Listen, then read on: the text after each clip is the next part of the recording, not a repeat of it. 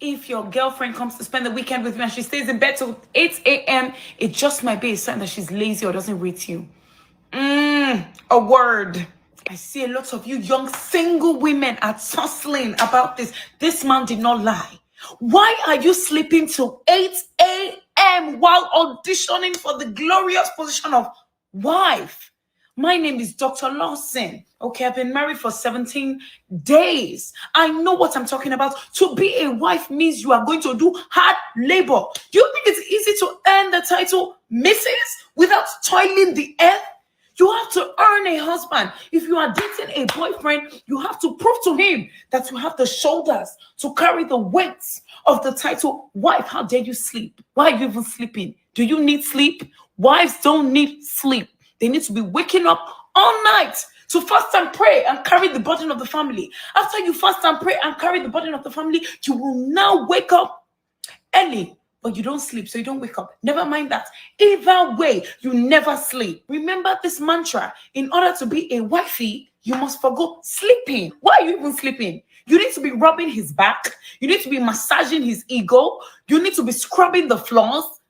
And then remember, you're going to wake up so you can go and work for him. Stop sleeping. Stop fighting, my guy. I've been married. Join me on my next episode on You're Single, but why?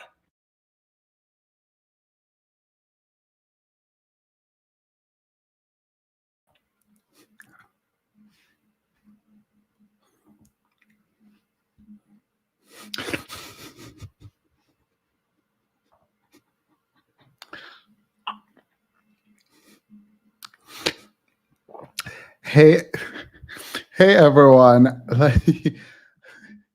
Let me know if you can hear me. By the way, she was trolling. Like I went to her channel. She is actually trolling. Um,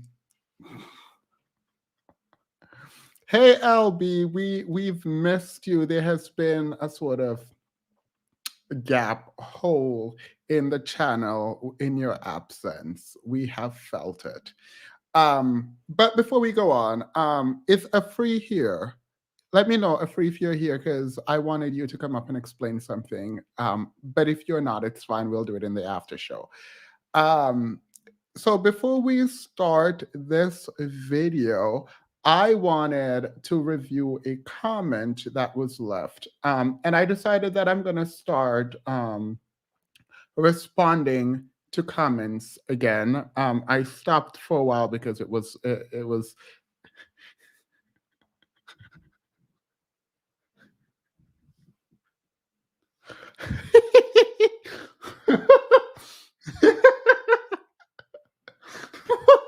Stop. Stop. Today we have serious business to get into. You guys cannot do that. All right. Serious business. I had a comment, and I think I need to address this comment. And I decided I would do it in the pre-show, and then we'll get into the after show. So here we go. Here's a comment. So it goes, Themis, you invalidated my statement regarding the behavior of Black women being adaptive and behaviors of Black men being maladaptive by essentially using a straw man argument. There was nothing in my statement to suggest that I believe that Black women should not rest or that they should, to their detriment, continue to bear the primary burden of progress of the race, family, or community. You made a leap of logic that was not implicit in my statement and then invalidated my statement with it. Now, before we continue, I am going to play the statement and my reaction to the statement because I think there is not an issue with this comment, whatever. I think there was an issue in communication, and maybe the ways in which I interact sometimes might not be as useful to some people watching. I cut out a lot of what I mean to say because I assume you guys understand what I'm saying, and I'm already long-winded, so I don't I don't like explaining every aspect of what I'm talking about, right? So I'm going to play the part of the live stream that she's talking about, and then I'll explain what I meant by what I said, because I want to give her the respect of addressing her comment directly. So this is actually what was happening and what I said. Mechanisms is more interesting because in today's society, I'm doing, not actually being like my actual career, but like my ability to help and feel like I can give to someone. The point at which I feel like I can't give, I feel useless, honestly. Like if people are in need and I can provide, that kind of takes me out of my it takes me off center. I hope that makes sense. And I don't think that's a good thing.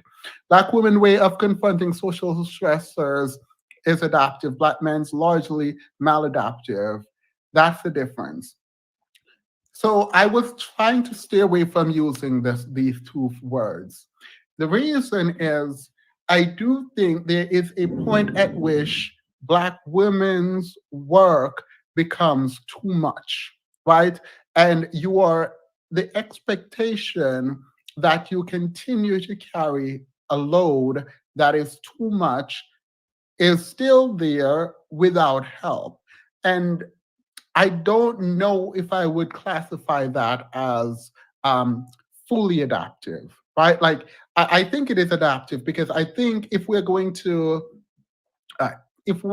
to sort of quantify value by output, which is all we can do generally in today's society in the Western world, then yes, it is adaptive because you are able to produce, right? Now, whether a black man is maladaptive, that part, like I think we kind of, if we're looking at it from a community perspective, and we're talking about the prison sentencing, maybe drug use, even though I don't see it in the same way. If we're talking about violence, then yes, it's very strictly maladaptive. I don't think that's interesting for this discussion. I think it's important, but I don't think it's interesting for this discussion. I think Black women's adaptive um, mechanisms is more interesting because I do understand that on one front we can say this is good. Adaptive mean this is a good way for coping in this new world. Um, but can it become dangerous for the people who engage in it? I mean, if you don't, no one else will. But I do think that's something we need to explore more. Not me wanting to tell Black women to rest. All right. So the issue here is in definition, what it means to be adaptive versus maladaptive. And quite simply, let's step back. Let's step back. When I say I'm not interested in talking about whether or not Black men is maladaptive, I come to the conclusion that based on prison sentences, drug use, violence, that it is distinctively maladaptive. So I said it was not interesting to talk about something that was obviously the answer. The question I was asking is whether or not we can consider that some of the ways in which Black women engage in the world is maladaptive because of all the work they have to do. Maladaption, by the way, is not how the reader describe it. It is where maladaptive behavior can be viewed as sort of negative behavior which harms the individual. So if you're looking for how to define, you would look at the result. Did it help or hurt the person engaging in the behavior? And then decide if it's adaptive or maladaptive. And I think, from my perspective, if we're looking at Black women's behavior when it comes to actually helping the community, I think it's too much. And I'm not going to say it is. I'm not going to just say it's adaptive. Like, I'm not going to just accept that it's adaptive because it hurts a lot of the women involved, right? If you are unwilling to let go of something that is dragging you down or people that is dragging you down, then I'm sorry, I'm not about to say it's like I look, I'm not about to say it's adaptive. I'm not. I think a lot of it is adaptive if we are calculating the nature based on kind of output and all of that, sure. But when it comes to actually helping the individual on like an individual level, and when we're talking about the behaviors you're engaging in and the results of that behavior on yourself, I think I think a lot of it is harmful to the people, the Black women who engage in the behavior. I do. I do think having to carry the community is harmful to Black women unless other people come in and start helping. So that's how I was answering your question. Now, it seems to me that the issue wasn't what I said, but your understanding of like adaptive and maladaptive.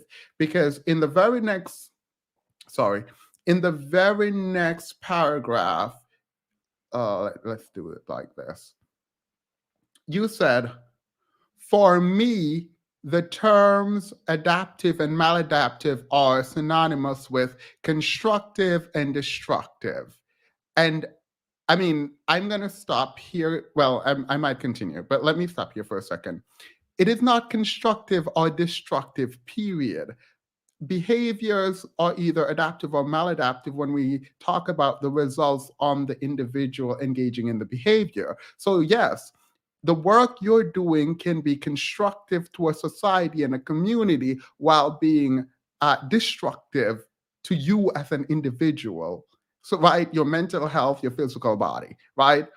And even for people who believe in spirituality, your spiritual body. So I don't understand. Like, I mean, you wrote a long comment and I appreciate the time and effort, but I think we were just defining two things very differently. I wish people weren't so sensitive about different opinions. Same, same. I mean, I'm going to finish reading this because I do honestly have a ton of respect for the person who wrote it in that like you took the time you took the time to write it, and I wanted to respond right away. But when you say I dismiss your comment, I really didn't. I actually engaged with it a lot live on air. But let's finish the comment and then we'll get into this video. By the way, I missed your premiere. I see that it was just, like literally happening while I was while I was coming on. The reminder was set. I apologize. Um, so for me, the term adaptive and maladaptive are synonymous with constructive and destructive. When I say that the behavior of Black women is largely adaptive, I'm saying that the behavior is largely constructive and productive. All right. Constructive and productive, I would not say are synonymous. Constructive and productive to whom? It helps more than it harms, whether that be Black women or those whose behalf they engage in those behaviors.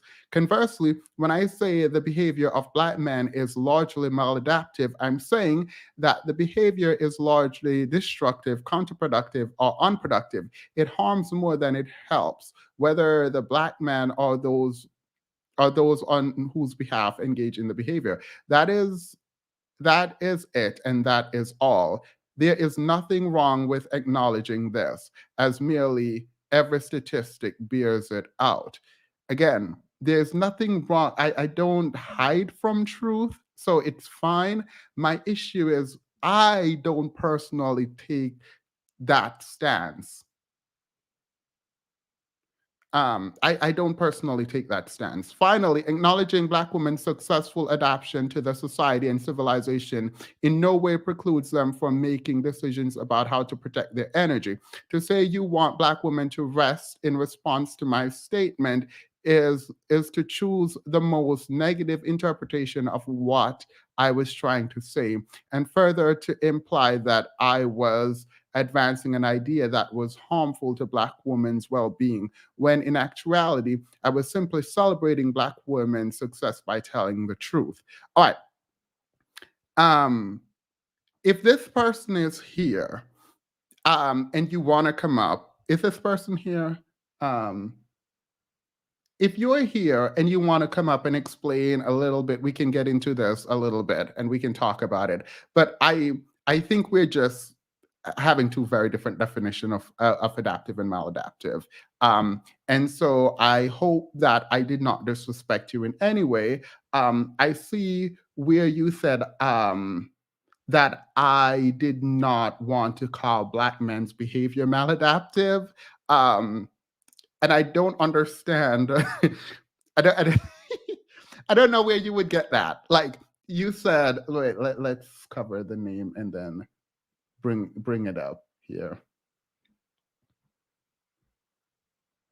All right. So you said here, number one, I don't redefine terms. I expounded on the meaning. Number two, I wasn't corrected. What FeMaLeS did is more accurately called deflection, not correction.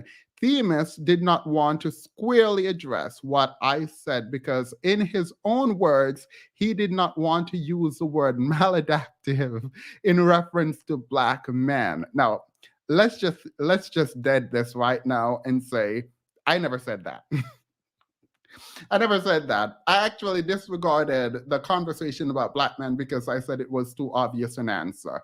The more interesting thing was whether or not Black women's behavior was adaptive or maladaptive, right? Like, I can't diagnose, and I say that a lot. But in my opinion, when asked a question, I thought it was easy to diagnose the Black male behaviors that we were talking about versus the Black women's behaviors that we're talking about, which seems productive for a society. I'm going to end that there.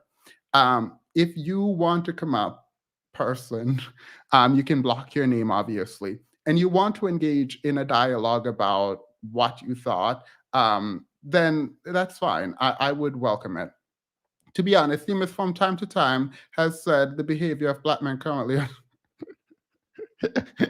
yeah, I mean, like to think that I wouldn't want to think that I wouldn't want to call out a behavior is kind of I do just ridiculous. Like to me, like because I do it a lot. All right. lovely. So with that out of the way, that was a long preface. I'm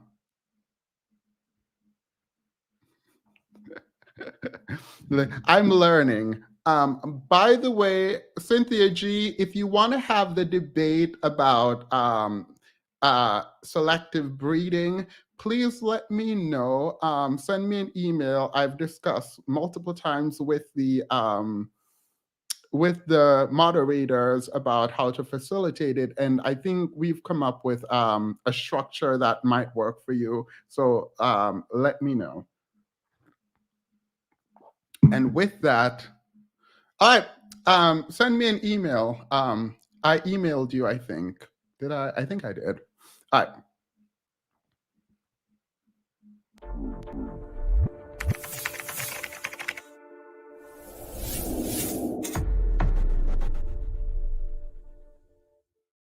All right. So as as you can see, we're so as you can see, the title of this video, we're going to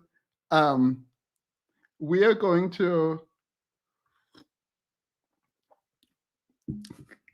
going to be talking about education, Black women's education specifically.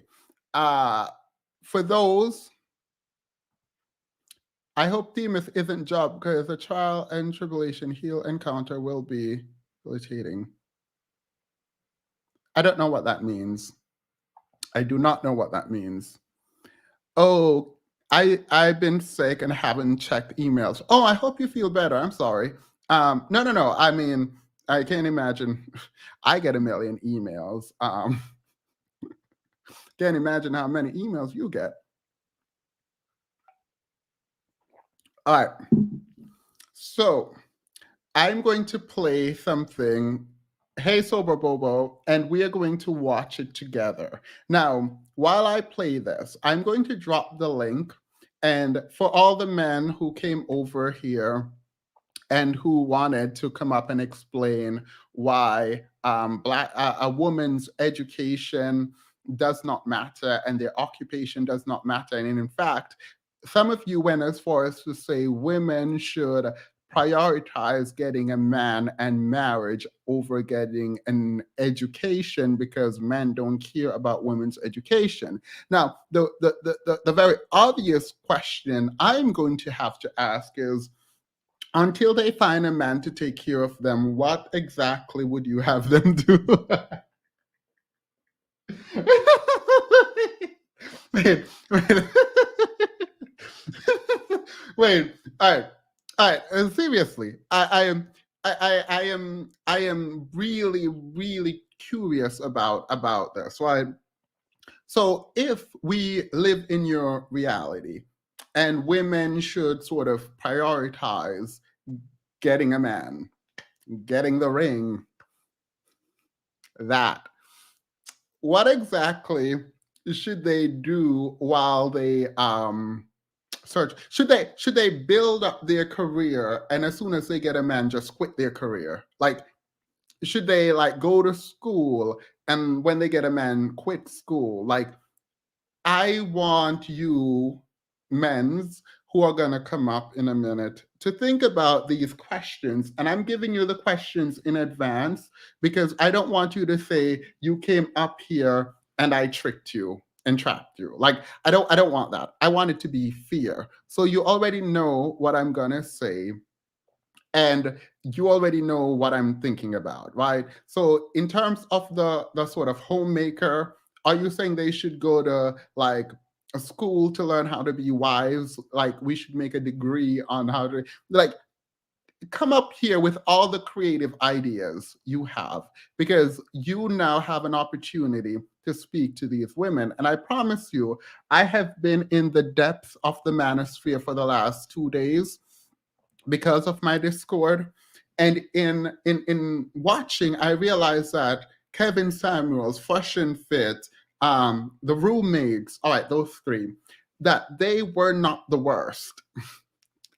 That they're like, I've seen some of the worst now. I have seen some of the worst, and I'm very, very much concerned. All right. I'm gonna call you Empire. Go ahead, Empire. Shalom, shalom. Can you hear me well? I can hear you. Have you ever been on?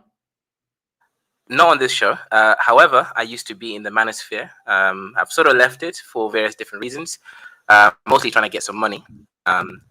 But thank you very much for having me here. So I do want to answer your question, actually. So I'm a little bit more nuanced than some of the other people, right? I wasn't a worshiper of the great Lord KS, etc.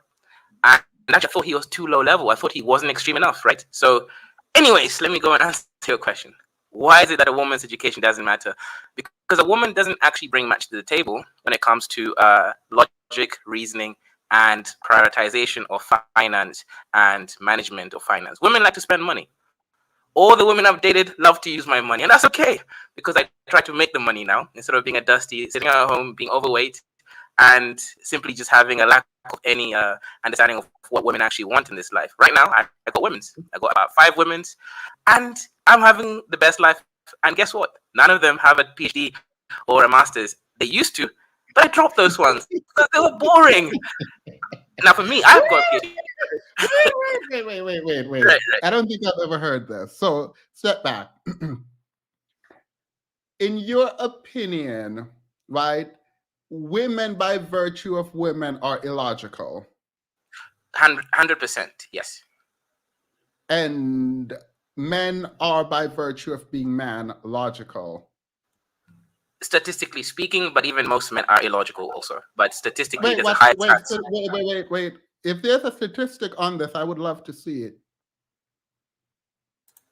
Yeah, the big five. If you look at the big five results between men and women, men tend to No, score no. more. Where would I go for this research? Because this is interesting. I need to let these people in the chat know what Okay, they need to know. good. I So I typed will really actually post quickly. I after the typed really conversation. quickly. You can tell me. Oh, right, right. I mean, I'll have to go and dig it up a little bit, but I promise you, I will post it within the show. I give you my word. I'll just explain it All briefly. right. I'll give you my word. I'll give you my word. I'm a YouTuber. You can find my name there as is, so I'm not going to run away. But the statistics show that women don't score well when it comes to quantitative reasoning. But however, women score better on linear logic, Wait. meaning I don't. I'm not gonna be able to go into research if I don't have the research, because it's hard to believe that women don't do well or better than men when they compete on any kind of exam or test, specifically when men aren't actually going to school. So let's not do that, and let's speak in like a sort of okay, general thing. okay, fair enough, fair enough, fair enough. So women go in and spend men's money, your specific money. Like your women spend your money. 100%, and they love it. All right. Don't like spending their own money. I feel like that's who is illogical in that situation. I would say neither, because that's just a No, societal expectation. no. Wait, let's think. If we're doing thinking about this, right? And women are attaching themselves to men in your mind, and the men have to go out and toil the earth and bring the money home, and the women spend the man's money. Is the man the logical one in that situation? Okay, very good question, and I will answer you. If the woman is providing what you want, for example, I love blowjobs. If I'm getting that every day for at least 30 minutes a day, I don't mind spending as much money as possible. But if she says no, I'm going to give it to you once a week or that nonsense, she's gone. So as long as I'm being reciprocated for the amount of money I'm spending and I'm getting exactly what I want, it's okay. Oh It's a wait, no. right? So that sounds like you have a prostitute. Like if you're like being transactional, it sounds like like you were saying. If I'm paying you for a blowjob, then I'm paying that's prostitution. It's illegal. Not prostitution. It's intentional. We get into No, a relationship and explain wait. what I want. Right. Let's stop. Empire, let's stop. Let's step all the way back. I think you don't want to admit that a woman coming into your life and spending your money is you being illogical, them being logical, and let's use rational. Because if they can attach to a man who is willing to use their money, to let them use the money, and they don't provide anything else, then it sounds very much like the person winning in that situation is not you. Let me give context. My mom married my stepdad, and the way she treats him, she's more knowledgeable than him. She has like a PhD and all that stuff, and she has more money than him. That relationship, I feel sorry for this simp. This simp is out here doing his best and getting no recognition. There's no way I'd ever allow other men, right, who I teach, to end up in that situation. A woman should never have more power than a man in any relationship, be it money or anything else. Wait. So you can call them simp, but your dad sound like if your mom was the breadwinner in that relationship, your dad was living off of your mom, but you're not. Yeah, no. I feel like you would be the simp here if women are using you to get your money. Like it doesn't feel like your dad is the simp. He allows her to make decisions equally. That should never happen. Yeah, the man in the relationship and you are any of these women still around? Like these women come in your life, you said, spend your money and then exit your life. It sounds like define simp from me, because you and I might have very different definitions of a simp. Good question. To me, a simp is a man who caters to women or in general just people's preferences without getting a reciprocated thing. That's why I said as long as they give me my blowjobs every day for 30 minutes, I don't care if I spend all right, let's stop being vulgar. Do not use the word blowjob again. Sour. Yeah, so if if you are being transactional in that way, what you have, sir, is not a girlfriend, it's probably a prostitute. If you're paying someone to get that kind of service, it is not a relationship. Like if you're paying someone to do that, in that transaction, that is prostitution. Now, if you're saying women come into your life and you don't mind spending money, that's great, good for you. But to the extent they're using your money, it does not sound like you are the alpha. It sounds like you are the simp. And I don't know. Define simp for me, please. Okay, so yeah, I'm not an alpha. I don't prescribe to that, very dusty terminology. I'm a sigma male. Sigmas, we do what we want. This whole alpha, beta, that's nonsense. These are low-level people. Alphas are low-level, betas are low-level. The sigma, that's who rule the world. You know why? Because we understand the game and we play the game to the best of our interest. So simp, like I said, is someone who doesn't get back what they want. Spending the money is not the issue. Do you identify as a black man? People will look at me and think I'm a black man, yes, but I don't identify as a black man. No. Oh, what do you identify as? I'm a Kaizorian. So Kaizorian is my own tribe that I've created. I have my own empire on YouTube, so we are Kaizorians. We don't identify with the racial descriptions like that. Yes, if you see me, I came from Africa.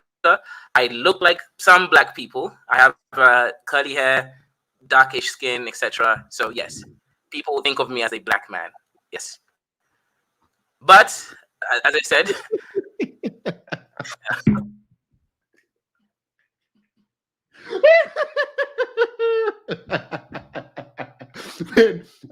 I promise I'm not laughing at you. I'm just very taken aback.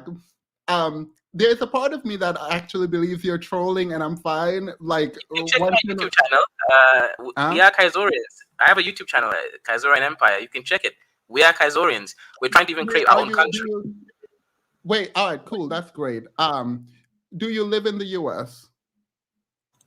I used to be in New York. Before that, I used to be in London, and now I'm in Africa at the moment because the women in America and the UK were useless. In Africa, guess what? A woman doesn't need that much money, like just $5, and you're good to go. Okay, all right, wait. All right, I gotcha. So you moved to Africa, the continent. You don't tell me which country, because they don't need money, and you wait. So you could not afford to live in the US or England. It was hard. I used to be a lecturer at university, and the pay was not good enough. So why would I be a dusty living in the US and London when I can go to Africa, spend $5 for something which I'll just spend like $250? It doesn't make sense. All right. So you're broke. And you go where women are in need of men with money, even if it's not a lot. And you get to use American or imperialism because of currency change. Hey, can everyone stop super chatting? Because I can't read them quickly enough, and I feel like I feel like I'm disrespecting you guys if you super chat and I don't ask your question, and I just clicked off one that I'm absolutely trying to find. Oh, by the way, Cynthia G, if you want to come up, you can definitely come up. I promise you can come up. Where was I? So you could not afford to be the kind of the Kaizorian you wanted to be in the US. So you went. I couldn't afford emotional stress because I was working, but it was difficult to maintain that level of money to earn it and also enjoy my lifestyle. But I thought Sigma controlled the world. Yeah, we do from the shadows, but it's difficult sometimes. I gotta be honest. I'm not gonna be here lying. No.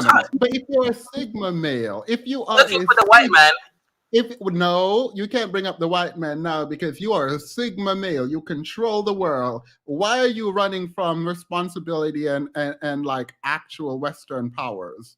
Aren't you supposed to like take charge and show them who's boss? Okay, very good question. And there is context here also. Thank you for asking that question. And also, okay, if people want me to show my camera, you can check my channel. I'm a black man. Okay, I am perceived to be a black man. Never mind. However, to answer that question is this: I'm actually working on some projects, like trying to build an app. So that's why I also moved to do some projects, because paying rent in New York is expensive. Africa, I'm paying $400 for a penthouse. That in New York, I'll be paying $3,000 to $4,000. So it allows me to be able to work and get the money. So I moved because I was a dusty, yes, but I also moved so that I don't have to be a dusty by building on business. And when it comes to women's education, now my family, my sister has a Wait, are you degree. going to turn on your camera? Just a question. I can show you my hand, guys, if you want. Like I'm so cold because I don't want to be accused of being some Mzungu. Mzungu is like African for the white man. So let me just turn on my camera there to show you my hand. Hopefully it works. Full HD. There it is. Let me go and turn it. Okay. Wait, that's the wrong camera. Give me a second. I have switched on to my other camera, so it should show you my skin. Wait, yeah. Oh yeah, let me. Oh yeah, I guess it's doing this weird thing. Let me. How do you? Oh yeah, virtual background. Let me. Wait, you're doing a lot to not show your face. Like this, No, like look. you can literally show your face. That's my hand. I'm not gonna show my face because I say a lot of controversial stuff on YouTube, and I work with So government. you're not a Sigma man. You're not a man who hides behind the camera because they do not want to be held accountable for what they say. Cannot claim also to be a Sigma man. Before you continue, Jay Daniel said, "FeMaLeS, why are you speaking on male-female relationship when you gave up your manhood to be with men? Period. You know I don't want to be with you, right?" Jay Yeah, Daniel. Wait. Yeah, no, we know. Yeah, definitely. I can feel the dust. Jay, Jay, Jay Daniel, no amount of money you donate to this channel will have me reach out to you behind the scenes. I don't know why you're giving me your money, sir, because there is no amount of money you can give me to make me attracted to you. I don't do dust. All right. Go ahead, Mr. Yeah. Empire. Yeah, so to people asking why I don't show my face, I'm a research scientist, actually one of the top research scientists when I was in London and New York. All right, I'm going to go ahead and say, I'm going to go ahead and deny that claim and say no. The reason I'm going to deny that claim is because you brought up research and I asked for it and you couldn't provide. So if you're the top research scientist anywhere and you're bringing up research, I'm going to expect that you can slide to your research. That wasn't my research, right? But I can provide you my own personal research on the stuff No, thank you. But anyways, I personal Fair research sounds like anecdote to me. So I'm gonna say no, and then I'm gonna continue as to, do you understand the issue here? If you are unwilling to put your face to that which you're saying, I'm gonna go out on a limb and say it's not Sigma. I mean, there's a point to that. I'm not going to be someone who can't accept a reasonable argument. However, at the moment, I'm not ready to come out. And when my businesses start working properly, because again, it's a game of power. My power is not good yet. I'm still, like I said, I'm still loosely dusty. So you're not. All right. So don't say you're Sigma because you're a Sigma in the making. Sigma in training, yes, correct. Okay, fair enough.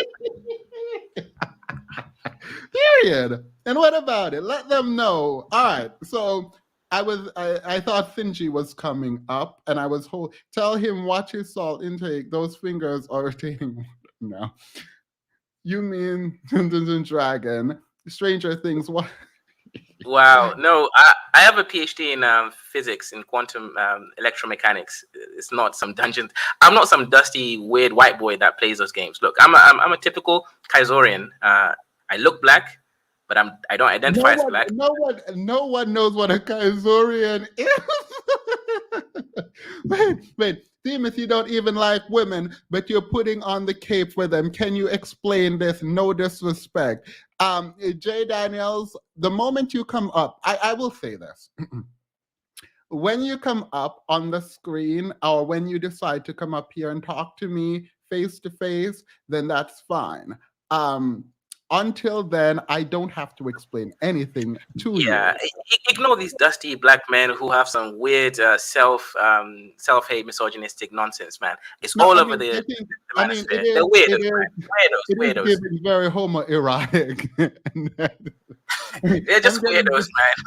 I'm getting very uncomfortable with this. He can come I up think here they're and obsessed with you. I think they're obsessed with you. Look, I may be a dusty in my own, my own right. Oh, my name is Dr. Kaiser. In case you're wondering. Again, check my channel. You'll see me. I'm all over there. I'm the leader of the Kaisorians. I created the empire. We have about 1,000 members. We're petitioning the UN to become a whole country by ourselves. We have a small land, 5 acres in the north of the so country I'm wait, living in. you want to become a country with 5 acres of land? I know I sound crazy, but yeah. We're gonna go for it, right? Because yeah. But anyway, thank you. I think we have Amara Rayal in the chat. She looks Wait. No. All right. Do you know how to start your own country?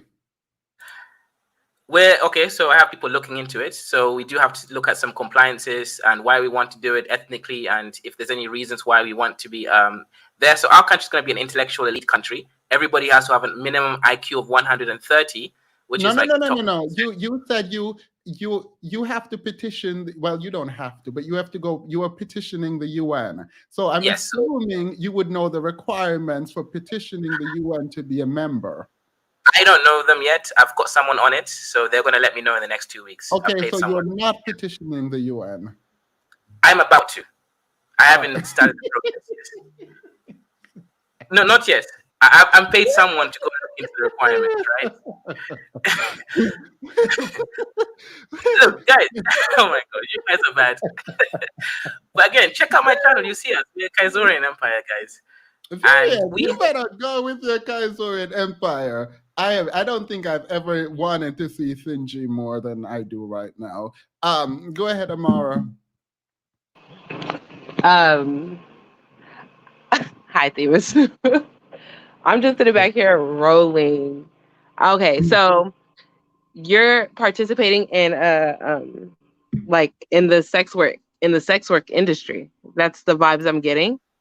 No, definitely not. These are people with qualifications, and they have to speak properly. And there's no exchange of monetary advantages. There's just simply, if you're gonna date me, you must do X, Y, Z. But you said you had 5. You're doing 5. 1 second. The panel is not open right now for like everyone, because I'm gonna, after like 5 minutes, I'm gonna go back to that's why I haven't pinned the link. I'm gonna go back. I opened the panel I sent this to Amara, and I wanted Sinji to come up to speak to this person, but I realized the back chat is already full, and I'm sorry, but we're not doing that right now because I feel like this is a trolling moment and I'm enjoying it, but we're about to move on. Go ahead, Amara. Sorry. I was just saying, like, there's a certain type of people that participate in that lifestyle. Being emotionally attracted to women and just wanting what's another word I could use for the word he was using? Fellatio? Can I say that? Mm. Okay, Yeah. so you just wanting fellatio from a woman and not an actual emotional connection just proves that you just want to be a participant in the sex work industry. And I mean, that's a huge industry. And there's people like you who won't show their face, who can't show their face around women, who really, give the most money. That's how I see it. Okay, interesting comment. Show your face. That's why I want to see what you look like. No, I can't. Like, if you look at my channel, I say a lot of crazy stuff. So if I show my face, I won't have a job anymore. I work for the government. Anybody can give you fellatio, so it doesn't necessarily have to be a woman. Well, here's the thing. I'm going to stop this exchange for 2 seconds in that, and then we'll go to Sinji in that. For me, if you I don't mind people not showing their face, but if the reason you're not showing your face is because you don't want to stand fully in what you say, like a lot of women don't show their face because of they don't want to be violated and protection, safety issues, right? For you, you don't want to own what you say. And for me, that's just weak. So for me, it's not giving very much here. Sinji. Okay, so let me give more context just for 1 second, 10 seconds. I live in an African country, so the freedom of speech laws here aren't quite, Look, I'm good. not going to be feel bad. You said you didn't want to engage in it, and I'm not feeling bad for you because you decided to go there because women there were poor. That's your word, not mine. 100%. These dusties are so poor, man, and they will take a $5 and you get the best experience in life, man. That's what men need to do. That is called prostitution. Since So, you go, I'm going to remove. Go ahead. So, hey everyone. Excuse me. I just got my voice back because the sickness literally stole my voice. And just so people don't know, it wasn't COVID. But I wanted to talk to him about this notion of men being logical because I noticed when you asked for the data on that, he kind of skipped past it. And I think he's trolling, but really he might not be because I've heard Black men say a number of different things that just don't make sense, especially when they're in environments where they're not going to be called to task to actually prove what they're saying is validated by the data. And so I want to ask this guy because I'm not concerned. If you look like you're Black and you present to society as Black, you're obviously Black. So we're just going to throw you in the category with Black men. So now that we know you're in the category with Black men, does that data that said men are more logical, is it broken down by race or does it just say men in general are more logical than women? That's for the dude who's dressed up as a ninja. Empire, you're muted. Sorry, yeah. Women are technically more logical when it comes to linear reasoning, if this then that. Right. I didn't ask that. I just said the data that you said that men are more logical. We've all heard that. Is it applying to different races or is it just men in general? Okay, good, very good question. So white men are more logical. When it comes to Black men and Black women make more rational decisions than Black men. Well, I would venture to say Black men are not logical at all. Can you give me an example ever in history when Black men have displayed as a group that they use logic? When?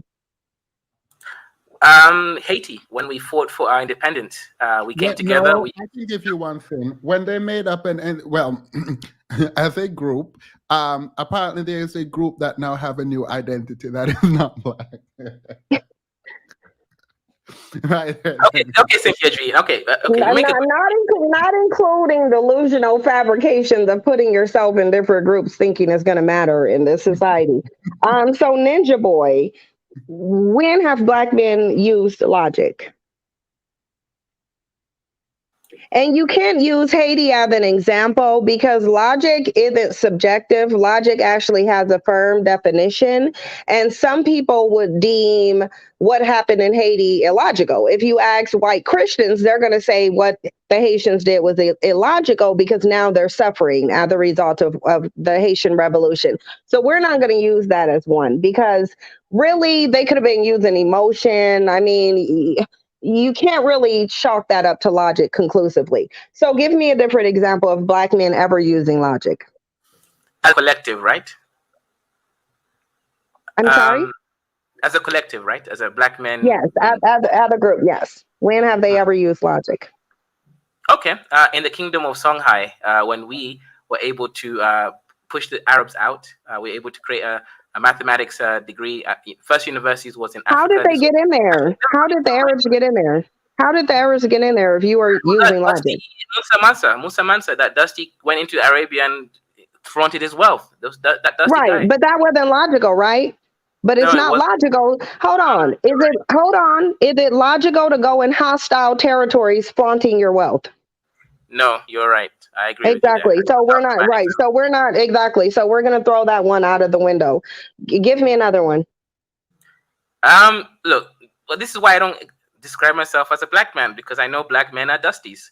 So yeah, but whether you hold on, you not describing yourself as a Black man isn't going to change your biology any more than Rachel Dolezal saying that she's a Black woman, but she's still white. So it doesn't matter what you say, you're still a Black man. I'm sure if I took a DNA test, you would have the same origins as I do as a Black woman. So I don't care what you call yourself. I'm asking you, when have Black men ever used logic? Yeah, I think as a collective, not many, and that's why I started the Kazarian Empire. We're Right. not Black. So yeah, but you know what? Even if we went to whatever empire, you just talked about, you bounced around from different countries. Typically, when people do that, is because they can't find opportunities in their own country, which means there's no logic being used by the men wherever you come from. Because logically, if you wanted more opportunities, you would just create them where you're at. Okay, That's so what good logic question. is. I was born in East Africa. That's where I'm from. Yeah, we knew you were African. We all knew it. We knew you were African. But anyway, go ahead. Don't confuse me with those dusty slave-selling West Africans. They're a different kind of breed to us. Yeah, so I was born in East Africa. We went Do to... East Africans have control? Do East Africans have complete control over East Africa, or is there white conquerors and influence there? Okay, good question. It depends. Right. Djibouti is a white man's and Chinese man's bed wench. Right. Exactly. I know. However, Somalia is free and Congo is free. Those two countries are free, but they're also dusty. The Congo isn't free. Know how we know the Congo isn't free? Because you know the history of the Congo? When I say free, I mean as in they don't have the white man controlling them. They're refusing, and that's why they're poor.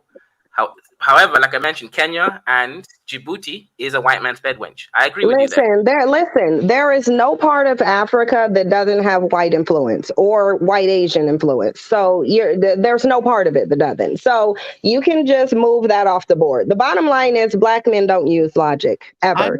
And we know that because Black men are not known for being intelligent at all. And logic, critical thinking, and being able to analyze situations is what differentiates people, for the most part, who lack intellectual abilities from those who don't, especially when it comes to religion. But we're not going to get into that because that's a whole separate beast that I think YouTube is still mad at me for. So we're going to leave that one alone.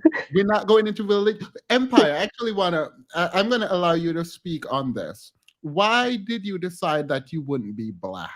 Yeah, okay, why? Black? Okay, so when I used to be a lecturer in New York and also London after my PhD. And the thing is, I had this, like sort of neoconservative white colleagues, right? And they kept trying to, talk about Black issues. And I was like, bro, I'm not Black, right? I'm Kazorian. Because the issue with Blacks is Black people... No. Black You're men, not answering my question. Okay, why aren't you Black? Stereotypes of so-called Black people don't fit me into that stereotype. I've never been to jail. I've never committed a crime. I have a high level of education, and I have a high IQ. All right, Black men, that's great. That would describe, that would describe some Black men that I know. They are still Black. I have not been to prison. I am Black. So are you just not wanting to be Black because of the stereotypes? Yeah, because Kazorian Empire... Just get up one day and decide I'm not Black. Yeah, so us in the Kazorian Empire, we are high IQ people of Afrocentric descent. We are not Black. We are high Black IQ people. We are melanated, dark-skinned, curly-haired people who are high IQ. So... I don't believe he has a high IQ. I don't believe he does. Not for one bit. Because if you had a high IQ... Hold on, sir. If you had a high IQ, wouldn't it make more sense for you to change Black men's image rather than to try and trick the world who already know you're Black into thinking you're not Black by just not classifying as Black? How do you have a high IQ, but that part doesn't immediately jump into your head? I'm a sunburnt Caucasian. I just look Black. You said what? This is clearly a troll. So let me just go on. No, I'm not troll. Like, if you look at Africa... No. Right. Wait, stop talking. Finn, what did he just say? He said he's a dark-skinned Caucasian. Yeah, no, I'm done. Yeah, that I can't. Absolutely not. That is absolutely not going to happen today. I mean, it is trolling, but it's trolling from a perspective that I think highlights a problem. They're not wanting to be Black and deciding instead of fixing my community, I'm just going to go be something else or do something else. So no, absolutely not. I don't know how he's relating that to high IQ though, because that just, to me, that doesn't sound like something a high IQ person would say, because you would obviously just fix the image first. So that, like, why wouldn't the first thing come to mind is to prove the stereotypes wrong? But instead, when he came up here, everything that he said proved the stereotypes right. So he's running from Blackness based on stereotypes that he actually fit. Yeah. And reinforce.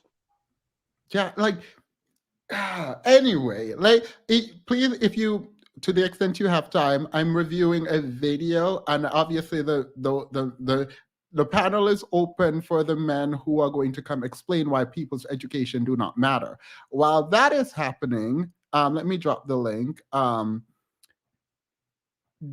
What's his name? D. Daniel, I think his name was. I don't remember. The person who is sending a ton of super chat. Look, I don't want your money, but you can send it. You can come up instead, and I will be more than willing to answer every question you, not every, but the questions you have regarding my sexuality and why it doesn't matter, because you and I will never be together.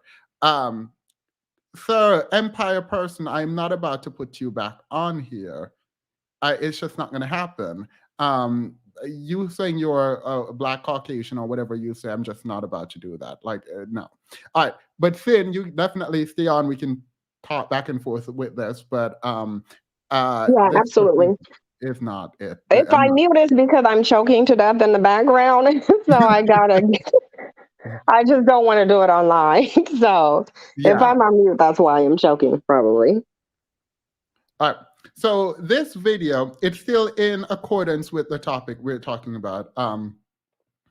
And to the extent we are, for the chat, to the extent we're going into this, this is this man's beliefs, and I have a problem. So on one hand, we have a group of people saying, Black women, your education does not matter, your job does not matter, you need to be soft, sweet, submissive, whatever, right? But there is a new group, which is very strange to me. And instead of me telling you, please try to figure out why I find this also revolting. I do find his position revolting, just an FYI. Tuesday evening, man. Hope everybody is doing swell. I'm feeling pretty good myself, man. And I'm here with the co-host, man. We got Rose in the building. Hello, everyone. And we about to chop it up, man. I think that this is like a subject that I've been kind of dancing around for a while. I spoke on it in the past, but just through my daily. For the people in the chat, if you're a guy who is going to defend this, please let me know in like 5 seconds. I will add you after they make their first point. The movements, man, my maneuvers through the world, I'm seeing a lot of sisters, man, with white dudes, man. And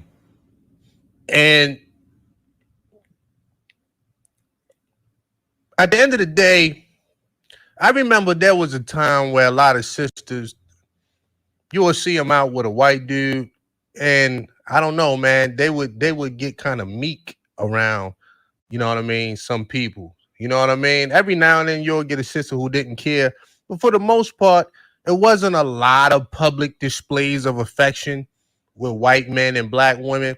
But now I'm seeing sisters in they full sisterhood. They got the afros out. They got the locks. They got the twist. They got the back to Africa shirts on. And they be with a white dude. And they be full feminine, cooperative. You know what I'm saying? And it's like, damn, man. You know what I'm saying? We gotta speak about this for a second, man, because I'm starting to think that white men look at a strong Black woman like an asset. You know what I'm saying? And this really been going on since slavery, if you really think about it. That whole strong Black woman, that person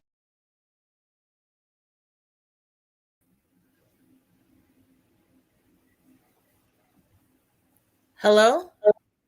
I think you're muted, Themis. Oh, Wait, hey, am I? sorry. Oh, Yeah, no, I'm not. Okay. I was muted. Thank you. That sounds like a woman's voice. Hi, how are you guys? Doing well. Are you here to tell us why Black women's education and employment doesn't matter?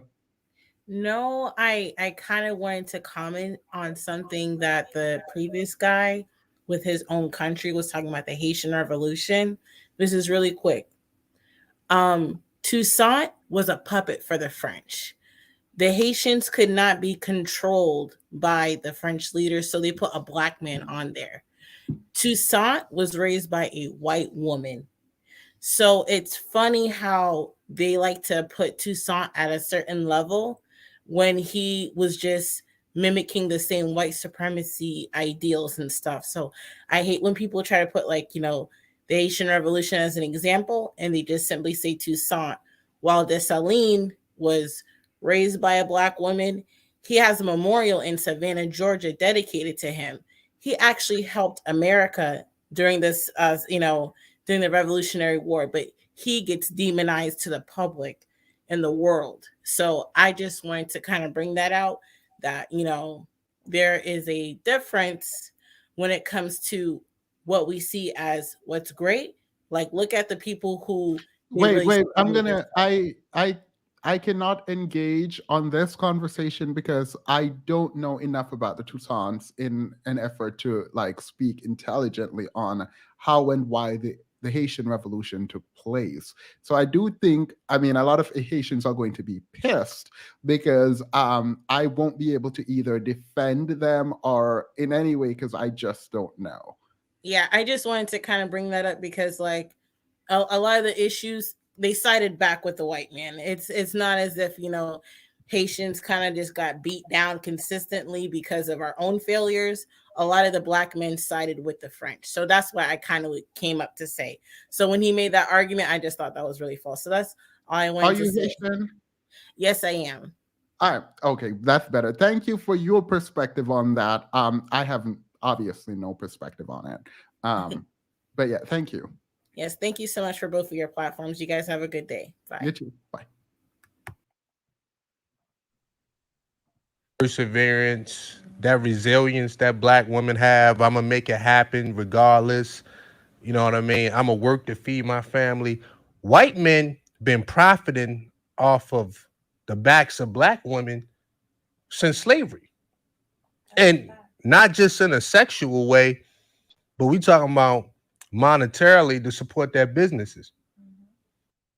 All right. So first of all, when you say white men have been profiting off of black women since slavery, not in a sexual way, I don't know why you need to clarify in a sexual way because profiting implies. Mm-hmm. Well, look, this is my thing because I can actually answer the question why education and employment doesn't matter. Listen, what I noticed about black men is that any type of attainment that they have not accomplished is something that they try to deter black women from because, of course, there's going to be a comparison there. Like, for example, of course, black women's employment doesn't matter because black women are more employed than black men. Of course, black women's education doesn't matter because black women are more educated than black men. So the reason they're saying it doesn't matter is because they don't want to have to rise to that level. They don't want black women to require them to get on her level and say, okay, well, I have 2 master's degrees and a PhD, so you need to come with a degree. Yeah. They don't want to have to be required to put in the work. And this is what they do with everything. If black men don't want to, if they don't want to do it, then they're going to ostracize black women for doing it. But I'm going to say this, black women, look, if you choose to stop being educated because black men don't want to get an education, you're silly. Like, no, we're not doing that. I know Jay is trolling. Brad can have all of them. Come get him. This gentleman in the video is going to touch on this, and he's going to drag black men. Let me just come up front and say my issue with his video. He is saying black men, in my opinion, what I'm getting is he's saying instead of white men using black women as an asset, black men should. And I don't like that. So I don't like his framing, but let's be clear, he drags black men. So Jay, Daniel, or whoever you are, please stick around for the rest of this video.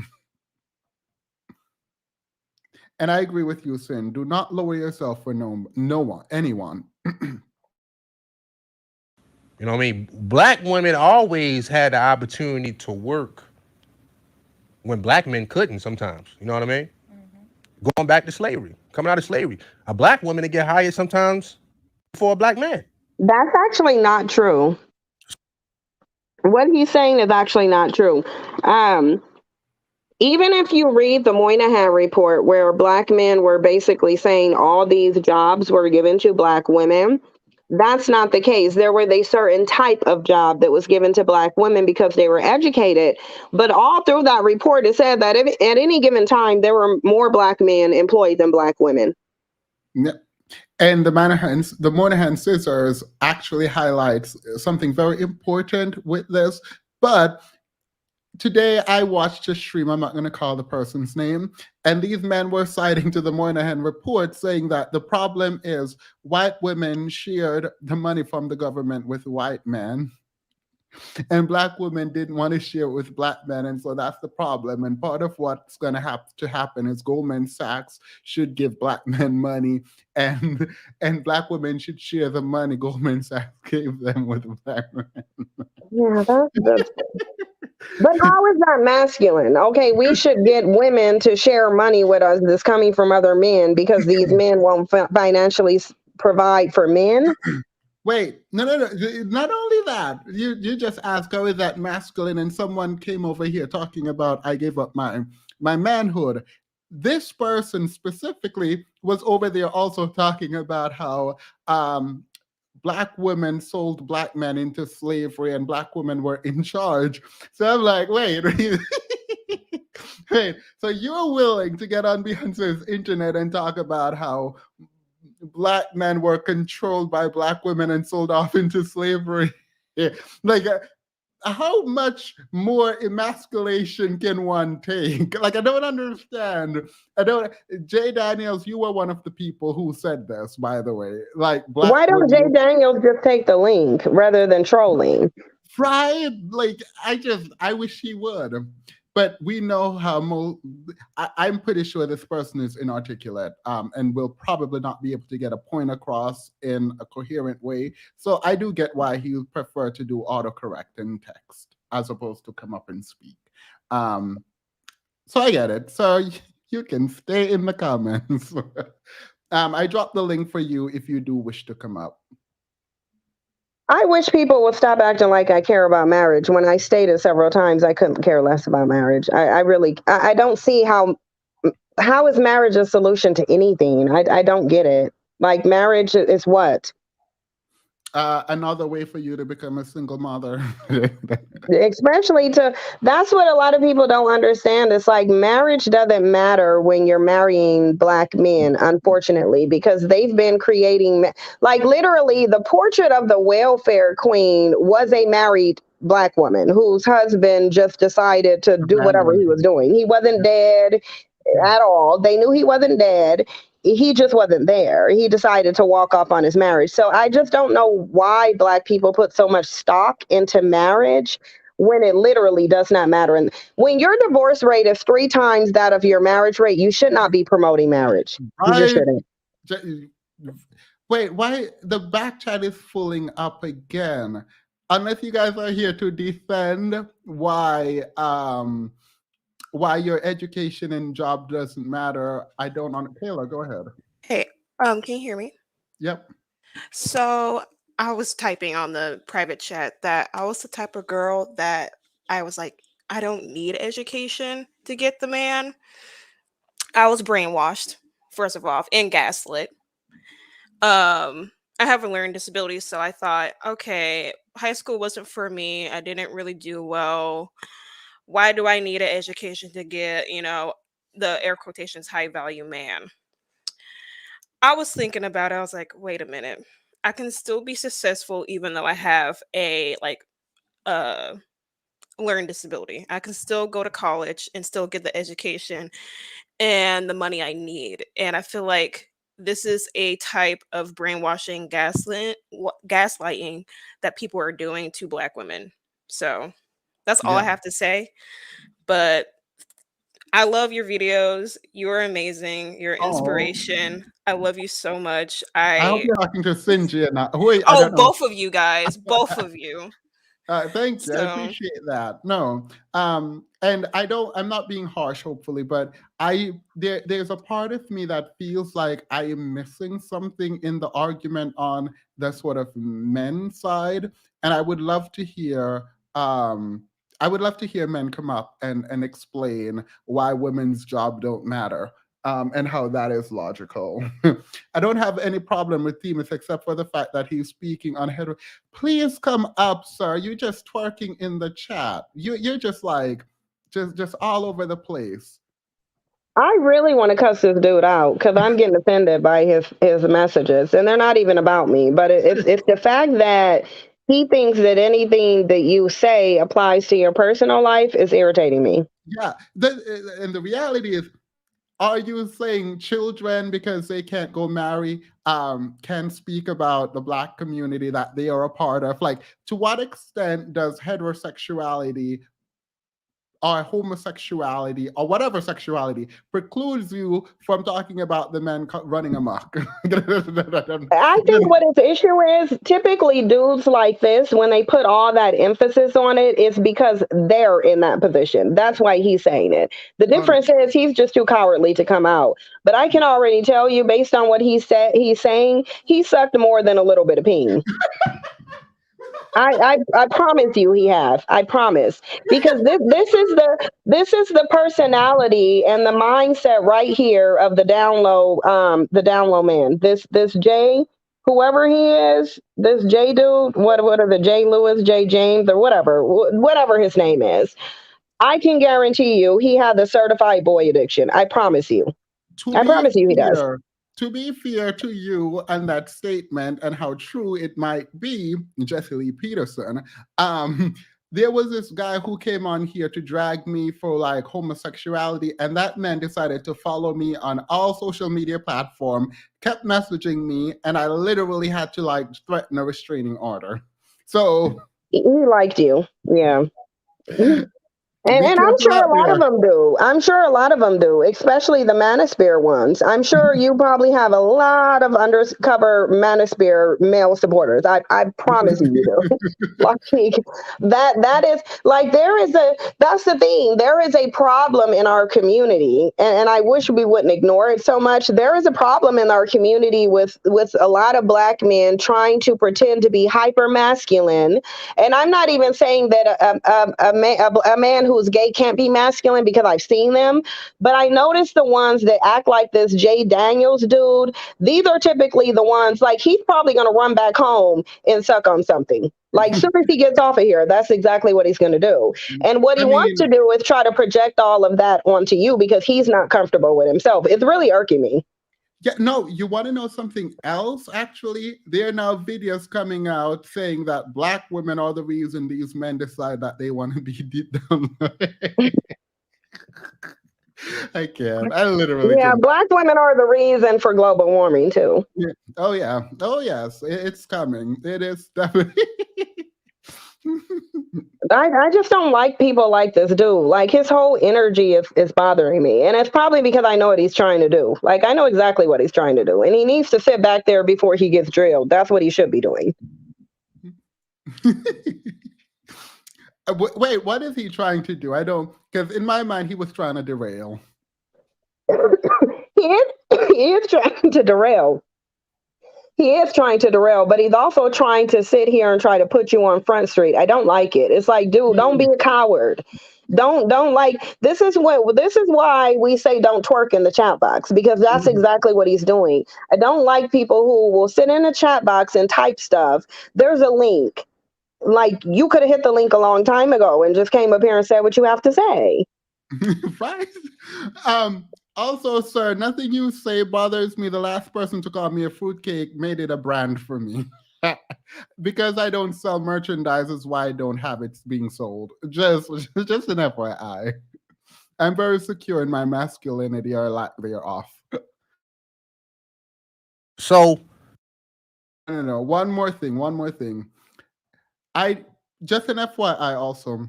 My masculinity is defined by my ability to provide and protect the people I love and care about.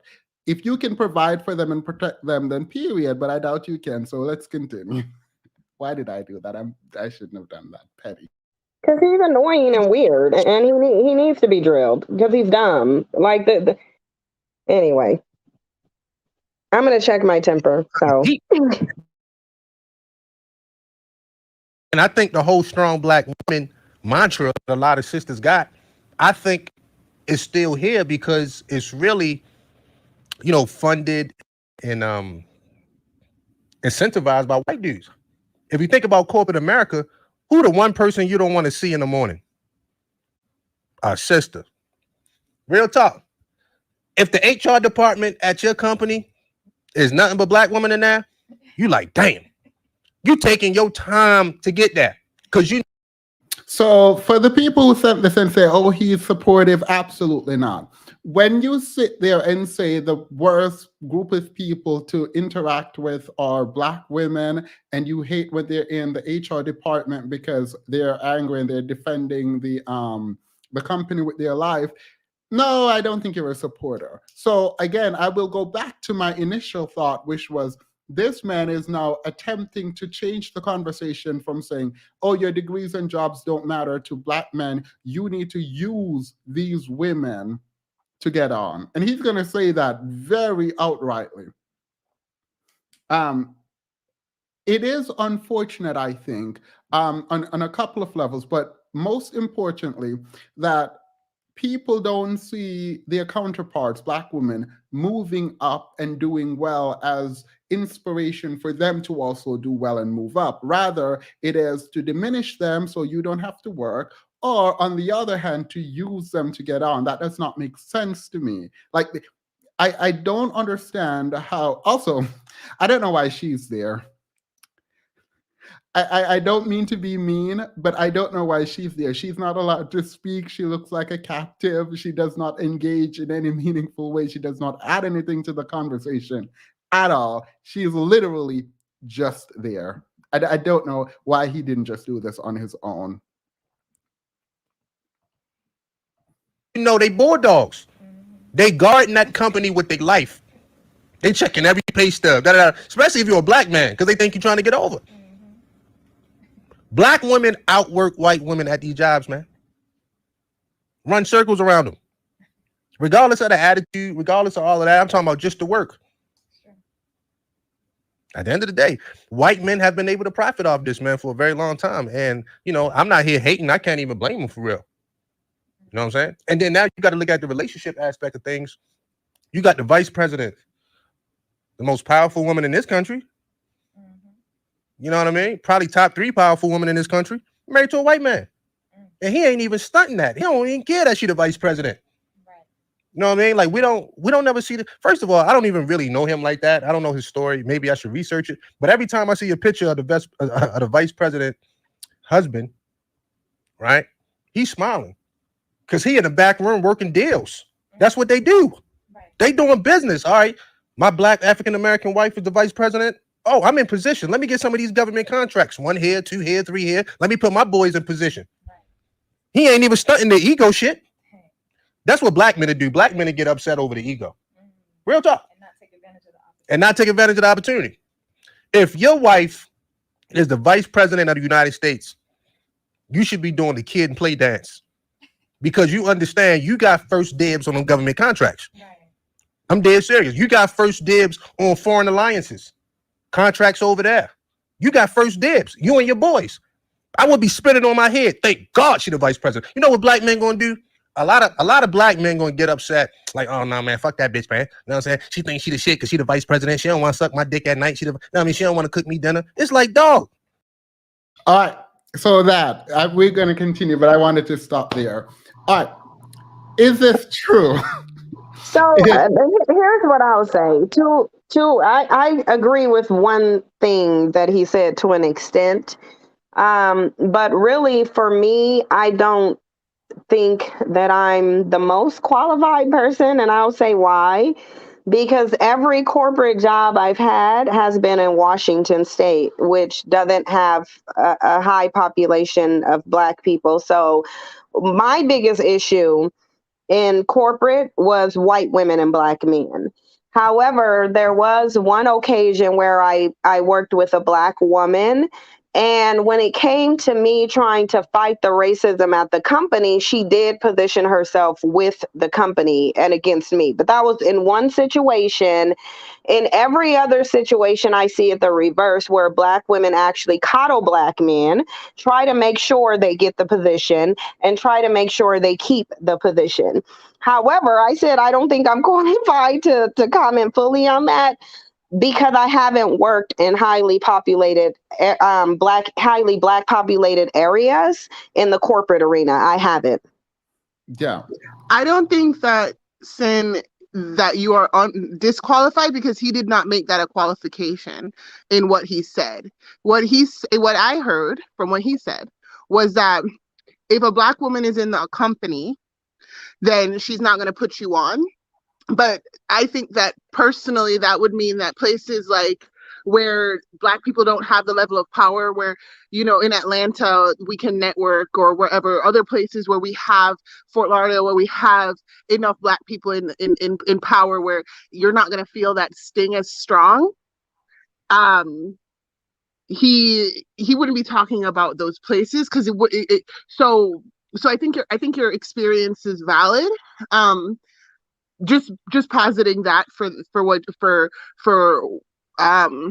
your response. But I wanted to say, when I think of why he's so mad, when I think about the fact that he twisted white men coming and he sees a villain in a white man partnering with a Black woman because he can't see a reason why a white man would do that unless he's going to take advantage of the Black woman.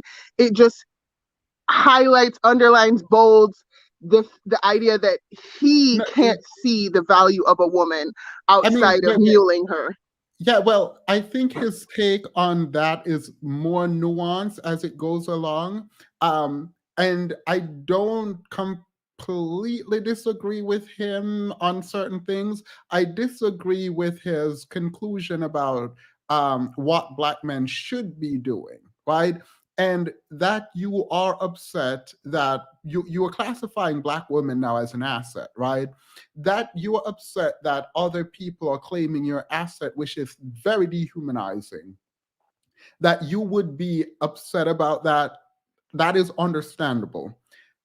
What you do with that upset seems odd to me because it's not like he's saying, oh, we should treat women better, we should be better partners. In my opinion of what he's saying we should use them, not let anyone else use them. That's essentially what I got from it. That's what he said.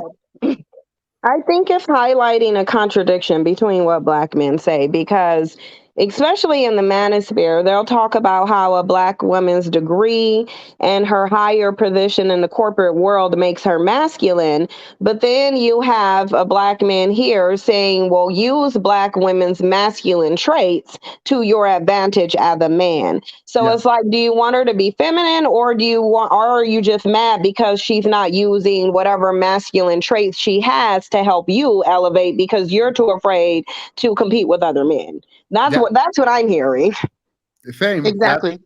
That's how I hear it too. So, because that man did not say that he was going to, and even the Kaisorian earlier, they never once decided that they were going to compete directly. They're going to run off with their ball and cry.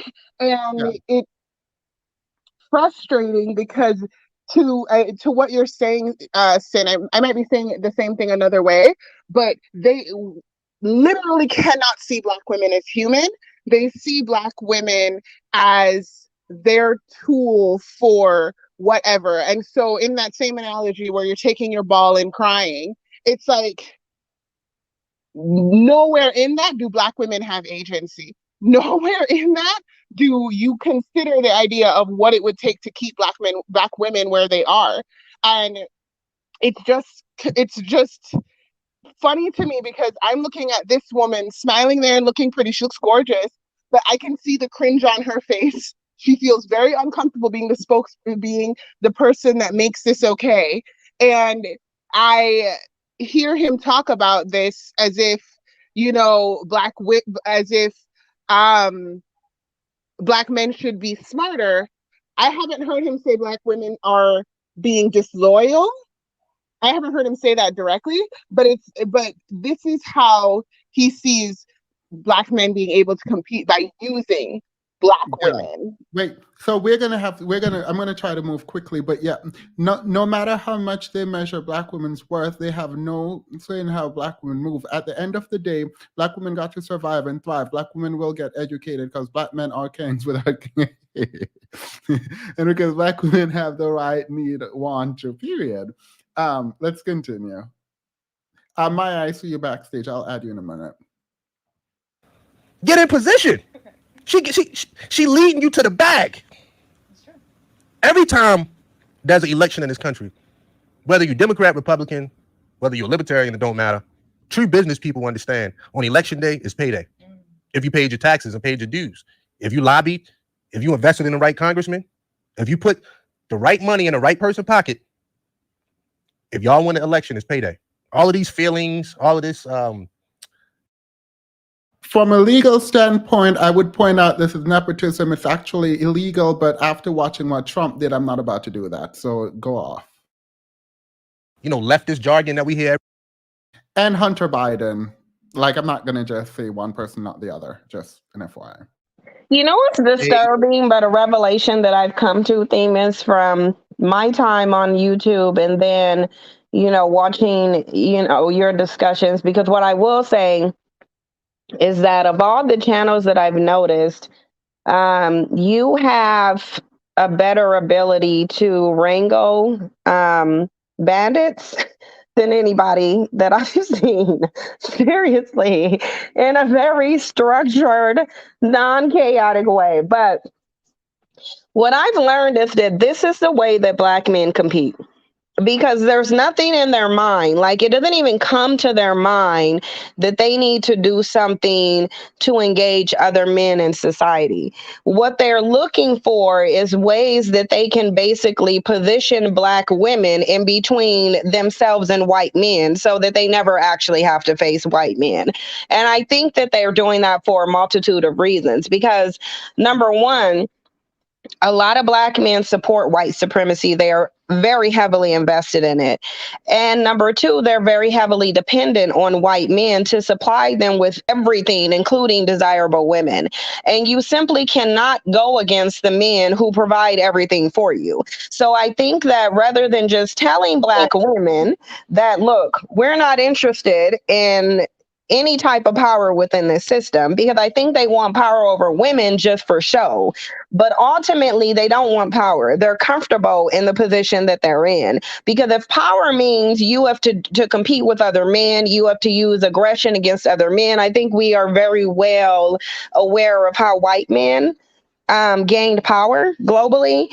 And I think Black men are not willing to do that. But they do want some sort of elevation in society. And I think that they're simply using Black women as a means of obtaining it. They don't care whether it's masculine, feminine, or anything else. All of that talk is just to shame Black women. They're never going to mention anything about them competing with other men because they're too dependent on them. It just is what it is. Yeah, I mean, I so badly want to disagree with you. By the way, my Discord has drawn me into a ton of mess online just to watch what men are talking about. And I thought seeing Fresh and Fit, for example, was like the bottom of the barrel. Like I thought that was like the conversation. But I've seen worse now. And then I'm talking to the women in the Discord, and they're telling stories about like this happen. And I'm like, wait, men actually talk like this. Like, there are human beings out in our world who actually engage in this way, talk about womanhood in this way, literally do not talk about anything else but submission. Like, there's no conversation about domination and power, and not, forget domination. Let's start with the basics: resume writing and job application. Like, none of that is happening. And so I mean, while I like the black man's spirit wants to disagree with you, I cannot meaningfully disagree, because like, even the people who come up here, said he is a PhD apparently, is starting his own race. He's starting his own race. So at this point, everyone has given up. They're just giving up. At one point, black women was acceptable to this man's agenda. What we realize, when we lead them to the bag, they will forever give back to white community. So we ain't doing that anymore, which brings us to the starter wife phenomena, which is how I was going to end this video, of this man talking about using black women as assets and blah, blah, blah. No, absolutely not. If you feel good that some man is talking about how much you can give to them financially, I'm gonna question your sanity.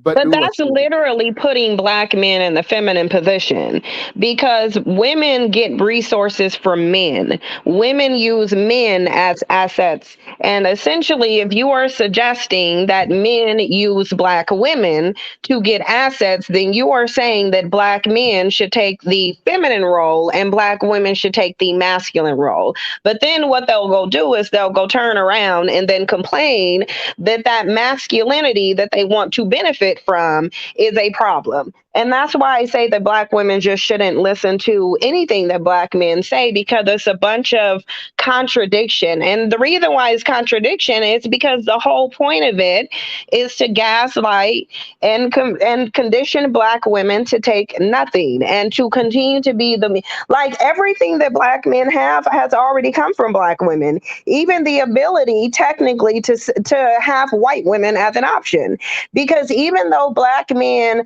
were fighting for it as much as they were, it wouldn't have came, even with Loving versus Virginia, that wouldn't even have been an aspect of it if black women hadn't started the civil rights movement. Yeah. And there is, wait, I saw a comment that I won't highlight, but there is this like really dumb statement happening that white men are the ones leaving black women single mothers. Ask any one of these men talking about this to cite it. They also say 60% of black men are without children. Tell them to cite. But they're lying, because first of all, they keep on increasing the stats. First, it was 51%, and what they're leaving out is 51% of black men between the ages of 18 and 24. Yeah. So there's a certain age group that doesn't represent the majority of black men. And it's only saying 50% of that population, or 51. So the other 49% of black males between the age of 18 and 24 have children, in addition to the majority of every other black man who's older. So that means the majority of black men have children. Oh yeah, These are men who don't understand stats or how to interpret them. No, I know, and I do have it here with me, and I'm hoping for one of them to come up and say the foolishness. But you already break it down, because one thing about them, they will not read the full report. They saw 60%. They saw black, and they saw man, and that was enough for them to make a conclusion without even reading it. Similarly, talking about black men are the most involved, forgetting self-reported and when they choose to be in their children's life. That is a huge caveat. that is a huge caveat. The research actually, we were in the Discord, and she went out and read it and came back with a report. At the end, it literally says this is not generalizable. if a research is not generalizable, it is literally only useful to the extent it's talking about the people who participated in it. I mean, they self-surveyed less than 4,000 men of all races. And so they didn't even tell in the study how much of that population was Black men. And then self-reported is the most unreliable form of data. It just is. Because people lie. Yeah. Yeah. I just I I just don't understand where I want someone to come up who have this position, because I am obviously not missing something, or these people just decided that they just don't want to read. We're gonna before we continue, Maya and Me Not Me, go ahead. Try to make it a little bit quick so we can get back to the video, because they don't do much. Hi, FeMaLeS. I'll be super quick, and Sin, I'm also a big fan of your content. Thank you so much. I appreciate it. Oh no, definitely. I agree with your assessment in the corporate environment with the relationship with Black men and white women. As a Black woman working in a corporate environment, those are the two groups you're fighting against. But I wanted to say that I find the whole situation with Black men on this Black women's education thing very hypocritical, because they talk about how, your education doesn't matter, but they benefit off of it. Like, how many Black women in the chat are the go-to person in your family whenever somebody gets in trouble, or whenever someone needs someone to talk to Medicare or Medicaid, because you know how to quote unquote talk white and articulate things in a white manner? How often are you the go-to person when people get into trouble in your family? And so they benefit off of your education and your know-how and your experience, but at the same time, they want to criticize you for it. And earlier I was talking about that white guy with all the tattoos, the No Jumper podcast, YouTube, whatever. And he had that white attorney, Bruce Rivers, on there, who specifically mostly represents rap artists and hip hop artists. And he specifically says when his clients get into trouble, it's the Black women they're dating that are holding everything down, getting him all the information he needs, and how strong they are and how they pull it together.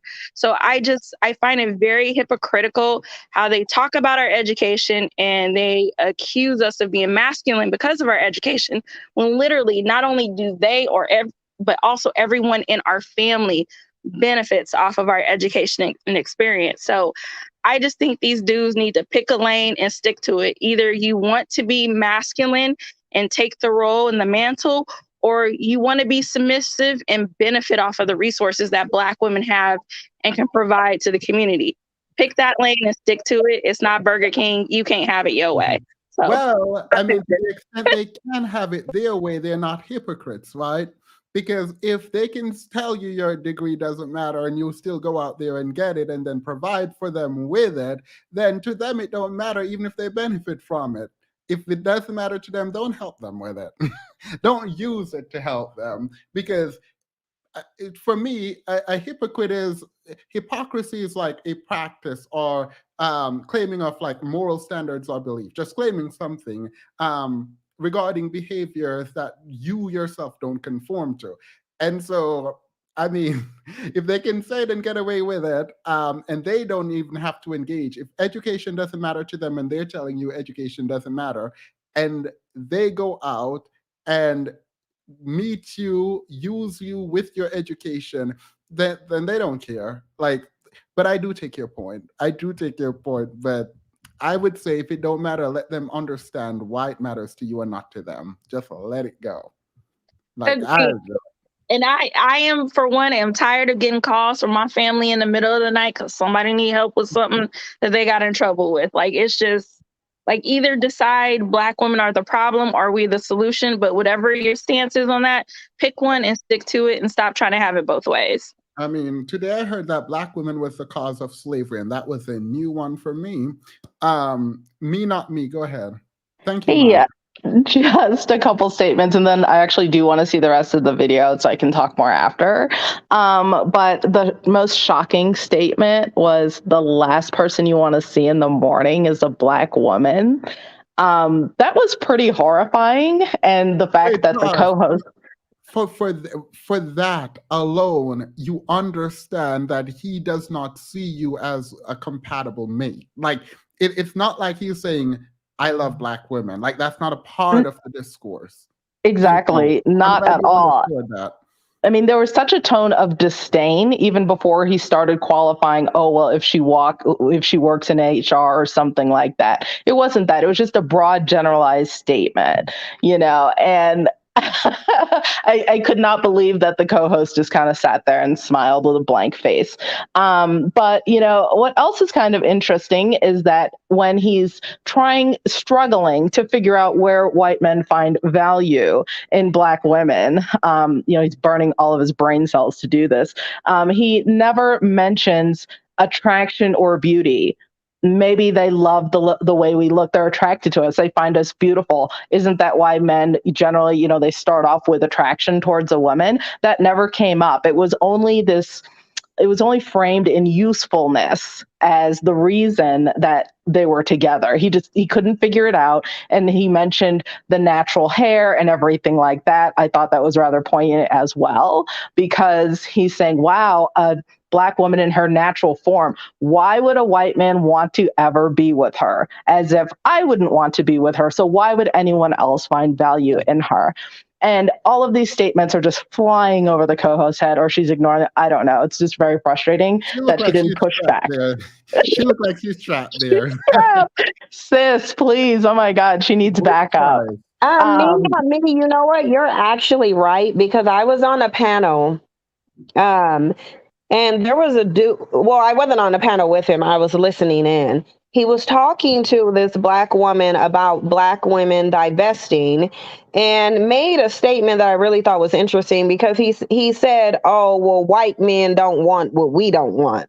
Now, we know that that's not a true statement, but that's how they think. They literally think that because Black men have a habit of speaking to what white and other men are attracted to.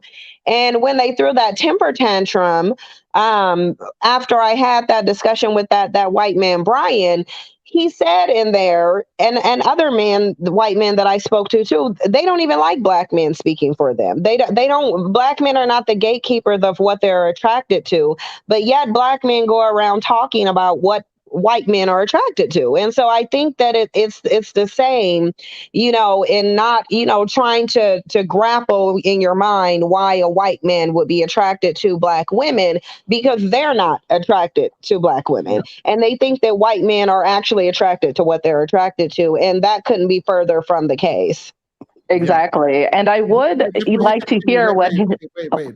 I'm going to post the link again. Moderators, if Jay Daniels comment again, please go ahead and block him.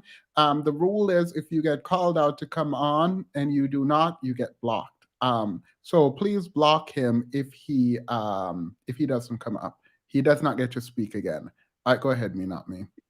Yeah, and it's interesting that these men really kind of never inquire, or they never seem to analyze, well, then what is it about, a white man? What do they like about white women in the workplace and or that relationship? And I would love to hear them describe why they think that white men choose white women as partners, other than, proximity and things like that. And I bet you anything that some of their qualifiers would be attractiveness and looks and everything like that. I've never heard any Black man describe a white man's attraction to a white woman based on her usefulness or anything like that. And the last point really quickly is that, all these women with the education, the Black women with the education and the afros are being snapped up by white men. They don't actually ask white men why that is happening, which I also find interesting. They just love to surmise. And maybe it's their preference. Maybe they like women who are educated. Why can't we ever use this preference argument in this instance? So That was just a few things, but we can go back to the video.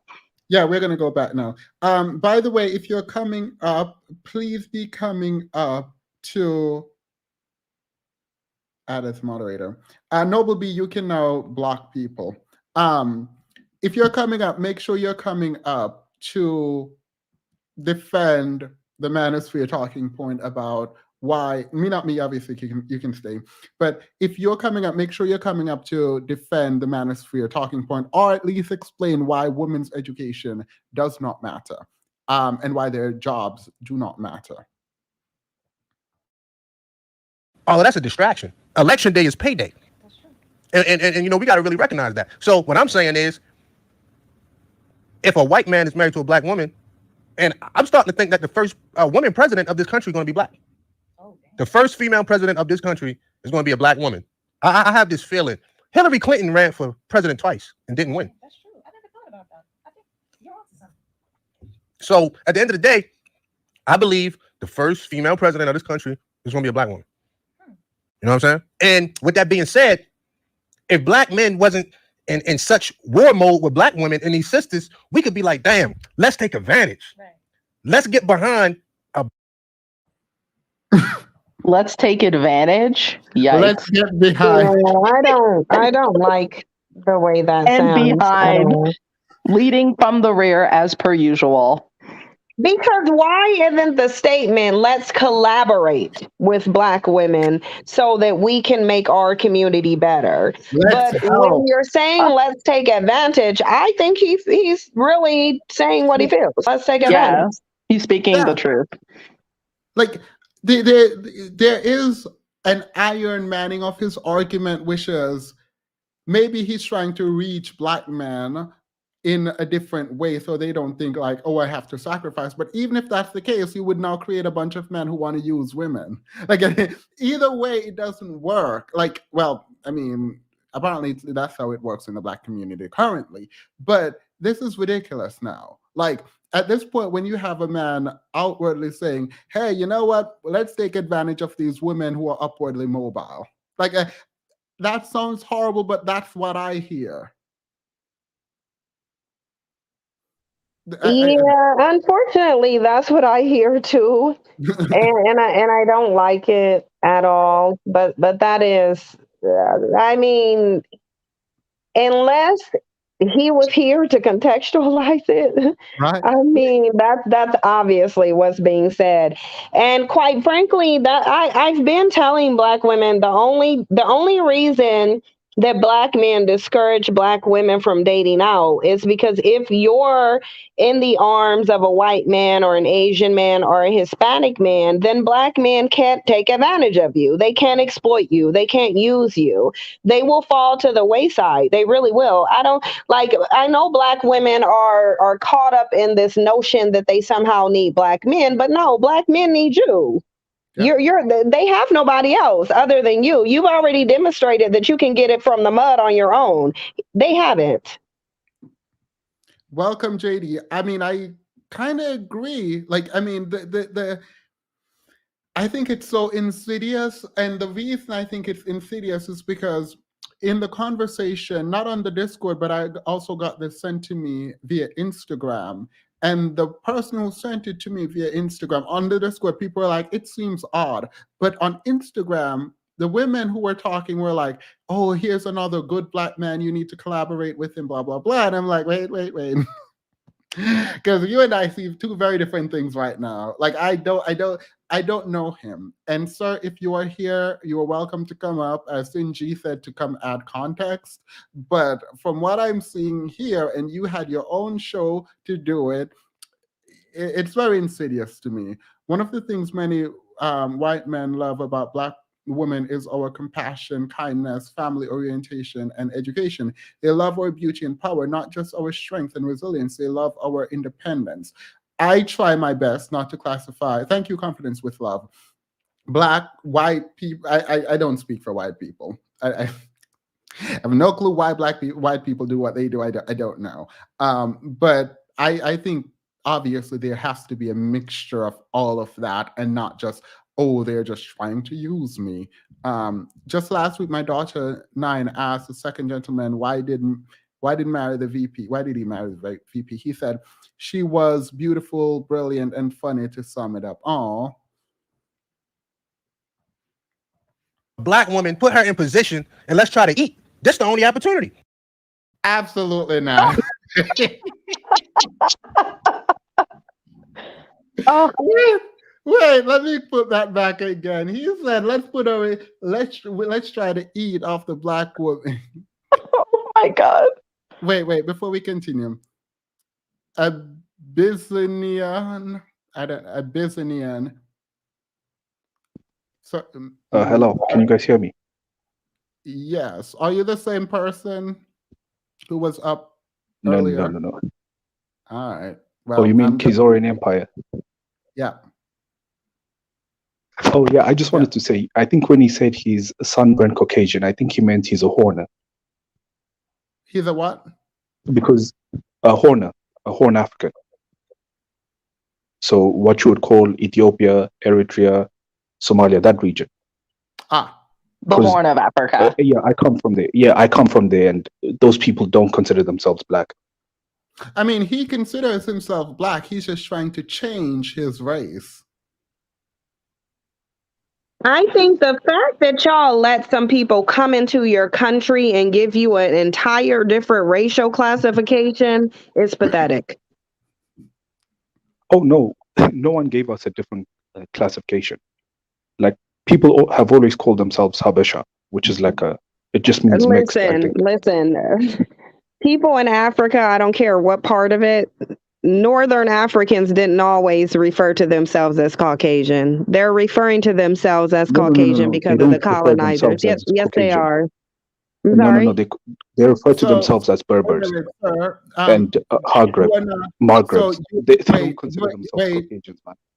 All of those terms are European terms. So a Mongoloid is a European term. A Barber is like all of those that you're mentioning are not terms that Africans refer to themselves before colonization. So stop it. It's pathetic that y'all let some people come into your country and give you a different racial classification. It's a problem. Wait, so you're trying to tell me you're not the same person? No, I'm not the same person. The guy next to me. Huh? I do know him though. I know him personally. I know him personally. So. Oh, so you're one of his race? No. Wait, it's only an online thing for now. Are you black? Yeah, we're planning on breaking away. All right, so you are part of his race. I mean, in Africa, yes, I'm African. I wouldn't say I'm black, but I am African. Right, in Africa, black has a different context than what African Americans see it as. All right, so great. So when I go to South Africa, I don't think I'll be considered black. Like they probably think I'm Indian or something. Like the Bantus in South Africa wouldn't consider me part of them. So the concept of black changes from Africa to.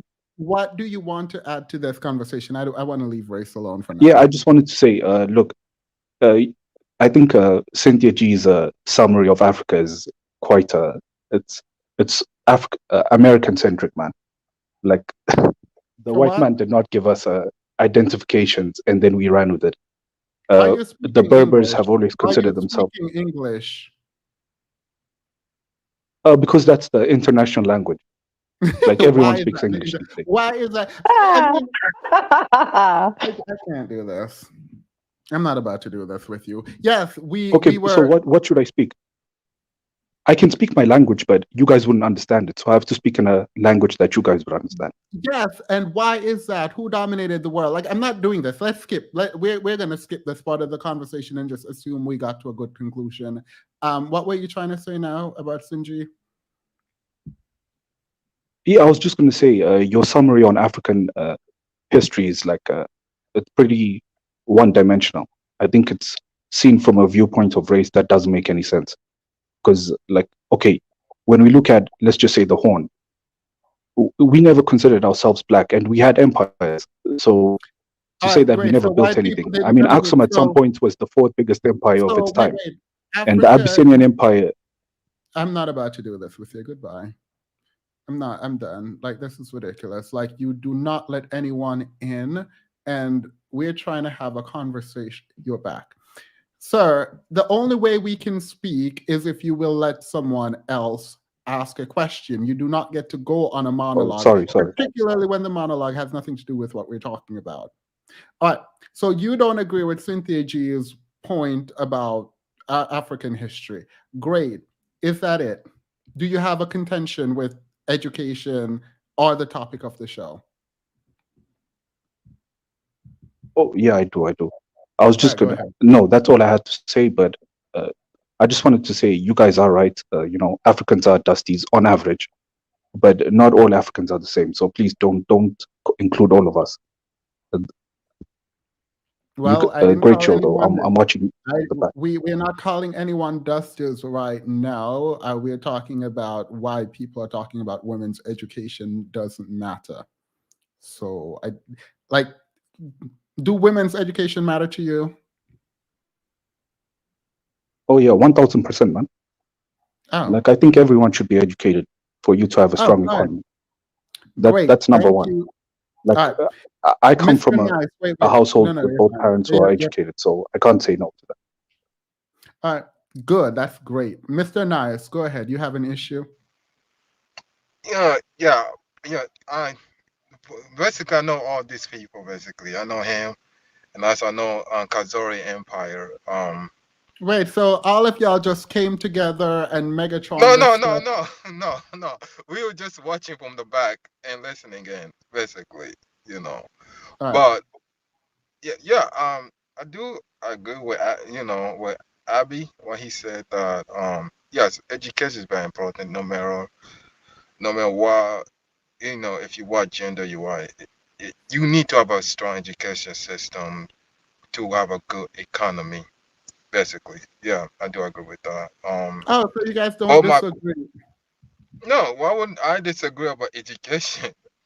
Oh, But the wait, why leader are of you your guys new country disagrees. So isn't that going to be a Well, problem? who's my leader? But you don't know anything. Okay, tell me what country am I from? aren't you a If you part of whatever race that person's come? You, sir, do not be. Why do you guys do that? Like, why would you get off mute to laugh? Like, Are you we can. really dealing with dust from the motherland? wait, And I feel I'm a like we college. are. Hold And I on, feel like this is an insult. Like, listen. no, don't I'm drag a dust all the college. way from the I'm a college motherland to educated here. person. I'm a college Wait, educated person. So what are you talking about? All of you, us are.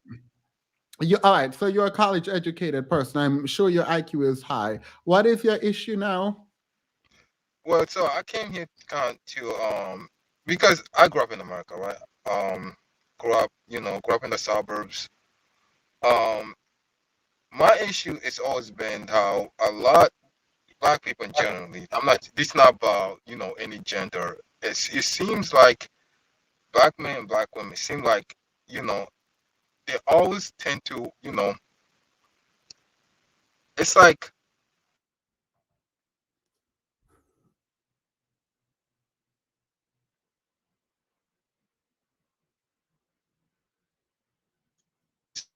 if you guys are following me. You said you grew up in the US, so English is not an issue for you like it is for me. Not only do you grow up in the US, you are very educated, and I'm No, having I a grew up in I grew up in the U.S. Yeah, I've been here yeah, since I was a and you kid. are very educated. Period. Good for you.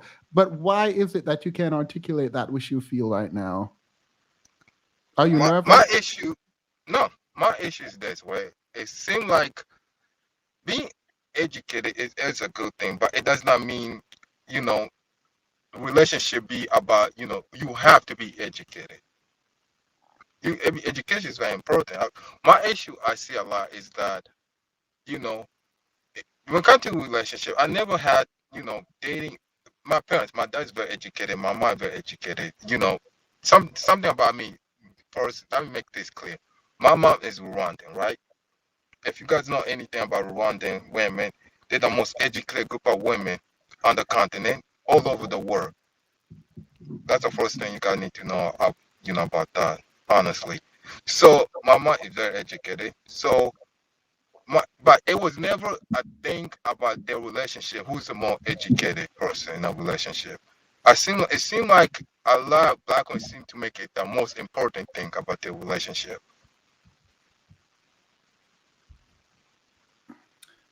You said a lot of black women seem to make education the most important part about a relationship.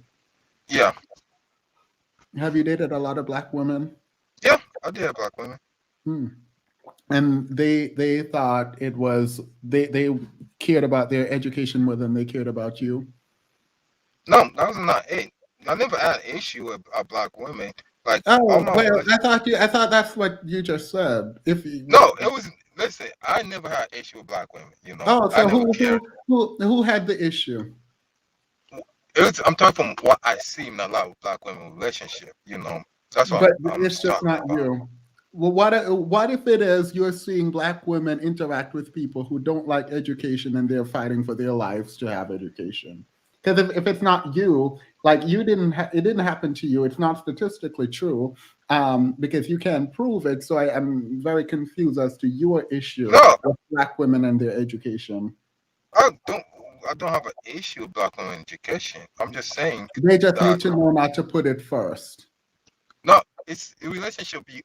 You know, because yes, you can have education. It does not mean you're the most smartest person.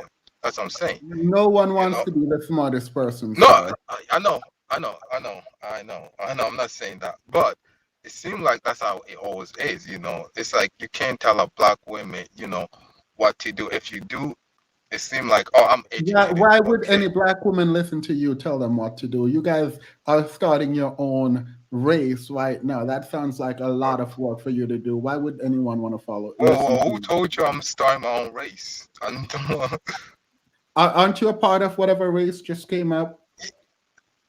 Me, yes, I'm very close with all of them, but you know, I Wait, identify you're myself. just saying yes, and now why you ask No, me? well, hold up. Look, Yes, look, sir. I'm close with them. I say yes, I'm close. I know them, but it does not mean I'm starting my own race. So you're not a part of their race. I identify myself as African. That's it. All right. So you are not a part of whatever race came up here. I'm asking that directly. Yes or no? No, All right. So you are just not black, African. not a part of that race. Got it. You think black women prioritize their education too much. Yeah, and I'm not saying it's not All right, important. period. Great. Do you think the education level in the black community is where it needs to be in the US? Heck no, it's All right. horrible. So, but black women prioritize their education too much. Okay. I'm not saying education is not important. I think black women should go to college. I think this is what I think about black So women. you're Right? running around in circles, and I'm trying to pin it down. Again, No, I'm trying to explain. yes or no? Just yes or no. Do black women prioritize their education too much? Yes. All right. Do you think the black community in the US is educated enough or where they need to be No. in terms of black? All right. No. So, but black women prioritize it too much. If black women deprioritize education, would there be more or less education in the black community? I'm speaking only on relationship. Would there be wise. more or less education in the black community if black women deprioritize their education? No. That's not a yes or no. More or less education. Oh, that'd be less. All right. Less. Right. So let me get this straight. Mhm. You think black women prioritize their education too much. You don't think the black community is educated enough, but you want black women to deprioritize their education, leading to less education in the black community. Are black men prioritizing their education? No, they're not. All right. So do you want the black community in the US to not be educated?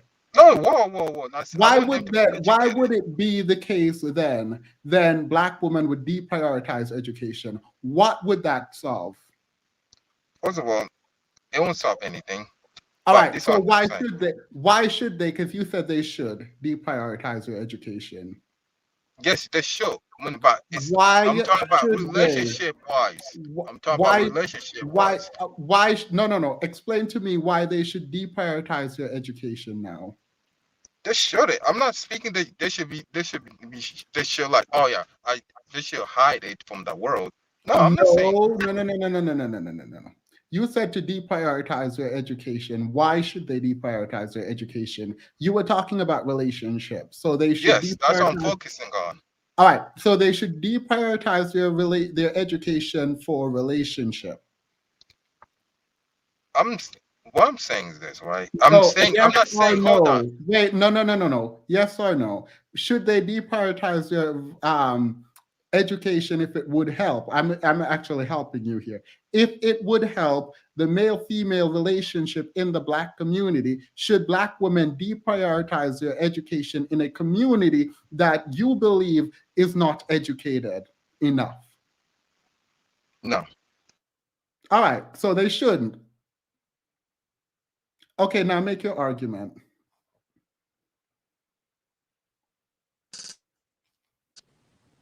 Can you guys hear me? Mm-hmm. Okay. Yeah, my argument is this, right? And I'm not saying that Black women should not prioritize education. That's not what I'm saying. I'm saying it's about two people. Because I grew up in a marriage relationship, right? My sister's married. Also, make this my sister is married to a white guy.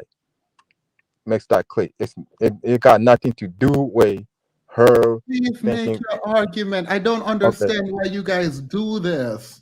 No, I'm just trying to make Like before you, anyone like call me, I oh, I am hate giving Black you the women. floor. Look, I am giving you the floor. I'm not upset Okay. either.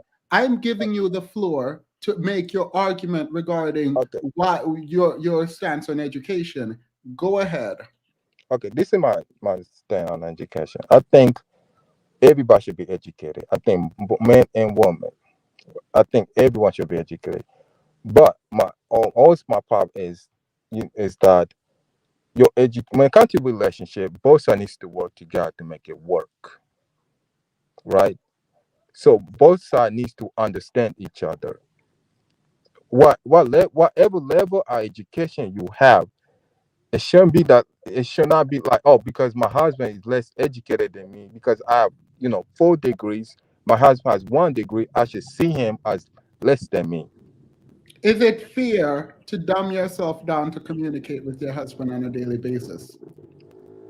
What type of fear you talking about? If you, through all your education, have now adopted a different vocabulary, and it is mentally draining for you to dumb yourself down each day to communicate with your husband, is that a good relationship? Well, who said anything about dumbing I'm themselves asking down? you a hypothetical. No, it's not. All right. So it is better for people to be with their intellectual equal. But equal, what explain to that? Their intellectual equal, someone you can communicate to without dumbing yourself down. Right, but just because someone don't have 4 degrees, it does not mean they're not educated. Well, let's say Right? they are. Let's say they are. Should that woman dumb herself down, or should she expect that the person she is with can articulate themselves in a way that she can understand? I think that she should not dumb herself down. All right. That's true. Mm-hmm. And I think no, she should not date someone who she has to lower herself down. All right, great. Love that for you. And I love that. Now, the question is, shouldn't it be the case that we're telling men to build themselves up as opposed to No, telling, I don't think that's not wrong for men to build themselves up. Yeah. So why are we talking about women's education not mattering again? I'm saying it should not be. I'm going back to what I'm saying, right? Yes, you can have 4 degrees, right? Your husband can have 1 degree, right? But it does not mean he's less educated than you because you are 4. So it literally does mean he's less educated than you. It does. No, because It because does. I've been In a in that formal room. wait, stop, please stop talking. In talking about a formal education, having more degree than another person, especially if it's in the same field, means you are more educated than that person, at least by the measurable standard. Does that mean you're smarter than the other person? If that's what you're trying to say, it doesn't actually mean that. However, in terms of competency that we can test, having more degree in a society that values degree and values education based on degree, yes, you can say you are more educated.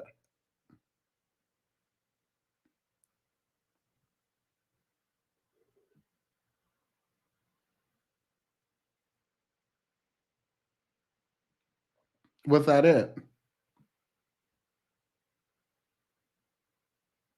All right, well, hearing nothing further, we will go on to the next person. So you keep coming back, and I don't know why. This is your last. This is going to be my last attempt at communicating with you. I'm going to say Abiz. Go ahead.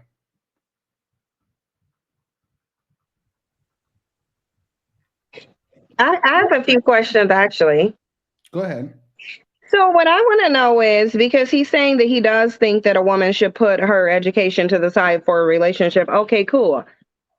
What is the man, I would assume black man, going to provide in that relationship that's going to benefit her to a degree that it supersedes the benefits she would get from being educated? And considering he's not educated, how is he going to make up for the money that she would be making? How is he going to enhance her quality of life? Because her quality of life would increase. I mean, I have a degree, and the quality of my life has definitely increased because of it.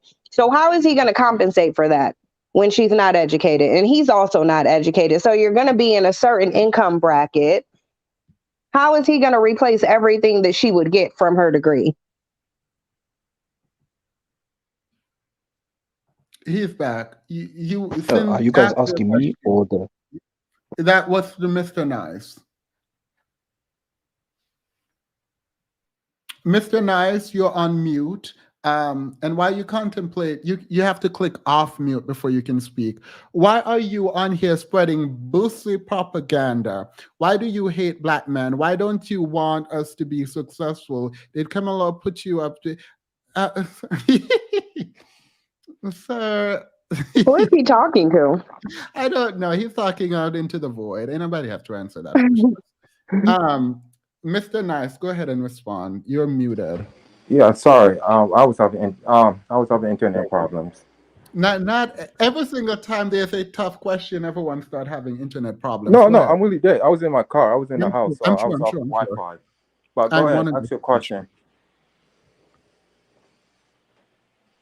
So my question was, given that you said that you believe a woman should put her education on the back burner for a relationship, I'm assuming it's with a black man, given that most black women are dating most black men. So what is that black man going to provide to her in that relationship that's of benefit, that supersedes what she would be able to obtain with her degree?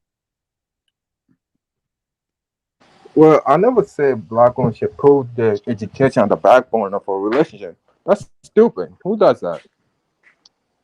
Oh, that's what I thought that you said when I was listening. But if you didn't say that, then never mind. That's the logical. Wait, he might not know this, but that's the logical extreme of his argument. But it is like, because the very next question I wanted him to go to. Well, I wanted him to finish his statement so we could get to the question of, okay, now they're both uneducated. Now what? How to man? Go ahead. You said something about me. What, me? You're muted. No. How to man? You're muted. Oh, okay. You're muted. How to man? Sorry about that. So my issue with what I'm hearing, right? It isn't the idea of the education of the black woman, right? The issue is that it's the juxtaposition that you're placing, right? Black man uneducated, black woman attempting to be educated, right? And you're framing it in such of a way. Hold on, hear me out. You're framing it in such a way that it's an us versus them. Oh, I don't know who you are, sir, but I do interrupt to clarify. And my clarification here is very simply, I did not make that juxtaposition about black men versus black women. Black men decided that they wanted to talk about Black women's education and how unimportant it is, right? And That's as a because Black the man, education is unimportant. all right, go ahead. Explain why the education is So unimportant. the education of the Black woman is unimportant, right? If you look statistically, like take statistical data of who's in what jobs, right, per Statistical data? demographic, What by demographic. Hold on, man. wait, You asked me. what Oh, statistical data? You're citing to a statistic that I'm I I'm can't really I'm comprehend. about to help you out with that. Give me a second. Give me a second. Let me get through the point. Then we can break down the data, right? And then you can pick the actual source on this, right? I'm gonna throw some out there for you.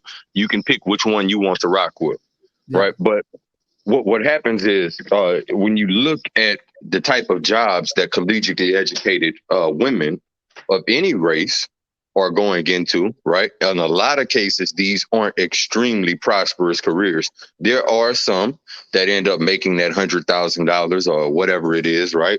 But that's not the majority. My whole point in saying that is a lot of the people that aren't extremely educated, right? They're making a whole lot of fucking money in what some people would call, blue collar jobs, right? Jobs that don't require. No, I cannot let you do that because that's statistically incorrect. Statistically, you can go to literally any. Unlike you, who have not cited anything, go to the Pew Research. I'm literally about to cite it to you, bro. But you felt like interrupting me, so please continue. It's your show. Yeah. All right. Great. When we think about who makes more money, people with a degree makes way more money than those without. No. Workers. What do you mean no? What do you mean no? I'm literally telling you why I'm telling It's you no. No. People I'm telling you why I'm saying make no. more. Like you're lying.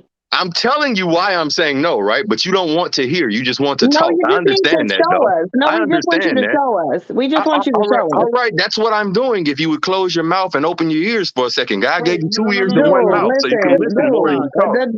Don't try me, Right? okay? Don't try me on somebody else's panel Hey, because you look, know man. you wouldn't. Hey, look, man. Hey, look, No, lady. you look. You're You clearly would not bring that to my of the channel. low IQ You wouldn't demographic. bring that to my channel. So calm down. You I need would to calm down because you would not I have would this energy on definitely my bring channel. that same Stop it. energy You're to your channel. protected right now. You I would would not. bring it to You your would channel. not. Definitely You would would not. come to You're your channel. hearing. You're Same energy. protected and you're Same energy. safe. So I'm gonna go on mute because I'm not gonna disrespect somebody's channel. But just know you would never come to my I channel with would that energy. definitely come to your channel with this Well, look, you then prove it. Then same prove energy, it. ma'am. Then prove it. Then prove it and come over. Then prove it and come bring it to my channel. Then next I time you see me understand that live, people like you next are time, only sir, bold. sir. You're Next only time you bold see when me you have a live, mute button. listen. You You're don't have only to. bold You when don't you have have to a say mute button. anything. You're Next only time you bold see when me you have a live, mute just button. pull up. Next time you see You're me live, only just pull up. bold Show when me. you have a mute. Why I think you just want to derail because at this No, I point, definitely don't want to derail. What I said was coming from a place of fact, right? Workers that are collegiately educated make more money, right, than workers that aren't, right? But people in general make more money when they go out. College teaches you to work for someone else. The education system. All right. Well, that was annoying. I've never had to remove someone. He's in the back. I can add him, but I've never actually had to remove someone. Are you literally sitting here? You're in the back. You will be added. That's fine. Are you sitting here and telling me that people on average with degrees do not, just answer that and then you can explain, do not make more money than people without? Now you can speak uninterrupted for 30 seconds. Look, man, I don't need your 30 seconds, but no, that's not what the hell I'm saying. That would be ridiculous. What I'm telling you is workers, right, that are collegiately educated make more money than workers that aren't collegiately educated, right? But the path you just to haven't actual proved it wealth, yet. the path to actual wealth isn't through education, my friend, right? When are you going to show? This is like we don't care about you telling. Just show us the data. Which group of data would you like first? Well, everything that you cited. We talked about two different things. Dude, We talked just give about the two different data, things. dude. We talked about two different things. Just give the data to back up what you said. We How talked about about two different This is things. So actually which thing would ghetto. you? I'm done. I'm sorry. This is actually ghetto. I've never actually said this. This is ghetto. Shouting over people and not being able to like be quiet. Like, sure, it is my channel. So obviously there is some respect that you should give. But to the extent you are being interrupted, you should be able to control yourself enough to articulate your point. And to the extent you can't, I gave you 30 seconds. You said you don't need it. And then you go on to interrupt people. Like, I don't understand. If you wanted the 30 seconds, you had the 30 seconds. Like, I don't get it. Now, let me be clear. Before we continue, when we go to actual research on this, men with bachelor's degree earn approximately $900,000 more in median lifetime earnings than high school graduates. So let's be clear about that. Now, he's saying wealth building. Now, let's hear it. Look, bro, if you just want to do the back and forth, bro, like, I mean, we're adults, man. So, you know, if you want to have a conversation, let's have the conversation. Or if you just want to live in an echo chamber, then do that. Just tell me that. I'm trying to have the conversation with All right, you. then let's have the conversation. All right. So look, so what I'm telling you is, right? What I'm telling you is, yes, you can go get that college degree, right? Sink an untold number of years into getting that college degree. You can go get you a job, pay back all of that student loan debt, right? Which is going to take an untold number of years as well, right? But you're never going to maximize how much you can actually make. Under the Trump administration. Wait, stop. So you're not going to maximize how much you can actually make if you go to school, right? How do you know that everyone is an entrepreneur? I'm not telling you that everyone is an entrepreneur, right? But at that same token, when you say you ask me a question, then you interrupt me while I'm giving you an answer. That's ridiculous. No, it's not. You answered. What you call it? Speaking back. So now, when you say that you don't maximize your potential by going to school, it assumes that people are entrepreneurs. Well, you're assuming that everyone's a college grad. You're assuming that everyone's cut out for academia, and they're not. No, I'm not. No, you can do whatever you want. That's the assumption. That has to be the assumption of why that woman's education is more important, is because she's cut out for academia. You have to assume that first in order for what you're saying to make sense. People who are doing well in academia are cut out for academia. Yes. Exactly. The people that are doing well in academia are cut out for academia. Yes. Right? Yes. And even the people that are doing well in school, that isn't a good measure of whether or not they're doing good doing good in academia, right? You can be an A student, you can be an A student and a D laborer. School is academia. If you're doing well in school, you're doing well in academia. Yes. You're doing good in academia, right? But that doesn't guarantee that you're going to do good in the world off of that, which is what I'm trying to explain to you, right? That are two different you can be an A student and a D worker. Oh my God. I don't think I can do this. Look, I don't mean to disrespect you. I don't think we can communicate with each other. I think we're just like we can. You just want me to listen at you, but I've already listened at you. I've been in the comment section. I've already been listening at you. But you only want an echo chamber. If you only want to hear your own opinion or someone regurgitate your own opinion, say that. You're still not doing it now. Like, what am I not doing? Listening. You said you were in the comment section. Yeah, so I've heard your points. We are now talking. I don't have quote unquote talking points. I talk to people, and I would change my opinion in a minute on air with everyone watching because I'm not beholden to my position if you can prove it. So I am trying to have a conversation with you. Now, if you're saying people who do well in academia don't necessarily do well in the world, sure. But when you said people in academia doing well, getting A's, aren't doing well in academia, that makes no sense. No, it makes complete sense with what I'm saying, but you need to understand what I'm saying. Just hear my point all the way out, right? Because every time I start going, you interrupt me. So hear my point out. Do you need the 30 seconds to do the point? I don't need 30 seconds, bro. I just need you to hear my point out to completion. I can't let you go on without interrupting. I'm not going to rent. I promise you I won't rent. Right. So my point is, right, under the Trump administration, we've had a plethora of black businesses root up, right? We've had so many people become entrepreneurs, so many people start their own businesses. And entrepreneurship isn't like everyone's not going to be Elon Musk, obviously, right? And that's not what I'm saying, right? But you can have someone that goes out and gets that trade, and then they start working for themselves, and now that trade's worth far more than that college degree is, right? And there are some black men out there that are doing that. So what I'm saying is, sorry, yeah, I heard you. Who are the leading groups starting businesses?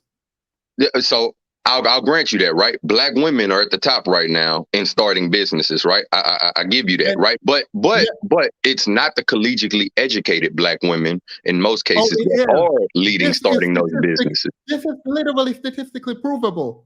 All right, so show me something different than what I'm about to show you. Give me 1 second.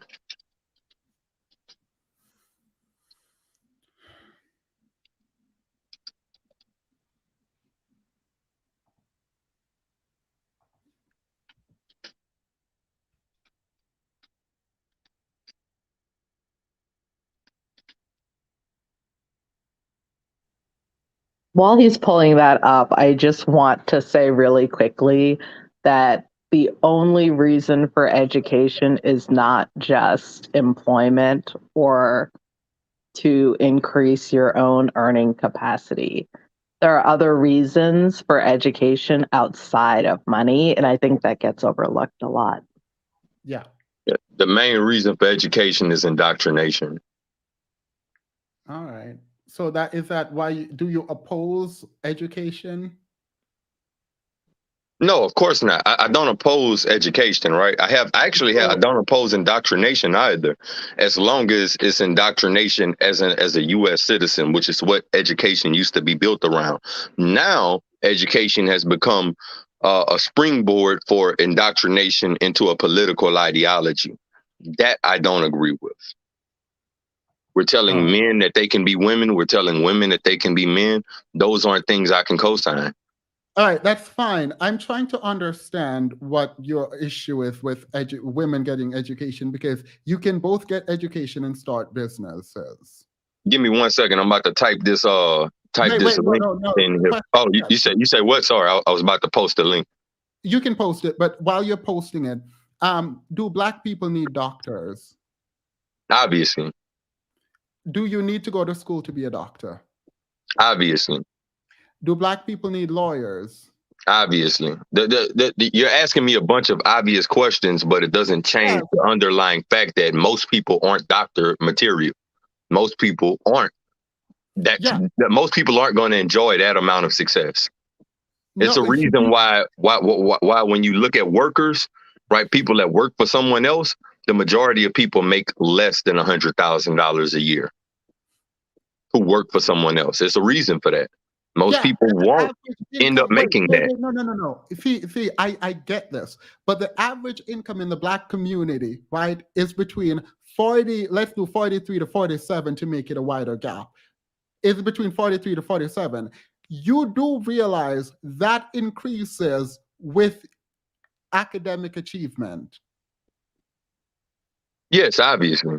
Right. So are you saying we shouldn't care about that and we should all try to be entrepreneurs?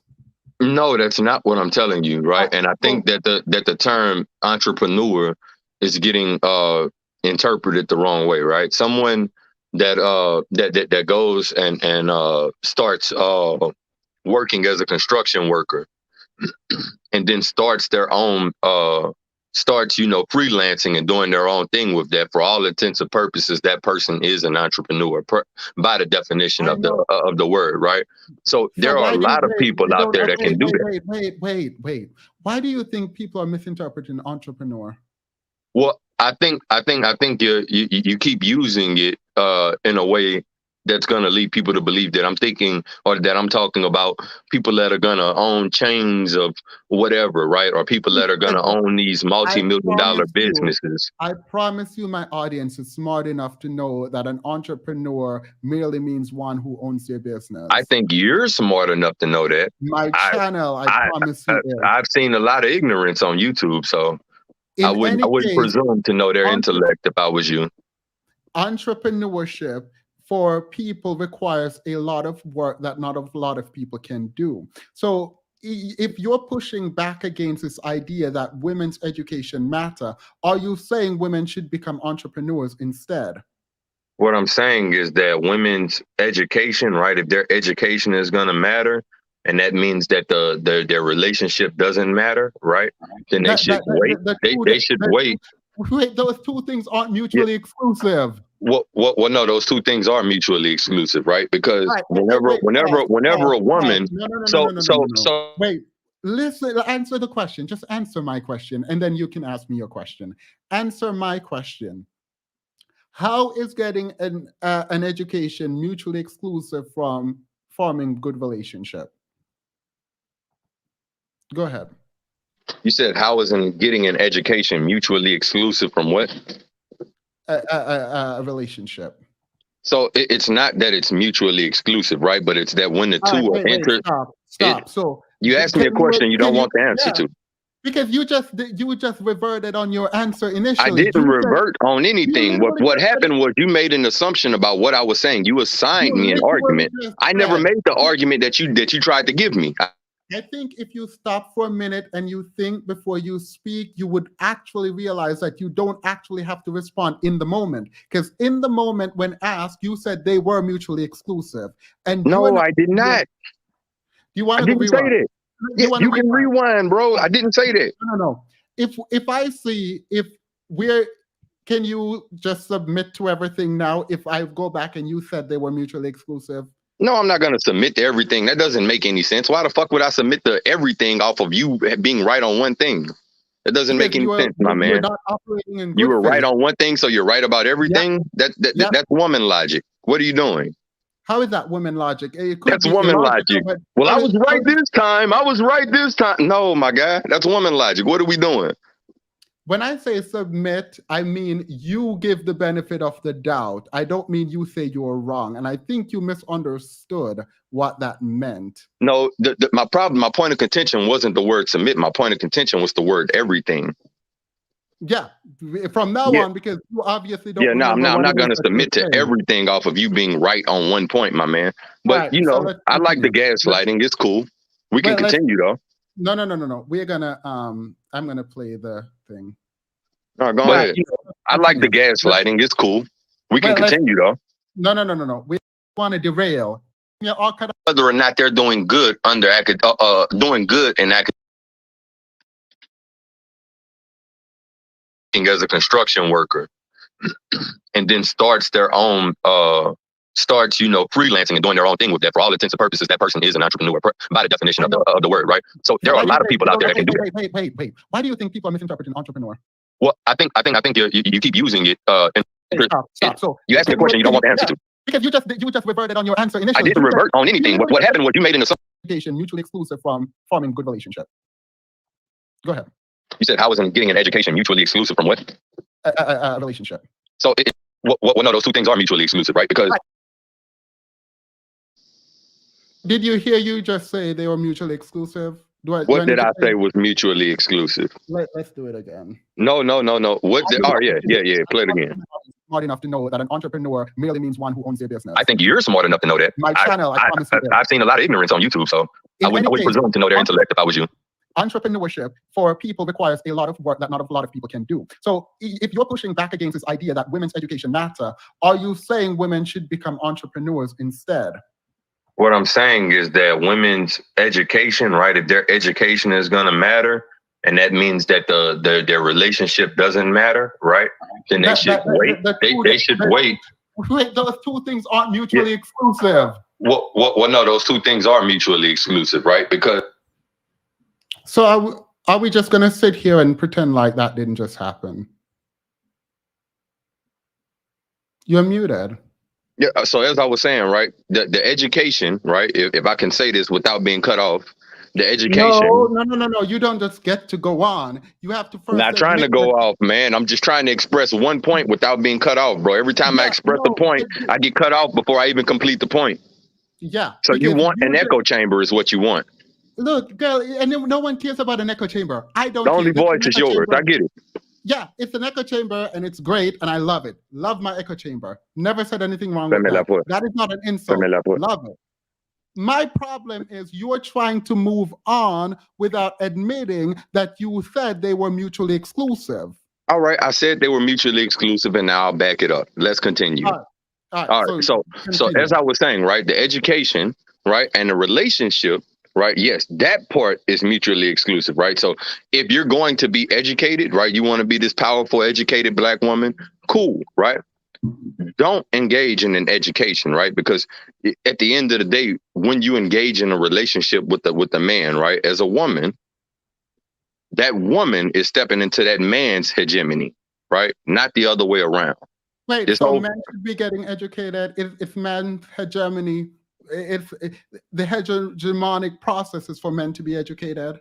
The hegemonic process is for men to be educated. No, man. What I said is that the woman, do you know what the word hegemony means? Yes. All right, then yes. It's no hegemonic process surrounding education, my man.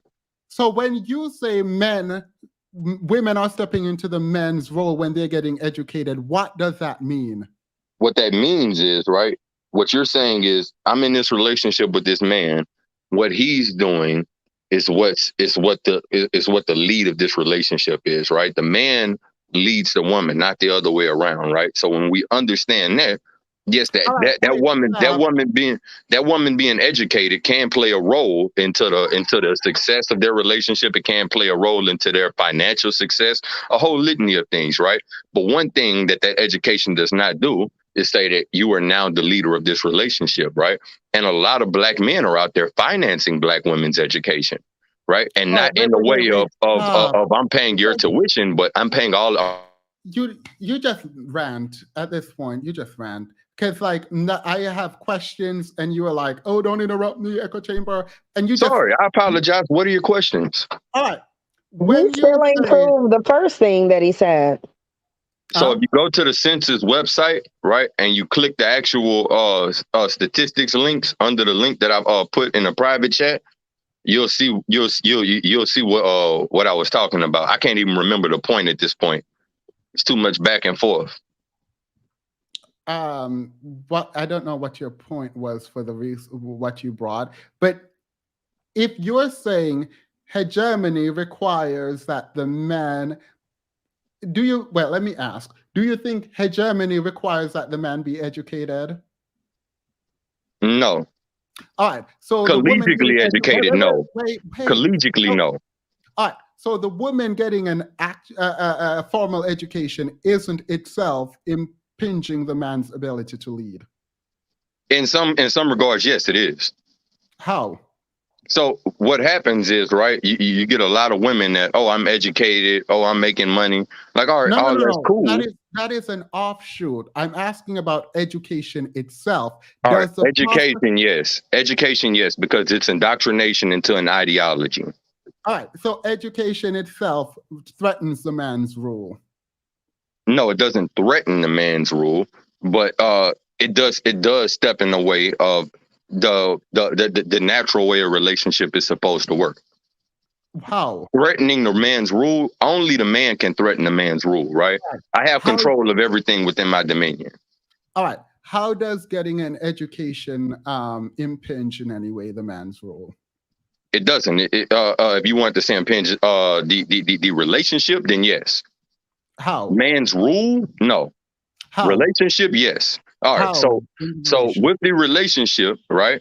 With the relationship, what happens is now you have this woman that, and this is going to sound hyper misogynistic, right? But trust me, it's not that. I'm not one of those guys. But what happens is you have the woman learning all of these new ideas, right? Meeting men that she might consider to be her man's better, right? And they're acknowledging her or they're paying her recognition. keep in mind, I'm talking specifically about black men and black women right now, right? They're acknowledging her, right? But the whole thing that she doesn't get is that they acknowledge her because somewhere in the rules, it says that they have to acknowledge that. They have to respect her, right? Or you have a man at home that acknowledged you, that respected you and all of that prior to meeting any of these people. But a lot of these black women will go into that relationship with that black man, and now I'm going to tout my educational success, or you're not this, you're not that. Why can't you be more like this guy at the college, right? The hell with all of that, man. We're talking Yeah. about a secondary possible result of education. Education itself does not then cause the friction. It is probably the woman in your mind who decides not to be quote unquote submissive, I'm assuming. No, it's the education itself, right? My beef and my point of contention is the education itself, right? It's because, like I said, what's being done is indoctrination. If it was simply education, right, you're going to teach the Pythagorean theorem or whatever it is, right? If it was simply education, this is how you do this, that's education, right? So then it wouldn't be an issue. Wait. Should women get educated? Should women get educated? If they're going to, right, then they have to choose priorities. We pick our priorities in life. All right. So it's not for me to say whether or not a woman should or shouldn't get educated. Right. I think it's a blessing for anyone to receive an education, but you have to decide what your priorities are within that. If your priorities are your relationship, right, then you need to work your education around your relationship. If your priorities is your education, you can't work a relationship around your education. It doesn't work the opposite way. You can. You can. Not as a woman, you can't. Stop. Let me explain. I have seen my white friends work their relationship around the fact that they're getting a JD, or one of them is going to become a doctor or an attorney. Both men and women going to school for the same thing. And they decide to put off marriage and reproduction until after they graduated to get married. So we have. But there's a difference with the analogy that you're giving. The difference and why that isn't analogous in a one-for-one sense is because in those white relationships, the woman never stops being the woman and the man never stops being the man. When does the woman goes to get educated in the black relationship and decides that she's a man now. Who started feminism? The white lady. And the black woman quickly picked it up and started championing and running with the cause that was never heard. That's fine. Can you then retract the statement that white women aren't becoming masculine then? Can you at least? No, I'm not going to retract that statement. I don't care who started feminism. That has nothing to do with my point. So white women aren't the most feminist? The white women in relationships that you see, right? No. The white women in relationships that you see still act like women in their relationships, and the men still act like men in their relationships. I don't care about the facade that they put on to the world, right? I don't care if they dye their hair green and cut it off and run out there and shout, whatever. Yeah, look, I'm going to apologize to you. I'm going to take accountability first and say this. I don't know how most people communicate. How you are communicating with me right now, unless we can change that, I don't think we can continue communicating. It's not, I'm trying because people come here and then they go off and say, oh, FeMaLeS is elitist and blah, blah, blah. And I don't want that. I hate that. But I promise you, I am really, really trying to talk to you right now. It is very difficult because you do not stop. Like, I don't think you even listen to me. I'm listening to everything you're saying. No, but the way we're doing it, it's not like I don't know how to do this properly. Like I don't know what I'm doing anymore because it's so difficult. I would say stop smoking, but I don't want to disrespect you. Do what you want to do. Here's the thing. When you talk about the relationship between black men and the back chat is full, everyone. When you talk about, it keep popping up. Please stop. When you talk about no, not you. There are people trying to come in. When you talk about the relationship between black men and black women, you're saying the woman is taking the more masculine role. What does that say about the black man? That's not what I'm saying. All right, what are you saying? So When what I'm women get saying is that the educated, woman is trying to be a man in a relationship, right? yeah. Now, if you want to go and be a lesbian and be the man, that's cool. But if All you're right. if you're in a heterosexual relationship with the man, right, then your job is to be the woman. The man's job is to be the man, All right. and So it's simple and plain as that. when black women decide to go date white men, there is a notion that they are submissive and all of that, and they're not trying to Mhm. be the man. So they only do it with black men. Yes, that's because black women have allowed media, right, and the programming, the years of programming that we've undergone as a community of black people to warp their perception, right? And in their minds, the black man is the lesser of everyone, including themselves. But here's the thing: you can't step into the hegemony of someone that's your lesser, right? So what the left wing media has done, what the right wing media has done, is they've effectively committed regicide against the black man in his own kingdom, All right. Oh, wait. Whose kingdom? in the black man's kingdom. All right. What kingdom it belongs to us as black men? So whenever I say kingdom, right? So think of that. Sorry, I had some background noise. Whenever I say kingdom, think of that as just that person's world, right? So just like you used hegemony, you used the synonym world when putting forth a definition for that. Think of whenever I say kingdom in the same way. Yeah. Well, I mean, hegemony is the leadership and or dominance. Yeah. Like that's the meaning of Yeah. hegemony. But to that extent, you're saying there are what are the propaganda that are being spilled out there about black men that are inconsistent with how we operate?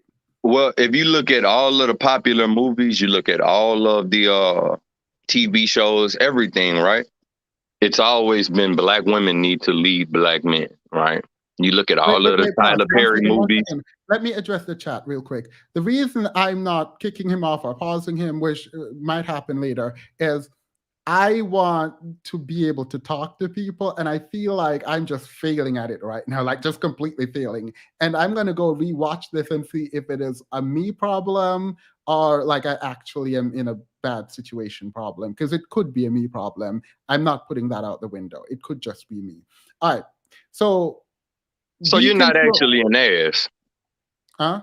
I said you're not actually an ass. I mean, you calling me that now is disrespectful. But no, I'm not. I'm not calling you that. I'm telling you that you're not actually an ass.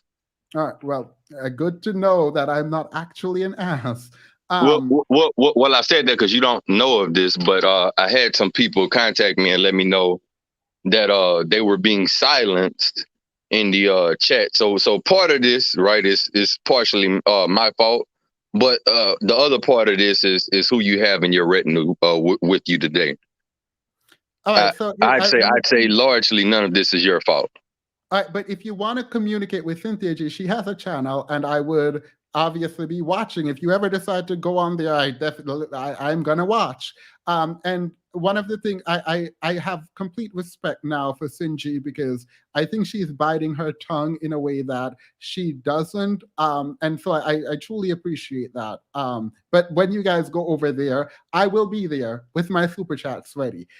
My question to you, though, is when it comes to us, our black men, and our kingdom, and whether or not the black woman, what's her role in it? So if education is indoctrination in a negative way, I'm going to now ask you a very direct question again.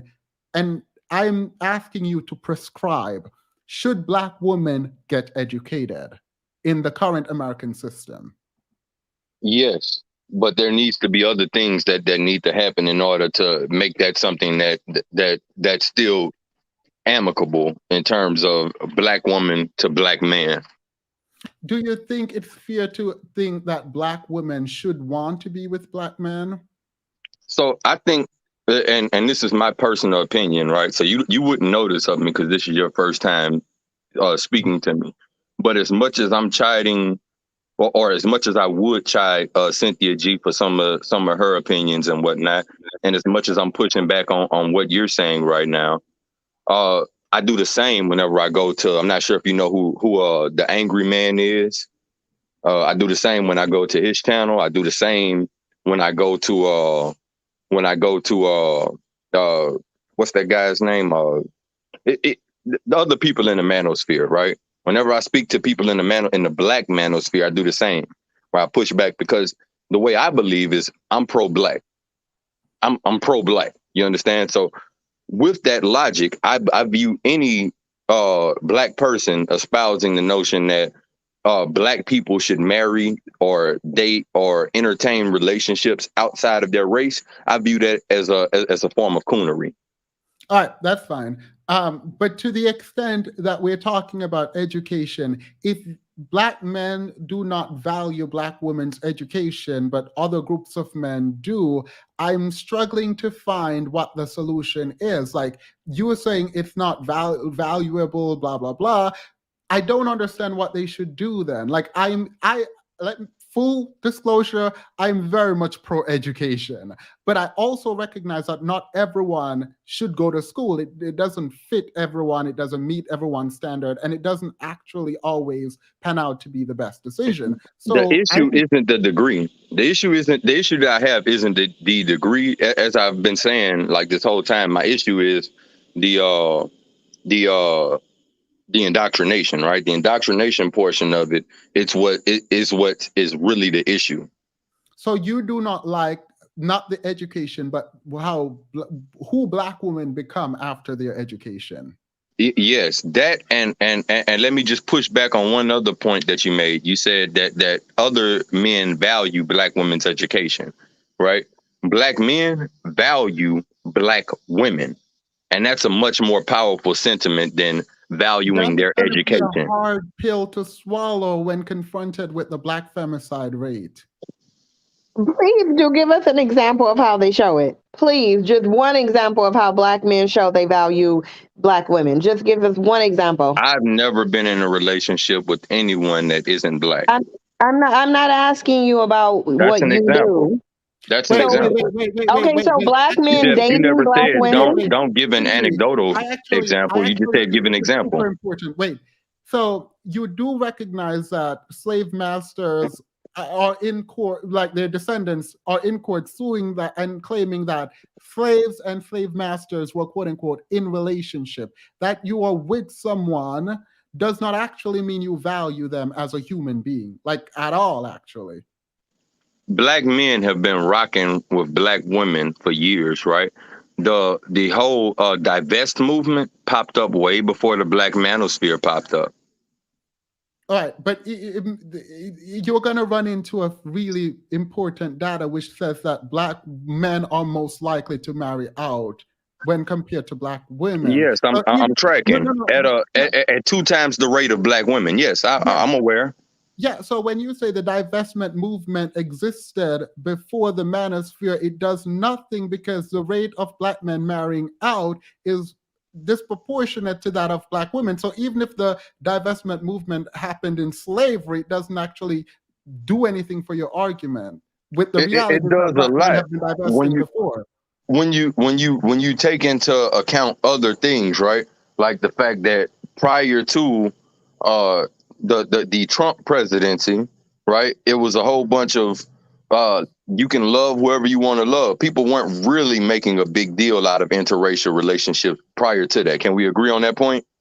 I don't know. I'll concede that for now because I don't actually know I don't understand the point. Even if they weren't making a big deal, it was happening. Well, yeah, it was happening, right? But you can't expect someone that's been in a relationship for however long or been dating just whoever and not thinking about the potential detriment to the black community or anything of that from their actions, right? You can't expect the person just to give up their relationship now. You get what I'm saying? We can't, but are you saying black men were so in love that with white women that when we start talking about it now, we can't really do anything about it?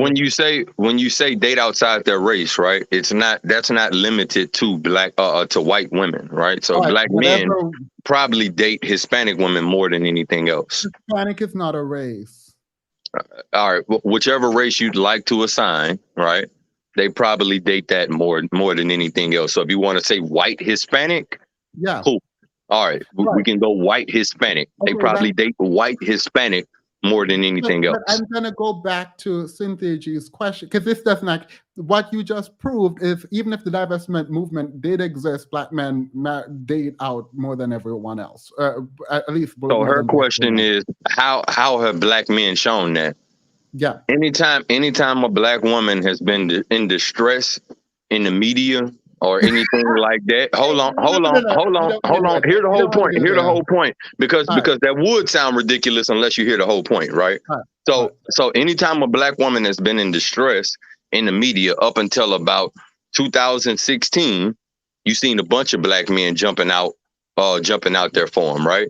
After that, that's when we started undergoing like a transitional period. But they're like, wait, no one supports the black men. We get called criminals and this by the women in our own community. Wait, what the fuck are we doing? Right? That's when shit started getting turned on his head.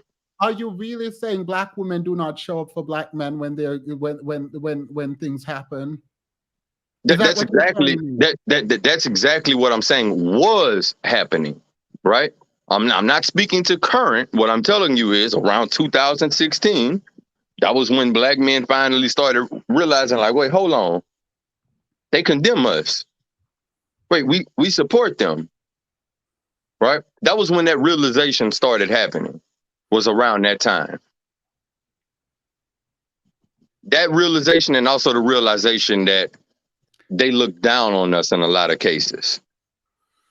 So let me get this straight.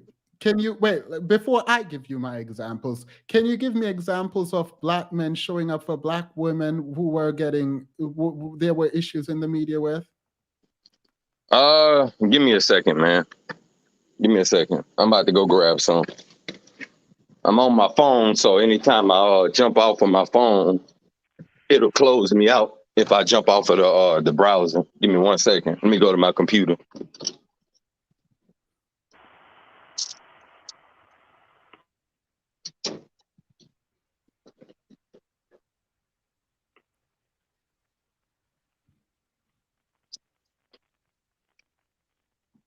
All right, so a few years ago, there was some Asian men that pretty much not beat, but got into it with some black women at a nail salon. Who you saw out there campaigning? You saw black men out there in front of the nail salon saying, "Hey, don't go shop here." No, black men and black women were out there pushing. No, it was majority black men, right? And the black women. All right, wait. The black women were still going in to get their nails done. Right, you said 2016, right? You said 2016 is when. Yes, I said that that's around the time that black men started realizing, wait, they condemn us, and we support them. So up until 2016, black women was condemning black men. Oh, I said around that time, that was when the realization occurred. I can't say when it started or when it ended or any of that. Do you know? But around that time is when the realization occurred. You guys rail against feminists. Have you read the new Jim Crow? Of course, I've read the new Jim Crow. You talking Michael Blackwell? No. You said the new Jim Crow. Michelle Alexander. Which new Jim Crow are you talking about? I have the book on my bookshelf if you want me to grab that real quick. The black and white hardcover book. Michelle Alexander was fighting to get black men out of prison through her writing. Most of the intersectional feminists that you guys rail against, which I find interesting because I do panels with them, are now in a very peculiar position, having worked their life to talk about black men's issue. Faced with black femicide, they don't actually know what to do. And the reality is you're getting pushback because the manosphere talking point have made their way to intellectual circles where white men are weaponizing you guys' talking points to push back against black women who are trying to push for reform to help quote unquote black men. So no. And that's the issue that we have. But yeah, So when we think about the symposiums happening behind the screen, I know a lot of people in the manosphere, we just like, not we, I'm not in there. Men just come online and y'all say whatever you want and do it, but know that is having real world consequences for legislative action. Black women, and let me be clear with you on this, there are 4 Black men in most of these symposiums when I go to them. 4, myself being one, right? Most of the people there are white, and then the others are Black women. They're powerful in these places. And when they talk, it was surprising of me, and I've never told this story. The reason I knew who Kevin Samuels was because a white guy brought it up in the face of a Black woman defending the Black community and Black men specifically. Right? So if you don't know anything else about this, know that those quote unquote Black feminists that you guys rail against so vehemently, I don't know why they do it, but they do. They literally go out fighting to protect Black people. They also queer people and all of that, but Black men specifically. And when My they only talk about issue with what you're saying is that anecdotal evidence is no evidence at all. Yes. No. I would have agreed with you, except they're making legislation. This is not. But And I'm anecdotal talking about evidence is still not evidence, right? It is. It is federal legislation. Even if one person in there wrote the bill that got passed, it is going to impact you. It takes one person to write I one get good that a bill was written, right? But what I'm telling you is, it is not reason I'm citing anecdotal evidence still is that it's whenever not anecdotal evidence. What you're doing is being used to weaponize against the Black community. No, bro, what both sides are doing is being used to be weaponized against the Black community. The same shit that you're saying to me is the same shit that I say to the manosphere. It's the same shit. It's the same shit that I'm saying to you and Cynthia G right now. It's happening on both sides, what are Black man. women saying That's that the are issue. bad? What are Black women saying that is not backed up by stats? Because wait, do you think? What are Black men saying that aren't backed up by stats? The particular issue that came up was single motherhood rate in the Black community, right? Would you blame that on men or women? I blame that on both because people are stupid. Well, that's the fucking sorry for cursing, but that's the problem. Is that on both sides you have Black men saying no, let's go date Latinos or whatever, right? And then you have Black women saying, oh, let's go date the white man or what, right? It's on both sides. It's ignorance, bro. It's ignorance. That's what's happening. All right, no. So you say it's equal, right? I'm not saying it's equal. I'm saying that it's ignorance on both sides. I never said equal. I never named percentages. All right, well, is it equal then? I'd say at this moment in time, no, it isn't equal. All right, whose fault is it? So, see, you're going back to the fault. I'd have to stick with what I initially told you, which is it's everyone's fault. Yeah, but when you say it's not equal, someone is to be blamed more. No, see, and that's the problem. That's the problem that I have, bro. Is everyone's looking to blame someone, and no one's looking to fix anything, bro. We need to fix the Black community, and blaming doesn't fix. So blame someone. That's great, but it doesn't fix the problem. Wait, yeah, sure. If Black women and Black men are to be blamed equally, right? That does not make sense. Unless you're telling me that Black men leaving their responsibility is somehow equal to the woman who have to be there by themselves to take care of the child, that doesn't make sense to me. It does. It makes complete sense.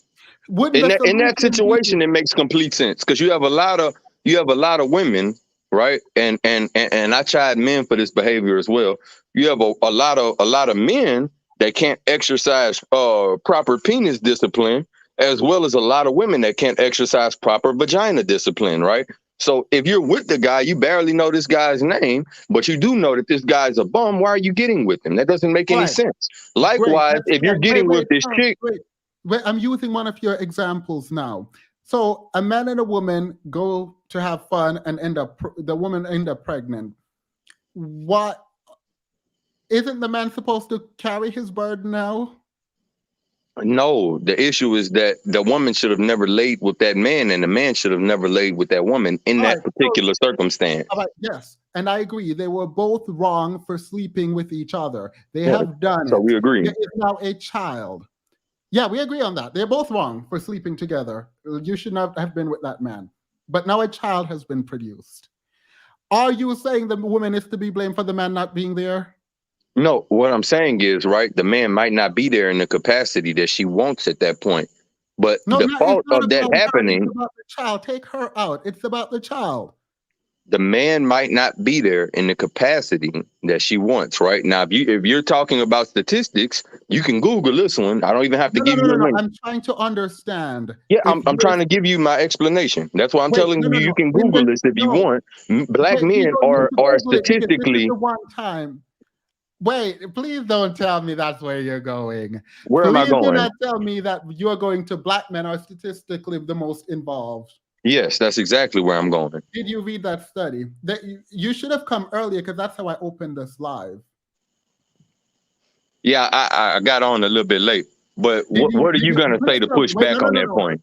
Let me ask, did you read that study in full? Because we actually did this on the Discord yesterday. Like, this is how No, we opened this no. live. So what did you find out after reading it in full that would shed a different light on it or Let give me me a just different say, perspective? yeah, no, no, no, no. Let me say it. In the conclusion of that study, it says it's not generalizable, which means you cannot use it to extrapolate on what's going on in the broader community. When they say it's not generalizable, uh, what are they actually saying? Are they saying It that is that you can't said, use this to say that on average a black man will be? Because I yeah, think that's what they're saying, right? Is that yeah, we yeah, can't that's we what, can't presume to know that a yeah, black man will do X based off of this, right? And on that yeah. point, I would agree. But it All right. is a good indicator. No, it's not. That when it says it's not generalizable, that's what it means. You don't take it to generalize. Also, there is a huge caveat about fathers who decide to be in their children's life. It's not generalizable, but if it were, it would only be applicable to the fathers who decide to stay in their children's life. The discussion we're having now is when a man decide not to be in their child's life, aren't they to be blamed for not lift up, like doing what they need to do? And what I'm telling you is that both parties need to be blamed, man and woman. How is a woman to be blamed when a man, you listen to my question. A man and a woman decided to have sex. Mm-hmm. They shouldn't have. They are both wrong for having sex. Now we are at the second level. A child is produced. Mm-hmm. How is it her fault if he, listen to this part, he decides not to be in the child's life? How is it her fault? So she could, right, and this gets highly overlooked in this community, right? She could be one of those people that are making herself impossible to deal with, right? So it could be her fault, but it's definitely both parties' fault because the level one decision, the level Let's do one this. decision still carries over to level two. She should have All right, made a let's better do choice this. to begin with. No, it does not carry over to level two because there is a child involved. There is now Yes. a child. So whatever you guys both did as adults, that is on you. Now you have a duty to your child. It is not both people's fault if the man decides not to show up for his child. It is your fault for not being there for your child. If you make it impossible for that man to show up for that child, then yes, it's very much your fault. If you make it impossible, then yes. Now, Yes. can you accept that if you don't make it impossible, that it is the man's fault? No, because what you missed about the level one, right, is yes, they both laid down and decided to sleep together and begot themselves a child. The part that you're glazing over is until recently, they definitely had the ability to get an abortion. They definitely had a day after pill, all of that. Sinji is probably going to come in now about abortion because all roads point back to black women should abort. That's all black men have been saying. But yeah, he agrees. He agrees. And that's why I'm saying I don't know why these women are mad at me because black men are telling you get an abortion. Yeah. What you're saying though is abort black men. That I can't agree with. Wait, all right. How to man? Do you think a boy? Wait. Before, LB, go ahead. Wait. It's okay. No, I'm gonna miss this. Do you think a boy needs a father? Yes. All right. Do you think a woman can raise a boy without a father? Well, What do you mean by raise when you say raise? Just to be hyper specific. all right. Let's skip that then and come back to it later. Let's start at they both have sex. Can we agree that was a bad decision? Yes. A child is created. Are you saying that no, because the man can leave, even if the woman wants the man there, the man can leave, and it's both of their fault still if the woman wants the man there? Wait, say that again. The You messed me woman up. wants the man there, there is a child, and the man leaves. Is it the man's fault or both of their fault still? So you skip the phase, right? The woman knows that she's pregnant now. What conversation happens after she knows that she's pregnant? You're going to level 3, not level 2. Let's say she want to keep the child and he does not. All right, and he made that apparent to her? Yeah, he said, you should abort. And she says, my religion, I can't abort. This is bad. I believe this is a living being in me, and I think it's murder. So I Then cannot. at that point, right? You blame the Pope and you blame her. All right. So you believe that after a man has impregnated a woman, that if he does not want to be the father, he has a right to not be the father. If you would have asked me 12 months ago, I would have said yes. Now that we've had new laws passed, right? No, my personal opinion now, given the new laws, is that it's a completely reprehensible act on part of the man to not be a part of the child's life now. All right, good. All right, so you would blame him now. Let's assume Roe v. Wade was not overturned, right? Because women can still get abortions in liberal states, right? I'm glad you said that. All right, great. So if a woman can get an abortion and the man decides after she's been impregnated and she's like, I can't do this because this is a life and I don't want to put my body through that but I would rather go through with the pregnancy. You are saying if the man does not want to be there, the man should have a choice of whether or not to be a father at this point. What I'm saying, right, is that they're both still to blame. The man is a shit man because you laid down with someone, sired a child with someone, and had no intent of actually being there or being with this person, right? Because at this point, before the baby is born, right, the deciding factor is what your life looks like if you involve this other person in your life, right? So he's looking at it from I can't be with this woman perspective. Not a I can't raise this child perspective. I'm not pushing back. I'm not pushing back against you. I just wanted to know if a man does not, I'm not pushing back at all. If a man does not want to be in the child's life, you are not going to blame that man for not being I am. I literally just said that I'm blaming the man and the woman, but I'm trying to tell you why I'm blaming both. It's not a one or the other situation. You're looking for someone to blame specifically, like it's only this person's fault. We can walk and chew bubblegum. Two things can be true at the same time. Let me ask the question again, because you keep saying both. If the woman wants the man to be in the child's life and the man decides he does not want to be a father, you're saying it is both of their fault that he does not want to be a father. Mm-hmm. He does not want to be a father. It is both of their faults that I misheard you. I misheard you, right? So the fault of him not wanting to be a father, whatever it is that he's dealing with, or whatever it is that, you know, they went through that led him to that decision, whatever that particular thing is, that's what's at fault for him not wanting to be a father. But it's no one size fits all answer for that question that you're asking me. You're asking me to generalize. Yeah, you're not hearing my question. If the man on his own said, you were a one-night stand, I did not want a child with you, and therefore I do not want to be a father, whose fault, and here the question, is it that he does not want to be a father?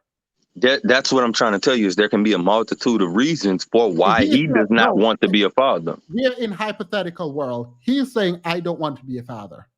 And I don't have the money. I don't want to provide. I just don't want to. And what I'm telling you is there's a multitude of reasons why he might not want to be a father. a lot of he doesn't have the money to. He doesn't feel like he's mentally capable of doing it. He doesn't want to have a small child around him. No, those are all things that are personally about him. That's about the individual. There are things outside of just the individual that can make someone say, I don't want to be a father in this What they're doing circumstance. right now, sir, in the legal realm is called fighting the hypo. And that's fine. But the fact that you're fighting the hypothetical situation being given to you means that you are unwilling to operate in good faith. I'm definitely operating in good faith, but you're No, asking me to wait, generalize something that shouldn't shouldn't be I'm not generalized. asking you to generalize. I'm actually doing the opposite. I'm asking you to give me a specific answer for a specific circumstance that I specifically give to you. It's actually the opposite of generalizing. No, it's not the opposite of generalizing, because you're asking me to apply that logic to pretty much every man, right? And we No, can not agree. to every We can man. I agree. said We can to a agree that specific man. Oh my 80%. God. 80% of the Wait, no, time, no, it no, would no, be no, the no. fault of the man. We can agree on that, right? But there is that 20% out there that's something else aside from the man just being a shit person. All right, so you are the one generalizing, and you already know the answer. 80% is the fault of the man, and 20% is the rest of the women. You already understood this on a psychological framework, and you didn't want to do that. Why? No, bro, you're missing what I'm telling you, right? So the fault of the man not wanting to be a father, right? Which is something different than what we're saying. The fault of that baby being fatherless and the man not wanting to be a father, two different things. The man might want to be a father, right? She could be dealing with a man that wants to be a father, but just doesn't want to be a father to her child, right?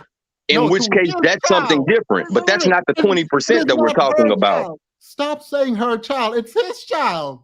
It's also his child. What do you mean? I haven't been constantly saying her child, bro. This is the first time I said her child, right? And the reason I said her child, right, is because he might want to be a father to a different hers child, right? He might want to be a father to a different woman's child, just not her child, right? Yes. But all right, so I needed to say her child in order to make that point.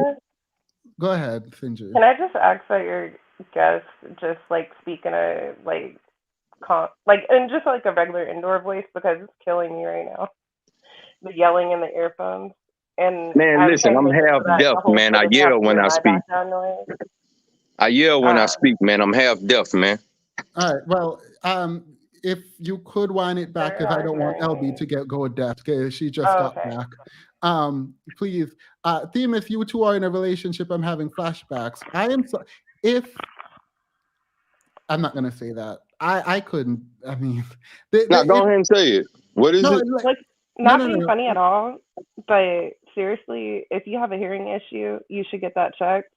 And obviously, I've gotten that checked. You can't do anything about that besides wear a hearing aid. I'm too young for that. Exactly. So where's your hearing aid at? Did you miss the part where I said Did you miss the part where I said I'm too young for that? Please do not. LB, wait, because I don't want anyone to disrespect you on the panel, and this would end right now. And to the extent I will ask you to please, to the extent you can control your volume, please do so. Oh, I turned it down already, and it's still loud when he talks.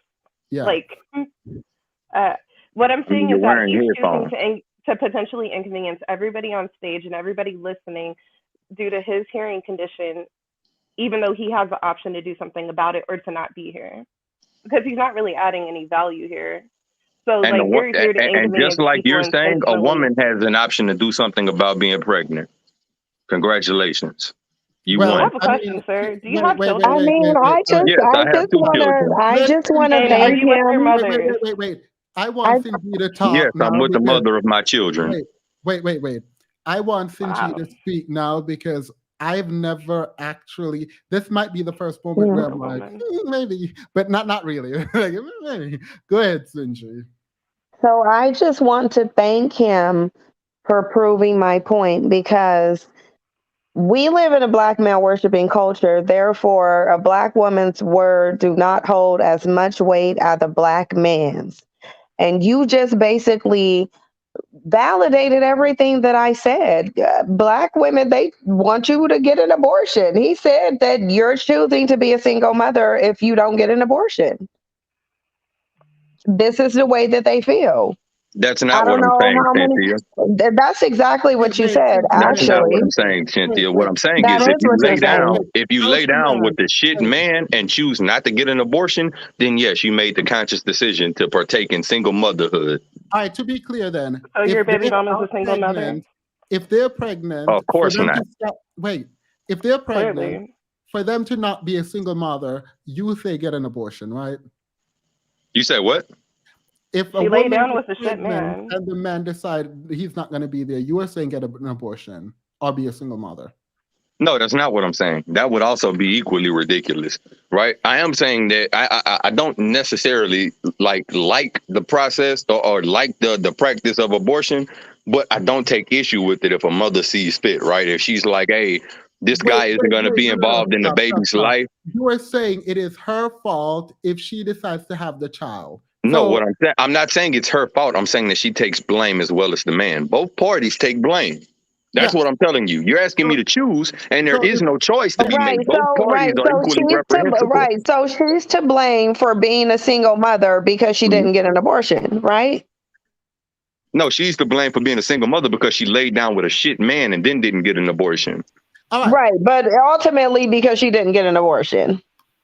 Not ultimately anything. Both things have to be true in order for her to be at fault. She had to have laid down with a shit man and then chose. The end result is that she didn't get an abortion. It doesn't matter how many different ways you twist it. I'm not gonna look. I'm not gonna do the mental gymnastics. I'm not doing it. It's no mental gymnastics. The bottom line is what you're saying. Okay, that's fine. That's fine. What you're saying to me and to everyone in the chat box and on the panel is that the woman is to blame for being a single mother because she had the option to get an abortion and she did not get one. Therefore, she decided to be a single mother. That is what you're saying to everybody. No, that is what you're saying to everybody. You're taking one piece of my argument and debating that. Right, my argument was made in totality. Right, so if you're gonna refute what I'm saying, attack the entire argument. Don't pick and choose what you want to attack out of my argument. Man, I will let you speak because what Finji just said is what I heard. So I am confused as to why you're pushing back. So now you think the word abortion should come up in your answer. Explain what you meant. So what I'm telling you is, right? All right, so I'll make an analogy, right? If you're no analogy, just explain it straight up. I'm trying to make the analogy because I've explained it 3 times now straight up, and it hasn't been understood. So maybe an analogy would make it easier to understand. I promise you, when people make analogy, it usually doesn't go right. I'm saying it's easier to just say it straight up. All right, so I'll say it again. I'll say it again for the 4th time this time, right? All right, if the woman lays down with a shit man, begets herself a child or gets herself pregnant and elects knowing that he's a shit man at this point because he said, I don't want to have that baby, and then doesn't get an abortion, then yes, she's also to blame in her being a single mother. She's also to blame. Both parties are to blame. She's one part of that.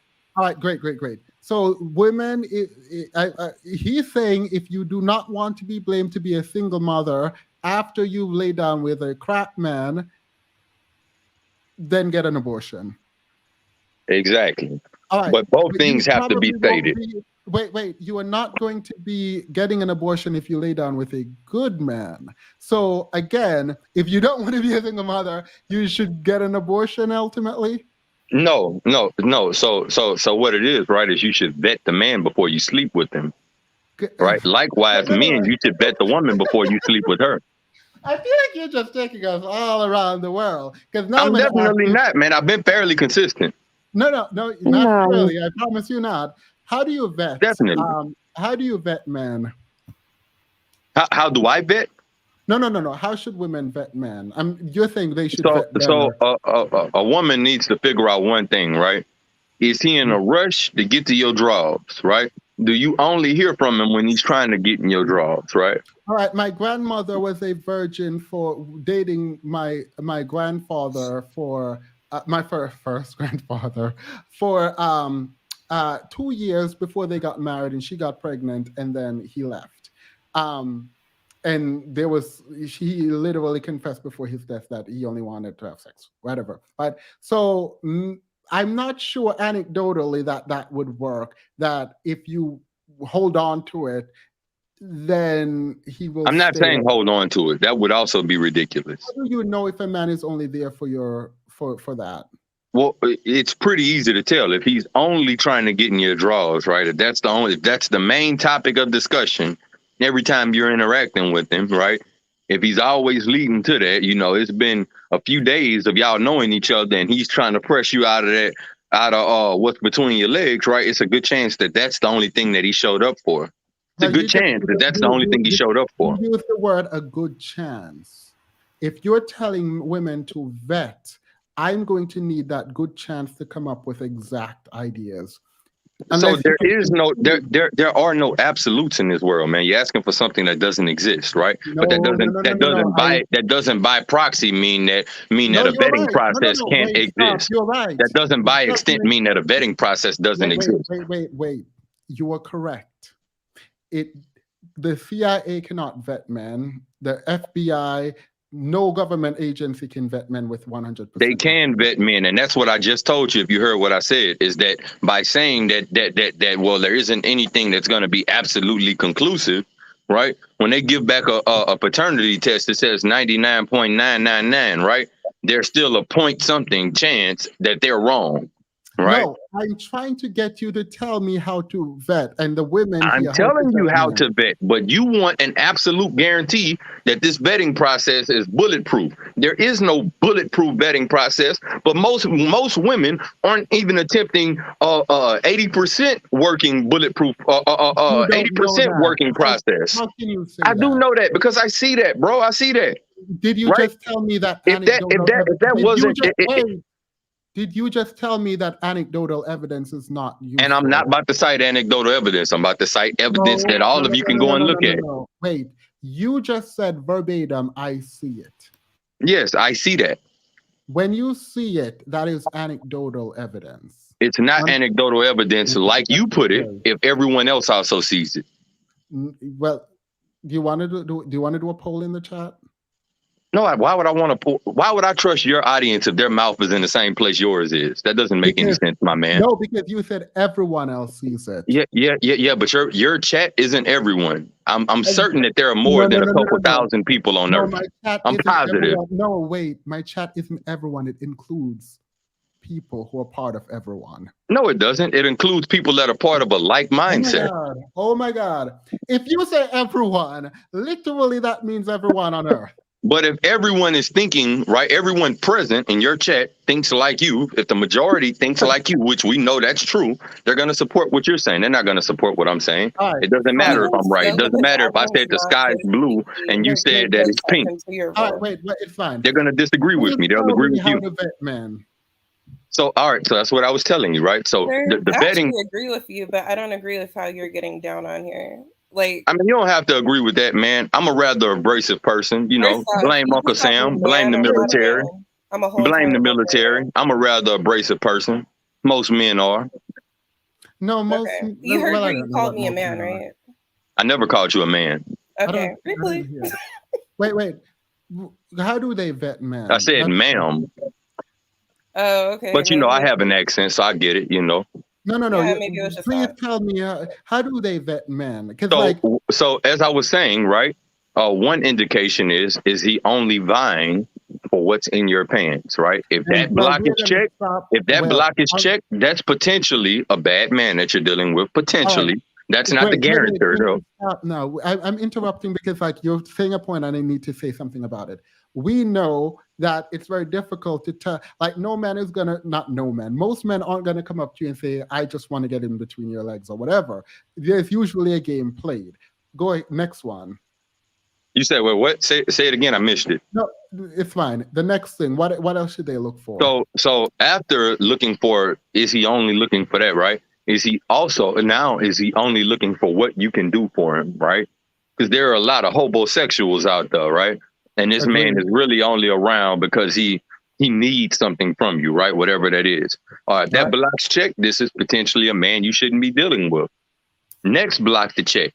Does this man have any of his affairs in order, in any semblance whatsoever of his affairs being ordered? Is any of that true, right? If the answer is he lives with his mother, doesn't have a job, has 2 baby mamas, that's a good indication that he's a shit man, right? You should probably leave that guy alone, right? He has some figuring to do. If this guy just got out of prison, probably not the prime candidate for a relationship at that point, right? I don't know. To each their own. You're doing something that people do often. And I'm going to interrupt you to stop you from doing it. It is easy to say don't date future. That is easy. I'm asking you, what are the things you should look for in a man? I'm telling you. So you want to know which qualities to look for rather than which qualities to exclude? Yeah. All right. So qualities to look for, right? Pretty much the antithesis of everything that I'm saying. So if you look at he has his affairs in order, right? He's not constantly vying for what's in your pants, and that's not all that he cares about. Is he always concerned about his boys, right? If he's not always concerned about his boys and their opinion of him, that's probably... One second. I'm not trying to get through to anyone anymore. I'm trying to understand for my sake. Like, I think we are getting confused. Like, my approach is not to change his mind. My approach is to change my mind, because I might be wrong. And so I'm trying to figure this out. And that's why I have so many questions. When you say his affairs are in order, are you talking about monetarily? No, monetarily, that's like one part of your affairs being in order. So let me... financially okay though. So let me it's a difference, right? So I preach something, right? So I have a channel of my own, right? And on one of the things that I talk about on that channel, and I give this advice to men and women, is that you need to build your us. We focus on the we, the me, just the me, the me, the I, right? But you need to build your us before you can actually have an us. So before you can welcome someone else into your world, you need to build the us. Oh, I actually agree with this a lot. So you think a man should be financially capable before? So financially capable is not the main part of that. Not financially irresponsible before that is what I think. Wait. I'm not asking you about what you just said. I'm asking you, as a man, should another man, before he gets into any kind of anything with a woman, should he be financially capable first? Financially capable, no. Financially responsible, yes. How can you be financially responsible for something you don't have? So financially responsible is, right, I might not make $100,000 a year, but I make this $30,000 a year living in South Carolina, right? I don't have the biggest house in the world.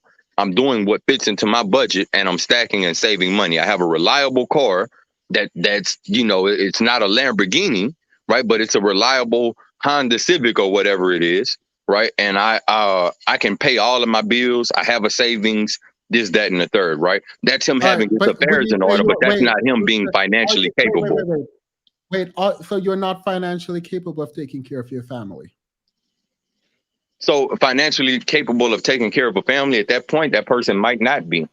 But they're primed, they're in a position to become financially capable of taking care of their family. Wait. And your teaching is that if you are currently not financially capable, you can go create a family? No, that would be equally ridiculous, right? But if you're not currently financially capable, let me ask my question again. Should a man be financially capable before he starts a family?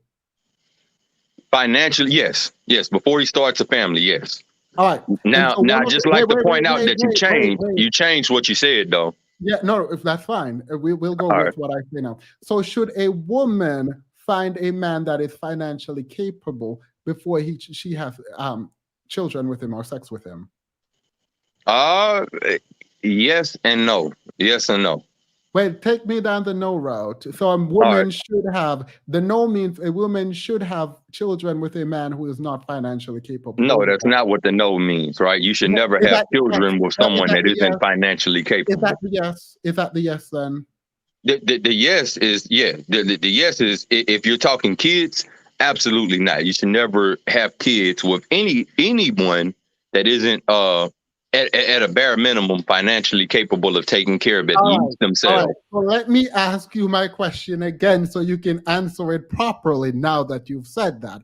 Should a woman only go after to create a family with someone who is financially capable of taking care of her and the child? That depends on what you're getting at, right? So I get you're trying to get me to agree to something by phrasing it in an ambiguous way, right? But I'm not for that, right? So what your actual question is So you are not what for your actual hypergamy. question is should a woman even entertain a man that doesn't have money, right? And Yeah. that I'm gonna say that no. A woman should entertain a man that doesn't have money, but it's a difference between entertaining and laying down and having a child with. Wait. So a woman should entertain, in your world, a man that does not have money. But if that man can take care of her and the child financially, she should definitely get an abortion then. No, that's not what I'm saying, right? So you're assuming that I'm saying one thing else. You're adding something else into my argument. I promise you, I'm going to You're adding something else into my argument. I never said that last part. Wait, calm down. It's fine. I want you to clarify. I promise you I do. Now clarify this. All right, so you added something into my argument, right? What you added into my argument that I never said is that she should lay down and have a child, right? I actually said the opposite. She shouldn't lay down and have a child, but entertain, yes, that's fine. There are plenty of men out there that are tradesmen or in college or they're primed to be financially successful. There's no harm in entertaining that man. Yeah. And then let us not forget that there is also birth control and contraceptive. So let's acknowledge that. If they entertain this man who cannot provide and they get pregnant, what should they do? They should sue the contraceptive company. They should also sue the birth control company. I'm being facetious. I'm being facetious. Yeah, but I'm being facetious. All right, great. But what should they do? Like, so what they should do? Actually, you know what? They should do those two things I just named, in addition to what else I'm about to say, right? So a failure occurred prior to that, right? So the failure was either on the part of the birth control or the contraceptive or both, right? The other failure that occurred is why y'all screwing like rabbits. Sorry, is cursing allowed on this show or no? No, don't do it. But go ahead. All right. So yeah. Why are y'all screwing like rabbits if no one has any money in this equation? Right. So that was the failure that occurred on the first part of it. But it can, if that man is still a good man in a position where he's not financially irresponsible, he's saying, "I want to be a father," right? She's saying, "I want to be a mother," then they should have the child. Let's do a definition. Isn't it financially irresponsible to have a child as a man that you cannot afford? So what? So all right. Let's break this down. Let's add numbers to this. What numbers are you talking about? No. It's going to vary depending on where you live. I'm asking. Exactly. I'm going to ask a question again. Isn't it financially irresponsible for a man to produce a child he cannot afford? Yes, obviously. All right. So when a woman decides who to mate with, are you not agreeing, or are you agreeing that she should find someone who can provide for the child? That's not what I'm telling you, right? When a woman decides to lay down and have a child with someone, right, she should have already vetted to make sure that he is financially capable of taking care of that child and that she's also financially capable of taking care of that child, right? It's a two-way street. I thought you said we were talking about hegemony. Yep, hegemony. Yeah. So when we're talking about leadership in this way, why should the woman have to take care of the child financially? Because it's not that she should have to take care of the child financially. It's that she should not be. She should not. That's not what I'm saying. I said that she should be capable, and that she's going to actually do it. Is two very different things, my friend. I'm not saying that she should do it, but she should be capable. She should be capable so as to not be a drag on resources that could be invested into that child. I right? love So that. if you're I a love bum chick, wait. you shouldn't be Oh my going out God. here having a baby. Like we get it. I was gonna give you a point now. To the extent that you are saying that she should be capable, sure. But ultimately, in your world that we started off with, the man should be able to provide. Exactly. But the So woman a also should not be a woman, drain on resources. that's fine. So a woman, what do you think providing means? Everything that anyone thinks providing means, man. We don't All even right, have to so go when you down say that a line. woman, when you say a woman shouldn't be a drain on resources, that doesn't make sense to me. It makes complete sense, right? So if that woman is entering this relationship and she has debt, right? That's a bad on her. She shouldn't do that, right? Well, if she's becoming the mother of a child and she has debt, shouldn't do that, right? That's one F up right there, right? If that woman doesn't have any semblance of savings to her name, shouldn't do that, right? If that woman is living at home with her mother, probably shouldn't be having a child. If that woman So doesn't have her occupation, adequate wait, transportation okay, for yeah, herself, wait. So probably her shouldn't be having a occupation, child. so her occupation does matter. No, her occupation doesn't matter, my man. Hey, That Dennis, she can I can ask a provide You for could work herself at does matter. you could work at Family Dollar and not be living with your mother and have a car. All right, great. Education doesn't matter. What are we talking about? No, that's great. Wait, that sounds like a great life for whoever It's decides not to a great live. lie. It's the truth. I know several people that have worked at the dollar That's store fine. and can afford That an is apartment fine. on their Okay, own. stop. We are trying to get back to the point where the man is supposed to provide. So again, we get back to a woman should look for a man who can provide. When they're talking about mating relationships for like family. You said a woman should look for a man who can provide. Yes, a woman should also not be a bum. Yeah, all right, that's fine. Both So things are true. I think most women agree with you that they should date men who can provide for them. Now And the difference is that, right? If you're looking for a millionaire, there are only so many millionaires in the world. Every man's not going to be a millionaire. yeah, I Right. mean So the I hear a reality. lot of women, oh, he has to make $100,000 a year. Right. I'm gonna tell you, I'm not broke by any means, right? I'm not broke by any means, but there aren't that many people that are gonna make what I make a year, right?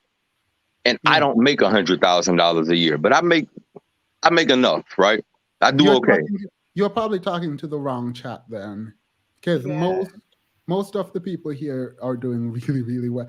Most of the regulars that I know. No, are doing I'm extremely well. not saying anyone here isn't doing well. What I'm saying is, if you're looking for a man that has to meet that 10% of all men on in the country threshold, you're not going to find a lot of them. It's a reason why it's only 10% of the men that make that, right? I mean, so some women need to be realistic, much like God rest the dead.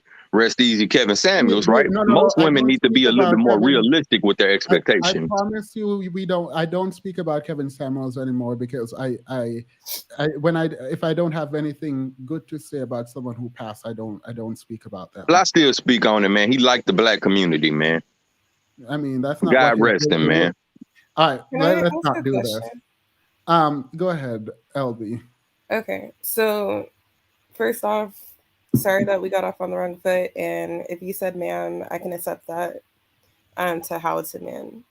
Now, like, I do have a question because you said something about if someone's coming into a relationship with debt, then that's automatically a negative, right? That's what I said, but let me be a little bit more hyper specific, right? Because I see that this is the game I gotta play here.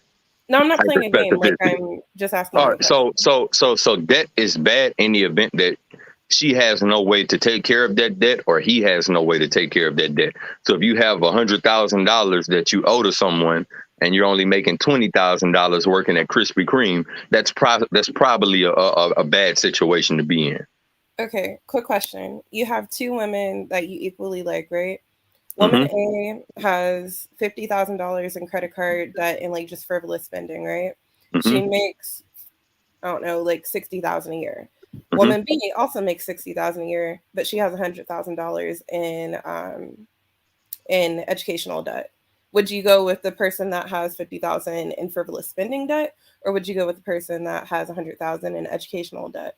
It Or would you depends. scrap both of them? It depends, right? So what's going to be the deciding factor in that situation is, what does this woman have a degree in, right? And what kind of woman is the other woman, right? The one that has the privilege spending, right? Or are you someone, right, outside of that job? Because on paper you make $20,000. Are you someone that can enable me to make more, right? So if you can enable me to make more, right, and I can tune up the way that you look at, spending money and all of that, then we might be able to work something out. Likewise, if the woman with the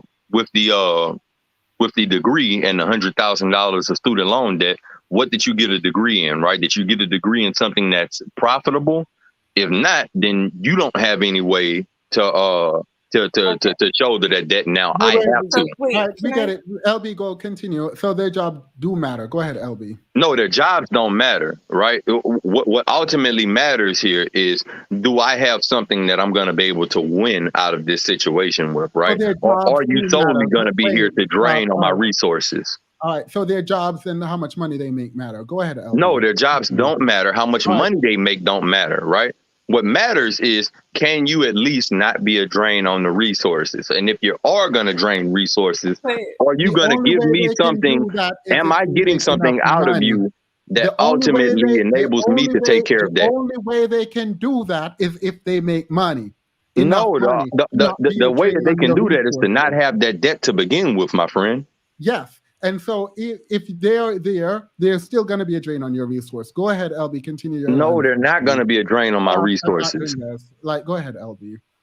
Okay, so back to you make a claim, man, and hate to hear it refuted. I don't get that. Because you're not refuting. It's the same thing when Finji spoke. I am refuting your point, bro. So what I'm trying to tell you is, right, if you hear me to completion. Go ahead. Wait. When you and LB, it's fine. When we talk, we'll talk. But when you and LB are talking, just both be respectful. Continue your line of questioning, LB. I'm trying so hard. I'm sorry. Okay, so back to the original question. Say you're single, it's a first date. You've gone on a first date with both of these women. All you know about them is they both make the same amount of money, but one has $50,000 debt, the other has $100,000 debt. I told you the circumstances of their debt. Which one are you picking? Like I said, right, that wouldn't be enough for me to decide I'm going to be with this woman or that woman. On a second date with? You say what? Which one are you picking to go on a second date with? I mean, are these the last two women on earth? Yeah, it's a scenario. It's a hypothetical scenario. All right. If they're the last two women on earth, then I'm going on a date with both of them because I need more things to decide off of than what you just gave me. What you just gave me is not deciding criteria, madam. Okay, so that's like my whole point. Like, you can't make a decision just based off of a number, just based off of how much they're making, just based off of how much debt they have, because you have to get to know the person more and see what they bring to the table in terms of value. And what I will say about an educated woman— No, not what they bring to the table in terms of value. That's very rude, sir. Well, I'm trying to be respectful, but you're not being respectful to me. Stop coming, just don't. Go ahead, LB. You assigning me a point that's not my own. I'm not agreeing to that. You're saying that this is what you're saying. No, that's not what I'm saying, ma'am. That's not what I'm saying at all. Did you not just say you needed both? What you just said is that I need to decide. I need to see what they bring to the table. No, I don't agree with that. No, I don't need to see what they bring to the table. Well, why are you going on the second date? Wait. Yeah. Yes. What are you doing? What are you doing? I don't believe in women bringing things to the table, right? And you were literally saying don't bring specific kind of debt. So, and don't be a drain on exactly resources. Because I don't believe in women bringing things to the table, right? That debt is something that she's bringing to the table that's a negative, right? So now you need something to counteract that, right? Because if you don't have that thing to counteract that, then you're bringing something to the table. So a woman a woman don't have to be beautiful, fit, friendly, or anything. I never said any of that. That's ridiculous. Where did you get that from? Question. Yes, a woman does have to be fit, friendly, right? Every woman doesn't have to be the most. Something to the table. Every woman doesn't have. That's not bringing something to the table. That's doing the bare minimum, right? I'm not asking for you to be the most. I'm not asking for the woman to be the most. Is it nothing? Is it nothing? I'm not Is asking it for the nothing? woman No, to like, be. no. Is it nothing? You can devalue what they bring if you want, but saying It's they not need them to be bringing something, man. It's not them bringing. Goodbye. I'm not doing that. I'm sorry. Yeah, that I'm sorry. was I'm a not doing lot. that. That literally makes no sense. Even if you, I actually wanted to send for you to talk to him, but I cannot do that. Like my head is actually hurting. At this point, I am gonna say that I'm done trying. I don't care about the elitist comments. I'm never doing that again. I can't. I tried. When you say I don't have to bring, or women don't have to bring anything to the table, but they have to be beautiful, fit, feminine, or whatever, that is something you can say as a talking point, that that is not a lot, but it is still something. I am not about to do that with you. Like, and the funny thing is, we're going to have these comments, oh, Themis, I don't know why I'm actually doing this. Like, why am I pretending like I care what people come back and say? I actually don't. I'm going to stop. Sinji, your point, I have to say, was proven throughout this live stream. Like, I've never, like, I've heard men say, oh, get an abortion, but not ever in this specific. I don't know if you're here, Sinji. Are you still here? Probably not. But Yeah, no, I'm here. I was listening and watching TV at the same time. But the thing is, I think since I've been over here, there's been like probably 4 black men in a row who has come on the panel and said the same thing. I mean, Stan said the same thing after we got into the debate. He said, if you're, it's your fault if you don't get an abortion." So this is where they stand, and I think that it's something that black women don't really want to accept. That a lot of these men hate and despise their children, and even if they didn't hate and despise their children, they hate and despise accountability. So the result would be the same. Them literally telling you that before they will admit that they can do better as men and do better as fathers, they would prefer to just tell you you're at fault because you didn't abort your child. yeah, yes, that's literally, no matter how you cut it, like, I'm not saying abort if you have a good black, no one's going to abort if you have a good part, like if your man is there and y'all together, like, unless y'all both decided that. So it doesn't make sense to me. And what I don't like, I can, well, let me retract that. I would tell you before now that I can speak to anyone. I would literally hold that as a token of award that I have, that I can speak to anyone. I realize I can't. If you come in bad faith, I can't do it. I can't. If you are going to retract what you say every 2 seconds, all you're proving to me is two things. Either you didn't think through your point, or you are doing anything to win. If either of those things, I don't really want to engage with. Literally after every single statement, when pressed, there's a walking back of what was said. Like, I don't understand that. Yeah, I mean, that's the mental gymnastics that they do. And it's ultimately going to come back to the same thing. Black women is to blame. And you're to blame no matter what you say. You're to blame no matter what the circumstance is. You can never be a victim. You can never have been deceived, although most black women who are in these situations, I would venture to say, have probably been deceived by black men. They don't give any concessions to anything. There's nothing you can do to have been vulnerable. There's nothing you can, no scenario involves you been taken advantage of. Black men are 100% perfect. The problem is you. You're a single mother because you didn't get an abortion. That's his mentality, and it's been several of their mentalities. Yeah. And if you can't raise a boy, what are you supposed to do? Wait, did I ban Stan? I'm not. Stan, what is happening? Nothing. I'm just listening to the show and everything. I didn't see one comment. What did I do? I don't know. I feel like you're about to do something. Yeah, I didn't do anything. Well, why are you jumping on me, All Thomas? right, I was all right, first going to Stan, say, first of Stan, all, Stan, it's Stan. good to see you back Wait. in vacation and everything. Hi, I was going to be Stan, positive, and you're Stan, jumping you're on right. me. You're right. You're right. You're right. I apologize. Jeez.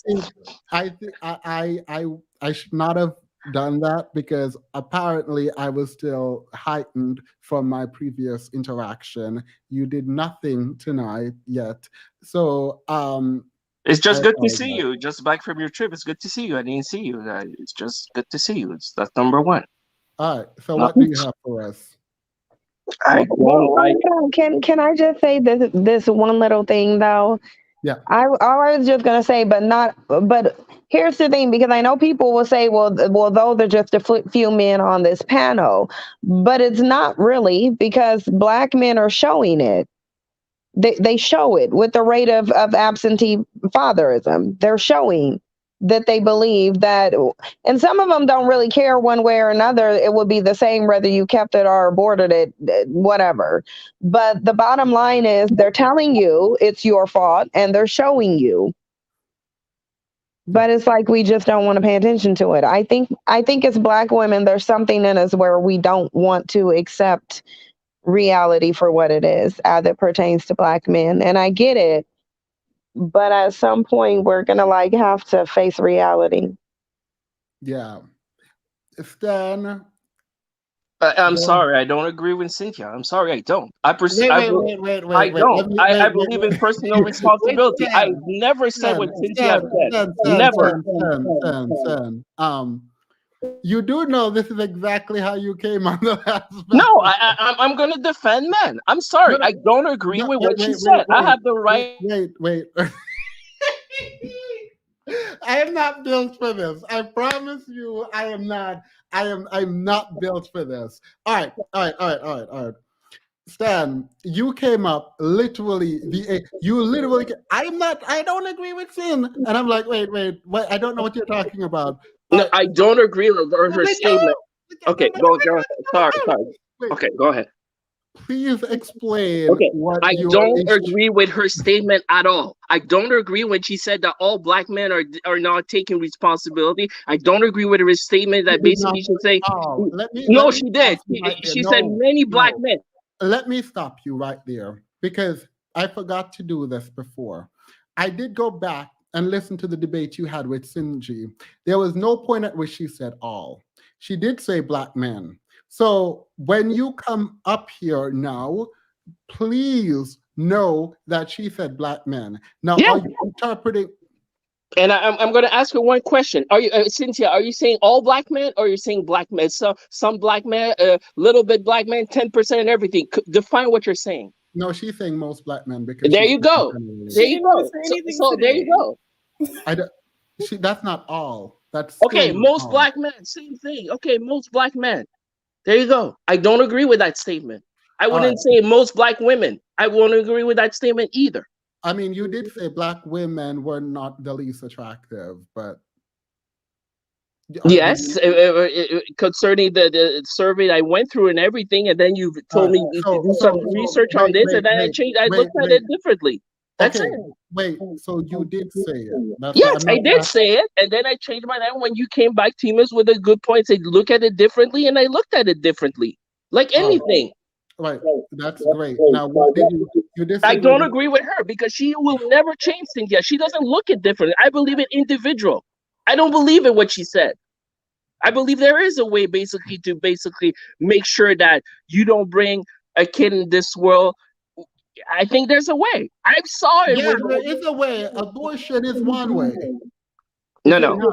I'm not talking about abortion. I'm saying to make sure that the man wants to be a father and wants to take responsibility. Wait. All right. Here's a scenario for you.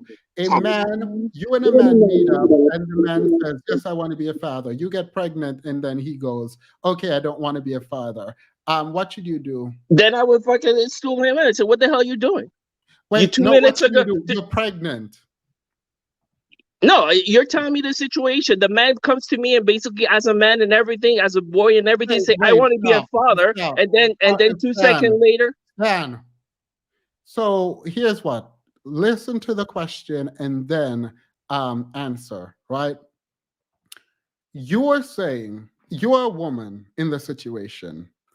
As a woman, you met a man, and the man says, "Hey, I like you. I want to be a father. You all dated, and now you're pregnant. You're pregnant, and he goes, I don't want to be a father.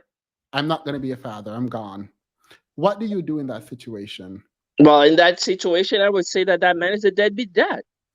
But First of all, in that no, no, situation, no, no, no, basically, I wait, would, yes, stop, I would Sam. put all the blame on the man. I wouldn't put the No, no, blame on it's the not about, woman. yeah. I mean, I good for wouldn't put you. the blame on the Good women. for The you. woman got Good, tricked. good.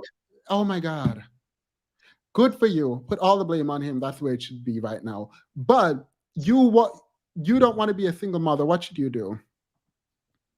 I think that's a different ways you could do. Abortion is one way. There's the one you could adopt. You could those are the two situations you could do: abortion or adopt. If you don't want to be a mother, I wouldn't be. I put the blame on the mother on the woman. She got tricked. All right. But So I'm asking you, abortion. Timas, you really think that women do ask men those things? They don't. No I'm one sorry, talks they about don't. this, but it They is your don't. responsibility No, no, as no, Timas, you asked a question. You yes. said, if a woman goes to a man and say, "Are you ready to be a father?" and the man tricks him, then I give 100% of the man. But I'm asking you, do You're going to have an aneurysm if you continue this way. And I don't want you to do that. So I'm probably going to move on from you, Stan, because like I don't know that we can do this discussion without me feeling like I Tim, need to interrupt you. Timas, it's very simple. You asked me a simple question. You Yeah. said that if as a woman, a man tricks me, basically, like you said, I'm coming back to you as a man and telling you a lot of women don't even ask that question. All right, great. Wait, no, no, no, no. So in the situation where no one asked a question, the woman is pregnant, and now the man don't want to be a father. And Does that's where I have a problem. Then I would go to the woman and say, "Why did you bring a kid in this world when the man wasn't ready to be a wait, father?" no. So wait, Stan. The kid is not yet in the world, so she could do something about it now. What should she do about it now? She has the ultimate choice, Tima. She could abort this child. All She could. right, great. She has So the ultimate choice. all right, that's fine. Stop. I think Monet is next. My name is Themis. Welcome to everyone on the panel. Hi, how are you? I was just gonna make a quick comment and then I want to go back to just listening.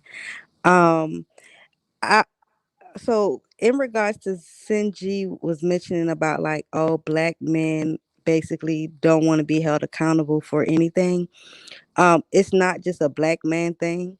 I know a lot of white people, white men and white women who don't want to be held accountable for their choices and actions as well. I do agree with what she said about, if a woman gets pregnant, she decides to have the child instead of the man taking responsibility and holding himself accountable and being a better man, he just kind of blames her for not having the abortion. I do understand what she means by, black men don't want to hold themselves accountable and they should hold themselves accountable and come to the table as a father or whatever. But also as women, we have to hold ourselves accountable because as a woman, like he said before, you do have the ultimate decision on whether you bring that child into the situation or not. Accountability set aside, the only person that really suffers is the child in the long term. And I'm speaking as a child who came from a situation where where my mother was a single parent and my father didn't necessarily want me per se. The only person that really suffered in that is me. And I am a very grown woman at this point. I'm not going to say how old I am, but I'm a very grown woman at this point, and I still struggle with that reality. Um, was abortion an option? Absolutely. Wait, before you continue, Monet, please be mindful of what you're writing in the chat. Go ahead. Okay. So yeah, I don't wanna be a part of the debate. I have enjoyed listening for these last few hours while I'm cleaning my house. Um, but I did kind of wanna speak on that. I know that I mean, honestly, at this point, we don't even need to be talking about abortion because we can't do it if we wanted to. We So can, but can I ask you a question? yes, ma'am. Why did you bring up white people not wanting to take accountability when you mentioned black men? Because I felt like a lot of the conversation was singling out black men. I didn't know whether that was like just the focus, just black men themselves, But but why wouldn't we single out black men in this discussion? because it's not only black men who don't want to be held accountable for their choices. So We're not talking about not wanting to be held accountability. We're not just talking about that. But even if we were, why would white people's accountability matter when it comes to black men's? I'm not saying that it matters when it comes to black men. I'm saying I didn't want my comment that proceeded to look like I was trying to single out black men specifically Why not? because I'm not interested in singling out black men specifically. That But bashing if they're specifically engaging in the behavior, why would we need to because bring in not other people who aren't? is them sin, and you can have your opinion, and I understand. So who else is leaving black women single mothers? So you think that so do you? I have mixed friends. I will say I have mixed I'm friends, asking you a very specific and I'm question. giving Who you a very who specific else who answer. else is But I leaving don't. black women single mothers at high rates? All right, It, wait 1 second. So, um, Monet, you can answer that question. Go ahead. what I'm not gonna do. That's not what I came up here to do. My whole point in coming up here was to talk about. Monet, are you not able to Then you answer the question? speak. That's what you gonna do.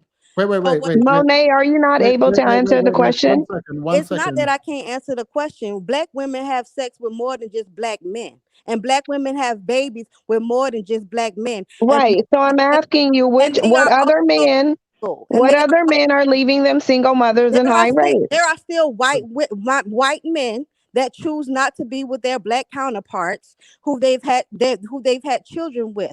It's not just I'm not going to. So I what? So love what is that? What's the rate of it? What is the rate of white men leaving black women single mothers Wait, in wait, comparison to the rate that black men are? wait. Before we get there, I feel like Monet, I want you to get what you were saying out, and then we can have a discussion. You wanted to finish what were you saying about the discussion generally? right, because that's all I was really commenting on. And I wanted to make it very clear that before I made my comment, I was not trying to single out black men in general. I'm trying to single out adults who make who make decisions when having consensual sex to then, you know, sometimes it's not even like she said, sometimes they don't purposely have a child or purposely get pregnant, but things happen. And as an adult, regardless of your race, you need to hold yourself accountable, and like she said, either step up to the plate and be a great man, or whatever, great father, or whatever the case may be, or as the single mother, make that choice. Do I want to bring my child into this situation? Because ultimately, which is my only point, the child is the one who suffers in the long term. It's not necessarily the father, or I mean the mother does because she takes care of the child, but in the long term, it's usually the child that gets the worst part of the situation. And I'm speaking from my own experience as the child. Yeah, I actually I find this interesting because I don't disagree with you or Sinji, which is because of the stats. But before we get back to the black men, black women, black men versus white men conversation, welcome, Foxy. I think that we first have to acknowledge that in saying that you either step up to the plate or like have an abortion, I think if you step up to the quote unquote plate of single motherhood, then you have, I think, and this is why I think a lot of people reject it. Well, you don't reject it, a lot of people do it actually. You have removed responsibility from the man. So now you are left on your own to sort of raise a child. And I think a lot of women are like upset, maybe, or even thinking about sort of, wait, this isn't right. It's not right that I now have to do this all on my own, which you've talked about now that your mom did. But as it relates specifically to Black men, I think what tends to happen in these conversations online is the stats keep coming out. And the stats regarding the over, I think at this point it's over 70% now, single motherhood rate in the Black community, primarily by Black men. I as it was in comparison to other groups, put Black men, unfortunately, because I'm one, Black men front and center for critique when it comes to issues within the Black community. Unless, of course, you're going to argue, Monet, that the Black woman is also to be blamed for the man not being there and stepping up to the mantle of manhood. No, she's not responsible for his choices. What I'm saying is you're responsible for the way that the choices you have made for an unborn child, the way that that affects that child. I was bringing a different dynamic or a different Yeah, perspective to the conversation. I was not going against her or him. I clearly agree with both of them. You know what I'm saying? But what I am saying is, let's take our pride and egos and ourselves out and look at the child that's affected by the choices, because at the end of the day, that's what really matters. yeah, and I agree with you on that. But I mean, this little thing comes up again where it's like, welcome, by the way, I cannot pronounce that name. Um, but when it comes to the woman in this case, if we're saying that they're both to be blamed, which they are, for having sex and having the child, I disagree that they're both to be blamed for parenting. The man not being a parent will always get dragged by me for not being a parent. Well, no. I get that part. What I'm saying is, I'm not saying that they're both to be blamed for parenting. I'm saying single mothers tend to have a grudge or a chip on their shoulder because they're it's not I don't want to say it's a burden, because nobody wants to refer to their kid as a burden, right? Oh, they're burdens and parasites, but yeah. But even in that regard, they kind of hold a grudge, or they have, they tend to be upset because they have to take on the burden all by themselves. But ultimately, that was your choice, because you knew before you had the child, in most cases, like somebody mentioned earlier, you could have been bamboozled. But in most cases, you knew before that child even came into the picture that man had no interest in stepping up to the plate to begin with. So in the case that they don't want to step up to the plate and you're now pregnant and you don't want to abort, you're saying it is their responsibility now as a woman, because you've decided to go through with a pregnancy if you are not inclined to abort. Yeah, but I've always been pro-choice, so I'm not really into. I feel I agree with what you just said. I do. I agree with what you just said, and that is what I am saying. I feel as though at this point, this was your decision, because he already made it very clear that he has no desire to be involved. You see what I'm saying? You can't force somebody to want to be involved. Like, how do you do that? I mean, besides getting the courts involved, and all you then can do is like get like money or joint custody or something like that. Yeah, so I actually think you and Finji might agree here on, well, you can't raise a man, abort. I think I think you both would agree, because if you don't want to be a single mother and the dad don't want to be there and you're pregnant, there's literally not many choices Exactly. left. Like, what else is your choice? You can't force him to be a man. You can't force him to be a father. Yeah, and I mean, this is not to negate the reality of like what your body has to go through, right? But I just don't like. I mean, I'm not gonna say Finji is right, because like I was gonna debate. I was never gonna debate her on this, but we're gonna have a debate on the whole selective breeding issues. Hopefully, and I'll email you again. But you understand where Sinji is coming from. I understand where she coming from in the sense of the only comment I agree with her on was the fact that she stated instead of a man stepping up to the plate and owning his responsibility and being accountable, he rather just blame the woman. I do agree with her on that. And we saw a lot of that on this panel today. Yeah, I agree with her saying that because it makes sense. Like, why would I not agree with that? But at the same time, I still agree with that bald head black man. I forgot his name. Black man. I agree with him too. Because at the same time, it's like, well, if you knew this man had no interest in being a father and you still went through with the pregnancy, that's on you. Yeah, I mean, it is on you to have the child, but it's not on you that he's not a father, even if he doesn't want to be a father. Yeah, I mean, him not being a father is not on you. You being the sole parent, the guardian, the provider for this child, that is on you because that was a choice you made. You can't make that choice for him. Yeah. So to be clear, we're saying it is both of your fault when you have a child with a man who doesn't want to be a dad, but it's not your fault that when the child is here that he's not a dad. Okay, so I think I'm not playing fault in the sense of I'm saying more so about accountability because fault is like somebody did something wrong.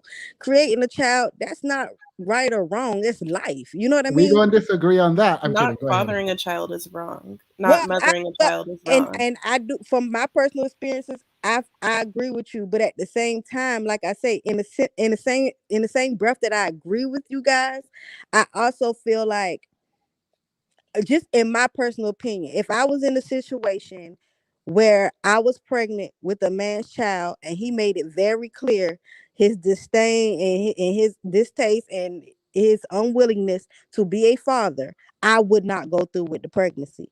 Not for my own good, quote unquote, but for the sake of my child. Nobody should ever have to live trying to figure out why somebody didn't want them or why they aren't good enough. And that is ultimately what a child who does not have a mother or does not have a father, because sometimes it's absentee mothers. I do know some people that have that situation. Those are the emotions and the trials and tribulations that you face throughout your life. All right. So you are very pro-abortion. It's not about pro-abortion. It's about You gotta you gotta be pro-abortion. But you're right. I mean, I'm not gonna say, I'm not against. I will say this, Themis, I ain't against it. All right. So I can appreciate on one hand the realization that like, okay, the man is to be blamed for not being a father because like I am not willing to brush off accountability. Right. And I can also accept that I don't want to accept this because we have a debate coming up and this I think is going to be Finji's like main point, but I won't articulate it here, but like everyone is like saying abort, abort, abort. And so you're not saying that. I understand what you're saying now. But it does come to a halt when we are like, okay, but the kids who are here, like, well, who don't have a dad, it's really one of those tough situations you're in where it's like, well, I mean, I probably should have aborted you. Like, you can't say that. You know what I mean? So now, how do you tell the child, look, your dad just didn't want you? You can like the dad is to be blamed for not showing up for their child. And I'm not taking away his accountability, but what I'm saying is there's also an option where you didn't even have to deal with it because you could have just got rid of the child. You know what I'm saying?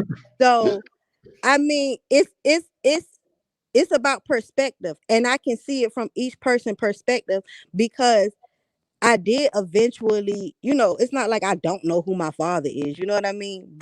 And I've made my own decision on what type of man he is. That's because I'm a grown woman, I can do that. But my point is basically once you have made that decision that you're not going to have the abortion, the burden of that child is ultimately your responsibility. But I'm not saying that, oh, he's not accountable. They're not Like, it does. I see why people were like getting weirded out a little. Because when you say it's ultimately your responsibility, it feels like a lack of accountability on his part. it's not that it's a lack of accountability because he still ain't shit. What I'm saying is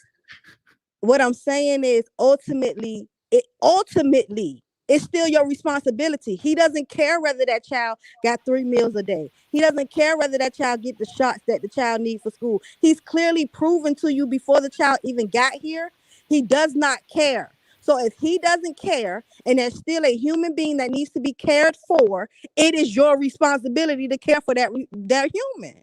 Alternatively, you could drop that child off. I was just about to ask, so what if you're dealing with someone like me and I drop the kid off? Like, look, if I were a woman, I'm dropping them. Well, I wouldn't know. Like, I'm not having children because I am that type of person, because you can't play me like that. I would drop the kid off in a heartbeat, and that's why I don't have their children. And LB, I agree with you, girl. I don't have kids of my own either. But I will say this, and this I only speak from experience. I don't speak from statistics. I don't speak from all of that. So if I'm not made for this board meeting or whatever we having, then I don't have to be a part of it. But I speak only from experiences because I have more life experiences than I do reading the books and going over statistics. And my life experiences, I will tell you this, LB, not from my personal experience, thank God, but my first cousins, when they were being quote unquote dropped off, they ended up being molested and treated very badly. So I will never drop my kid off somewhere where they aren't wanted. No, exactly. That's why I don't have them. Right. I agree with you. I don't got them. Like, trust me, I know what happens to children. But you do realize all the emotional burden about is this child going to be cared for is left with the woman. I mean, but if she knew this before she had that child, she accepted that burden. All right, so abortion it is. I mean, yeah, if we're gonna do it black and white, that's what we're gonna do. I just feel like, why not abstinence? I know, right? Why not abstinence, birth control? I mean something. I mean like male abstinence. Wait. We are ignoring a very real sort of. Am I frozen? No. Oh, my mouse just died. Birth control might be going away. We are ignoring a reality that the absence of a father could happen after the child is here. Oh, that's also true. And there's different situations. Like, for instance, I will be very transparent since I'm speaking from experience more so than statistics. My father went to prison the first 12 years of my life. So I knew of him, but we didn't know each other. So there are instances where after the fact, the father does go away. I have no idea what our relationship may have been like had he been present those first 12 years. But I can say he was not there. And then when he came home, he was not really present either because we didn't have a bond. We didn't have a foundation at all.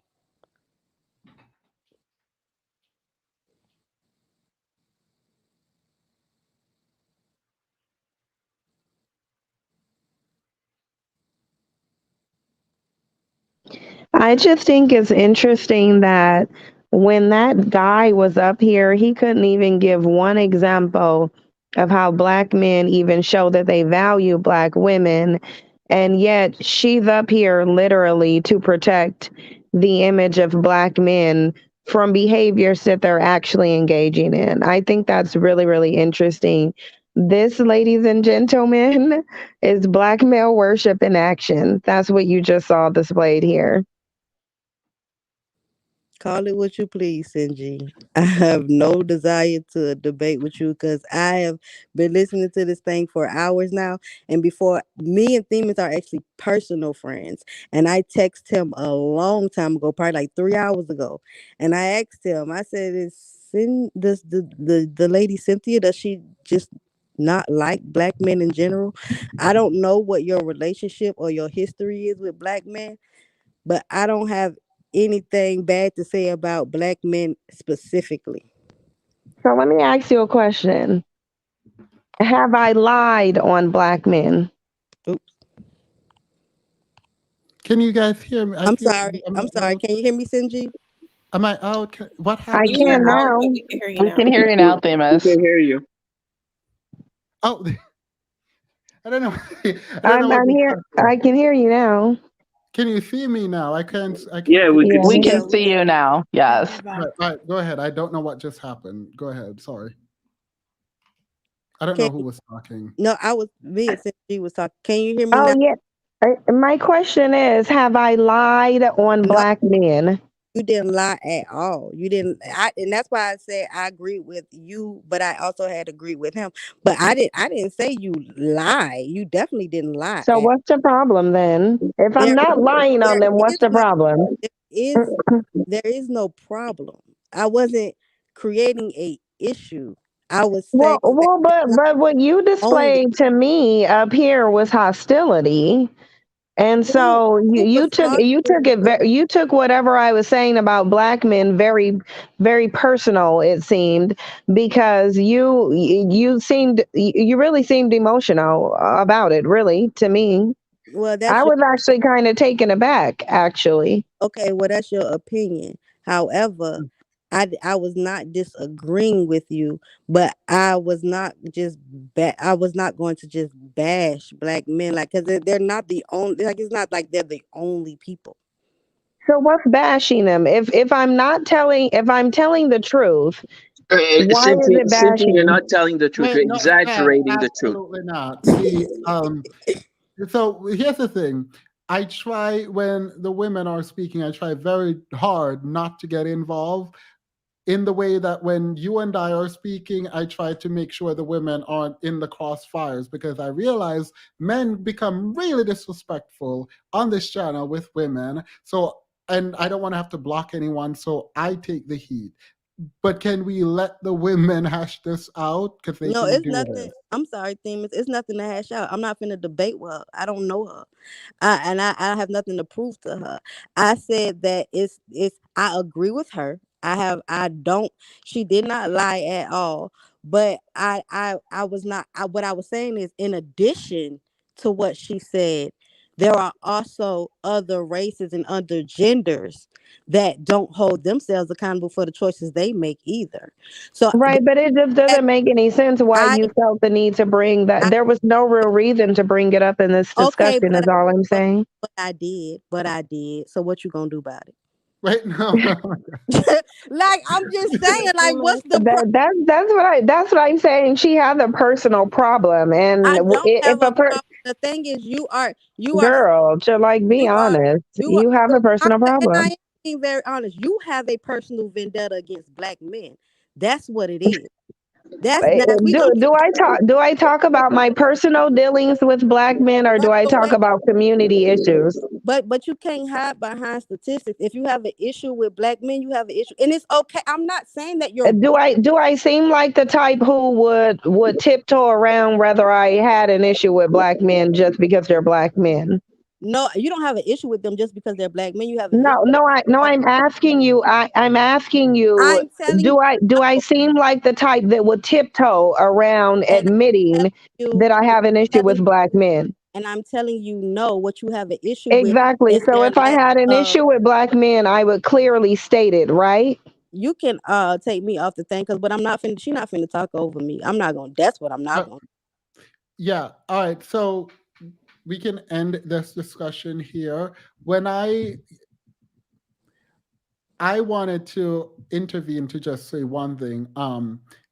When it comes to the sort of discussions online, I think we tend to take our sort of personal ideas and feelings and add them to it, which obviously human beings, we have to do that. We don't have to, but we do, by and large. And I do think that a sort of healthy debate where we respect each other does ultimately help everyone involved in it. I would hope that that much is true. And so, Monet, what I'm hearing you say now is that you don't disagree with Sinji, but you came up to say, well, okay, that's true, but other people are doing this too. And I think what Sinji is saying is, well, I don't think, what Sinji is saying is Okay, the fact that you said that seems like you're being defensive, and defending black men, as a collective, and she's not going to accept that. And the women generally who are caring about stats are not going to really hear that, because the stat that they're going to go back to now is that every 5.5 hour a black woman is killed, and the people doing the killing are mostly black men. But then in your personal experience, it's the black men I know are kind and they make sure that I'm okay, and they're all of that. And so I think you're running up against each other in a way that is conflicting, because you can speak from your personal experiences, but women who have heard other women hurt and all of that regarding what is happening are not going to hear that, because it does not come close to the realities. Like, I try to be a good person as best as I can, and I try to make up for what we've done wrong, but like obviously that pales in comparison. No, absolutely. I'm not disagreeing with the stats, and I'm not saying every black man I've encountered is a kind black man. I literally only brought it up like in a sense of accountability, because, and it wasn't specifically, maybe I said it in the wrong context, because it wasn't specifically about raising children. It was just accountability in general.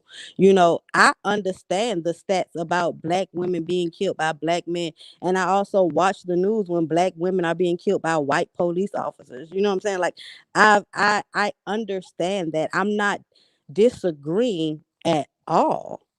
What I am saying is, it's the fact that they're doing it, but there's other people doing it too. It wasn't like I'm saying they're not accountable. I was just saying I'm not going to just emphasize them. I'm just going to talk in general, like men, not black men, but men in general aren't holding themselves accountable for their choices or fathering kids. You know what I'm saying? It wasn't like, oh, I'm trying to disagree with Sinji. I have. Why would I disagree with her? One, the stats prove her right, and then two, it's not like she said. It's not like she said anything wrong. Yeah. Yeah. So we're not going to address the fact that majority of Sin's detractors are promoting genocide. Right? Like, these men just literally came up here and was like, abort, abort, abort. So if women are going to be saying, don't abort, period, that's on you. No, yeah, and No, not I'm you. sorry, Themis. It's not so much because I agree. Like I said, I'm just gonna repeat it again. I agree with Sinji. I'm not saying abort, and that's why I was trying to say earlier. It was Yeah. more so like when it comes down to the burden of raising the child, it is the responsibility of the mother if you know that the man had already previously decided he didn't want to do it. You know what I'm saying? Like, Yeah.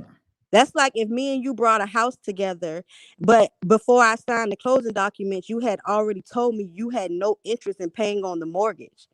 Then I'm still ultimately responsible for this mortgage because my name is on this mortgage. I hope then you would Is take his? me to court. I was like, is his name not on the mortgage? Oh Right, my right. I god. mean, of course, but that's the same thing with a father. You can take him to court, but you can probably only like make him financially responsible at most. You know what I mean? Like, Yeah. So but here's the thing. Black men have demonstrated at a very high rate that they don't want their children. So if black women did what you're suggesting, that would literally be genocide on the black community. So are you promoting genocide? what did I just suggest? I literally just said if they would have the responsibility of their own and they can take them to court to get the financial responsibility, like help.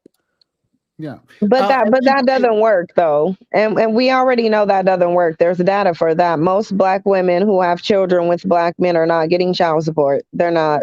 So we already know that's out the window. So you're basically saying that most black women who have procreated with black men should have got an abortion.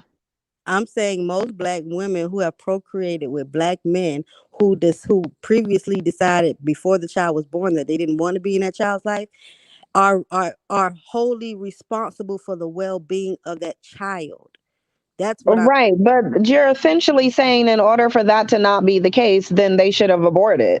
So then you tell me what's the alternative. I'm saying selective breeding, actually, but more specifically, I'm saying thin. But more specifically, I'm saying thin the herd. They're the toxic. I'm telling you what I'm saying. They're the toxic mentality in most Black men that is counterproductive to the progression of the Black community. And so I'm saying, really, most of them need to go. Look, I'm not. Most of them need to be bred out the gene pool. Finn, I want to hear Money on this. How do you respond? Look, it sounds like she owns something. I don't look. I ain't I'm not disagreeing with her. I didn't come up here to say who you share your kids with. I was just talking about. It's logical, though. It's logical when you think about it. I was just talking about the responsibility part. But if she want to talk about the scientific part of the breeding and the genes and all of that, well, she got it. That's all I'm saying. I mean, period. Well, I'm not saying period because we're still going to debate Finji on this, but period. All right, so you guys came together. I love that for women all over the world. I don't feel like I should continue this video. So Stan, I'm going to give you one more chance to explain yourself. To explain myself in what, Timas? You said you disagree with Cindy. No, I said she exaggerated and everything, and I agree with what the other person. I don't know what Cindy has against Black people. Black. Wait, Black. no, we're not doing this. Okay. I'm not saying anything. I can't even say a word, Timas. No, because what you're trying to do is, this is called triangulation, and I'm not allowing you to do it. I'm not triangulating. I'm repeating. I'm expressing my opinion on something that she said. Can I express my opinion or I can't? You can, but do not use Mone's point at all. Go ahead. Okay, I'm not using it. I think that she exaggerated everything. I think that she has a problem with Black men. I don't know what she has a personal issue with Black men, and I think it's something that she has to fix. I don't know what the hate that she has with Black men. That's on her. Okay, here's the problem with that. If you say you think she has a problem with Black men, then you're going to have to prove it. You don't know her, so you can't prove it. So unless you're saying her talking points are not good, then... No, she's completely negative. Stan, I just need you to understand this, and then I'm going to go back on mute. It wouldn't matter if I despised Black men. It would not invalidate anything that I'm saying. My motivation does not matter. The fact of the matter is, all of it is true. So you're either going. Here's the thing. Instead of focusing on my intent behind saying it, you need to focus on debunking it, proving me wrong, because all you've done is prove me right.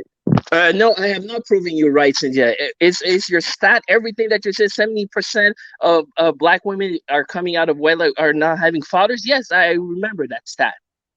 But that doesn't prove the rest of all the other things that you're saying. When you're saying 2 minutes ago that Black man has a psychologically mental problem, no, I don't agree with that. That's on you. And you think you being no, don't do that. FeMaLeS, I would never say that for Black women. If I would say that for Black women, you would be jumping on me and almost saying what you're saying. If I would say the same thing as Cynthia and put the word as a Black woman, you would be jumping on me in 2 seconds, FeMaLeS. I mean, 2 seconds. Black women were the least attractive. If I would say the same thing that she said, everything that when she said the Black man has a psychological problem or whatever, she said 2 minutes ago, and I would transfer that instead of Black men, I would say Black women, you would be jumping on me, FeMaLeS. You would say, no, that's not fair, Stanley. What are you talking about? All right, so are we going to let me speak or not? When you came up here and you said, I told you when it's man or we man, because patriarch over here, we go at it, but I'm not about to sit here and argue with someone about what they think about me as a Black man. That's fine. I'm telling you, Stan, that you came up here and said Black women are the least attractive in the world, and you did not retract it. In fact, you doubled down. And when you're saying you retracted it now, I was happy to hear and let it slide, because at least now you're retracting. Yeah, I Why? retracted it when you came with a side saying, Wait, "Tell me." I wait, one retracted it. I second. just One sec. retracted it Oh 2 minutes my God. ago, Oh Timus. my God. I Yeah. didn't. I didn't Yeah. retract it 2 minutes ago, Timus. Yeah, you did 2 minutes ago. So now you're saying Sinji is wrong, and I'm assuming you're talking about. Well, I'm not going to assume. What is she wrong about? She said that black man has a psycho. Cynthia, repeat what she said about black man has a psychologist problem. Wait. So you don't remember what she No, said? I remember what she said, but I want her to repeat the exact word because One I know you're second. gonna jump on me, Stan, Timus, and Stan, say, you're "Oh, stressing me what's out. his exact word?" Sorry, I muted you, Stan. I don't like doing that, but you're stressing me out. So you're telling Sinji to repeat what she said because you can't remember it and you disagree. Period. London. Reed, sorry. I think. Wait, we'll come back to you, Stan. I can't do it right now. I'm gonna come back. I promise. Reese, go ahead. Good evening to everybody on the panel. Good evening to everyone in the chat. Yes, voice. You flatter me too much. I will accept it though. But I did want to touch on a few things. I wanted to speak about indoctrination, blackmail worship, and absolute power. I wanted to start first off with indoctrination, and this is throwing back to How To Man.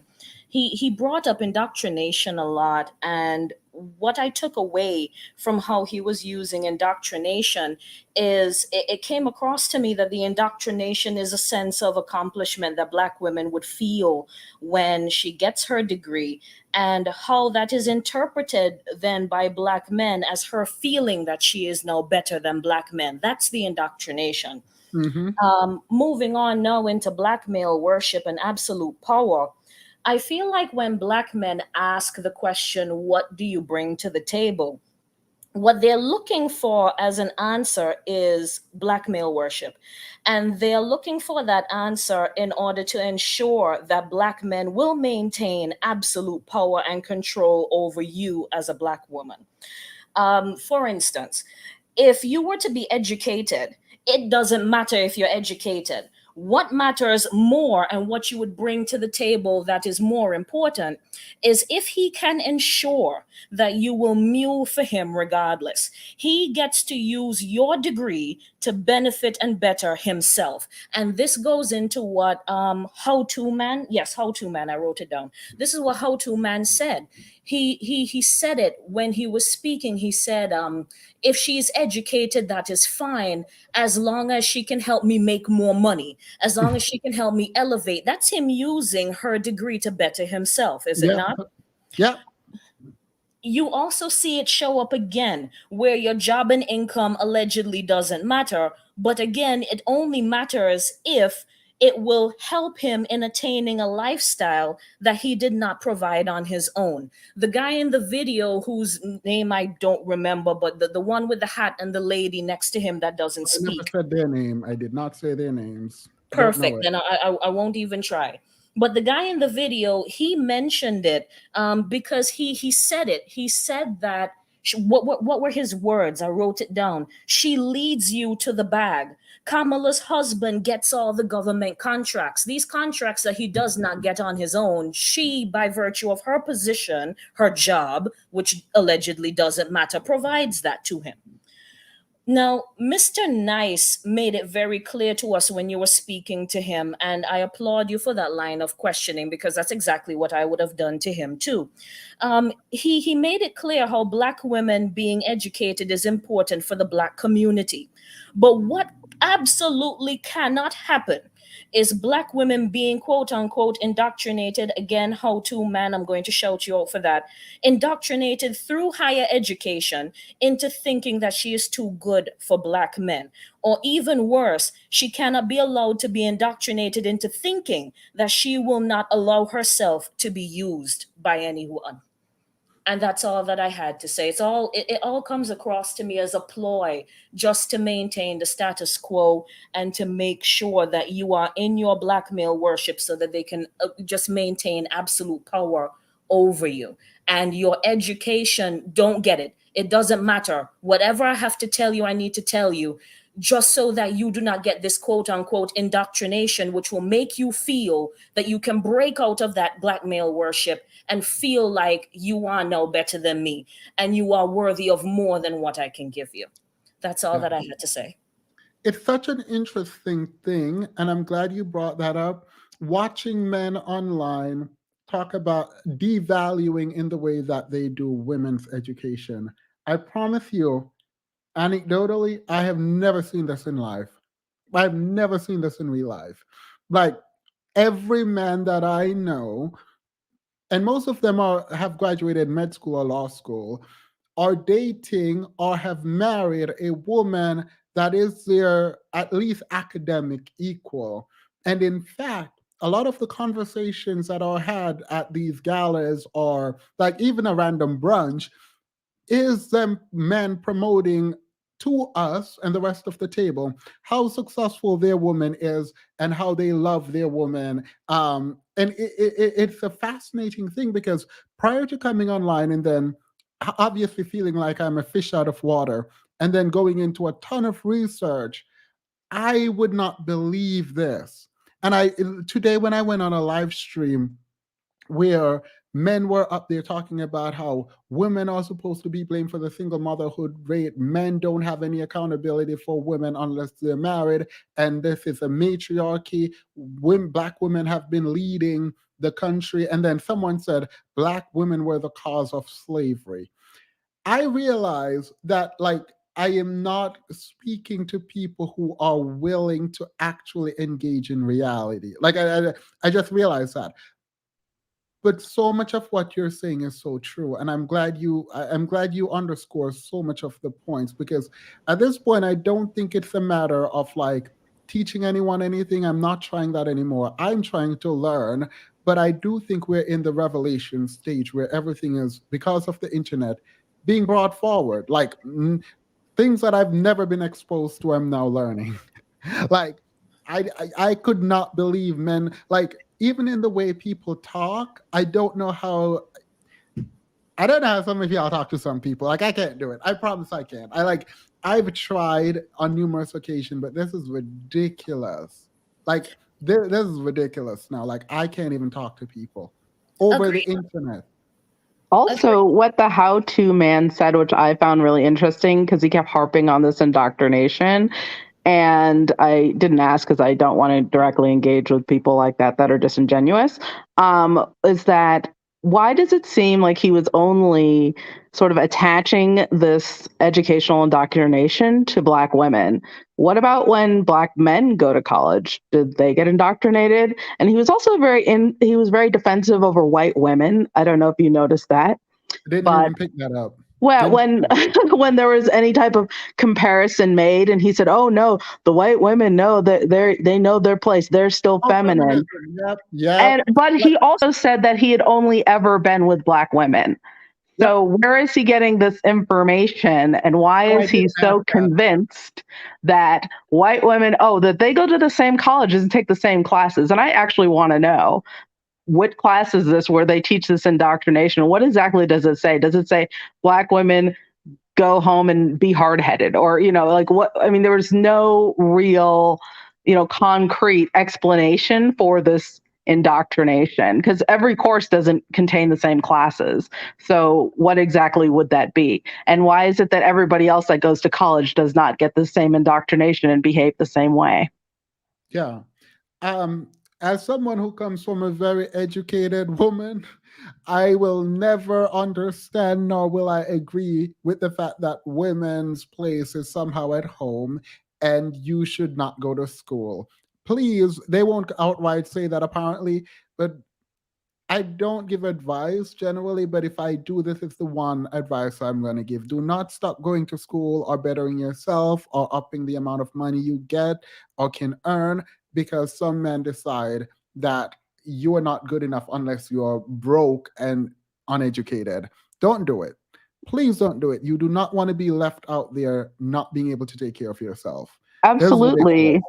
And Mr. How-To Man also alluded to that, but he didn't want to say it directly when he was saying that the woman sort of needed to be prepared, like if anything happened. But also they weren't supposed to be educated, but they needed to not bring any sort of negative debt or negative equity to the table.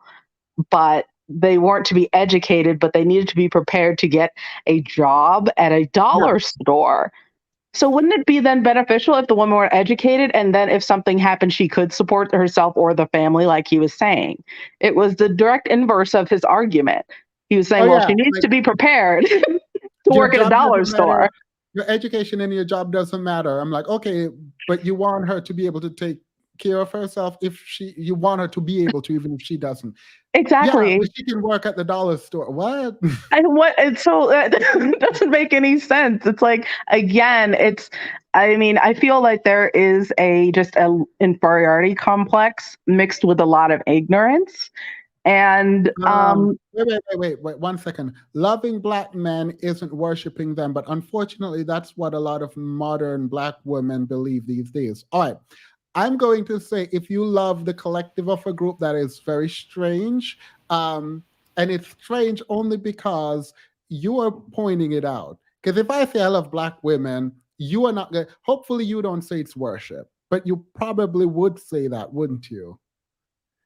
Marvel, I don't know.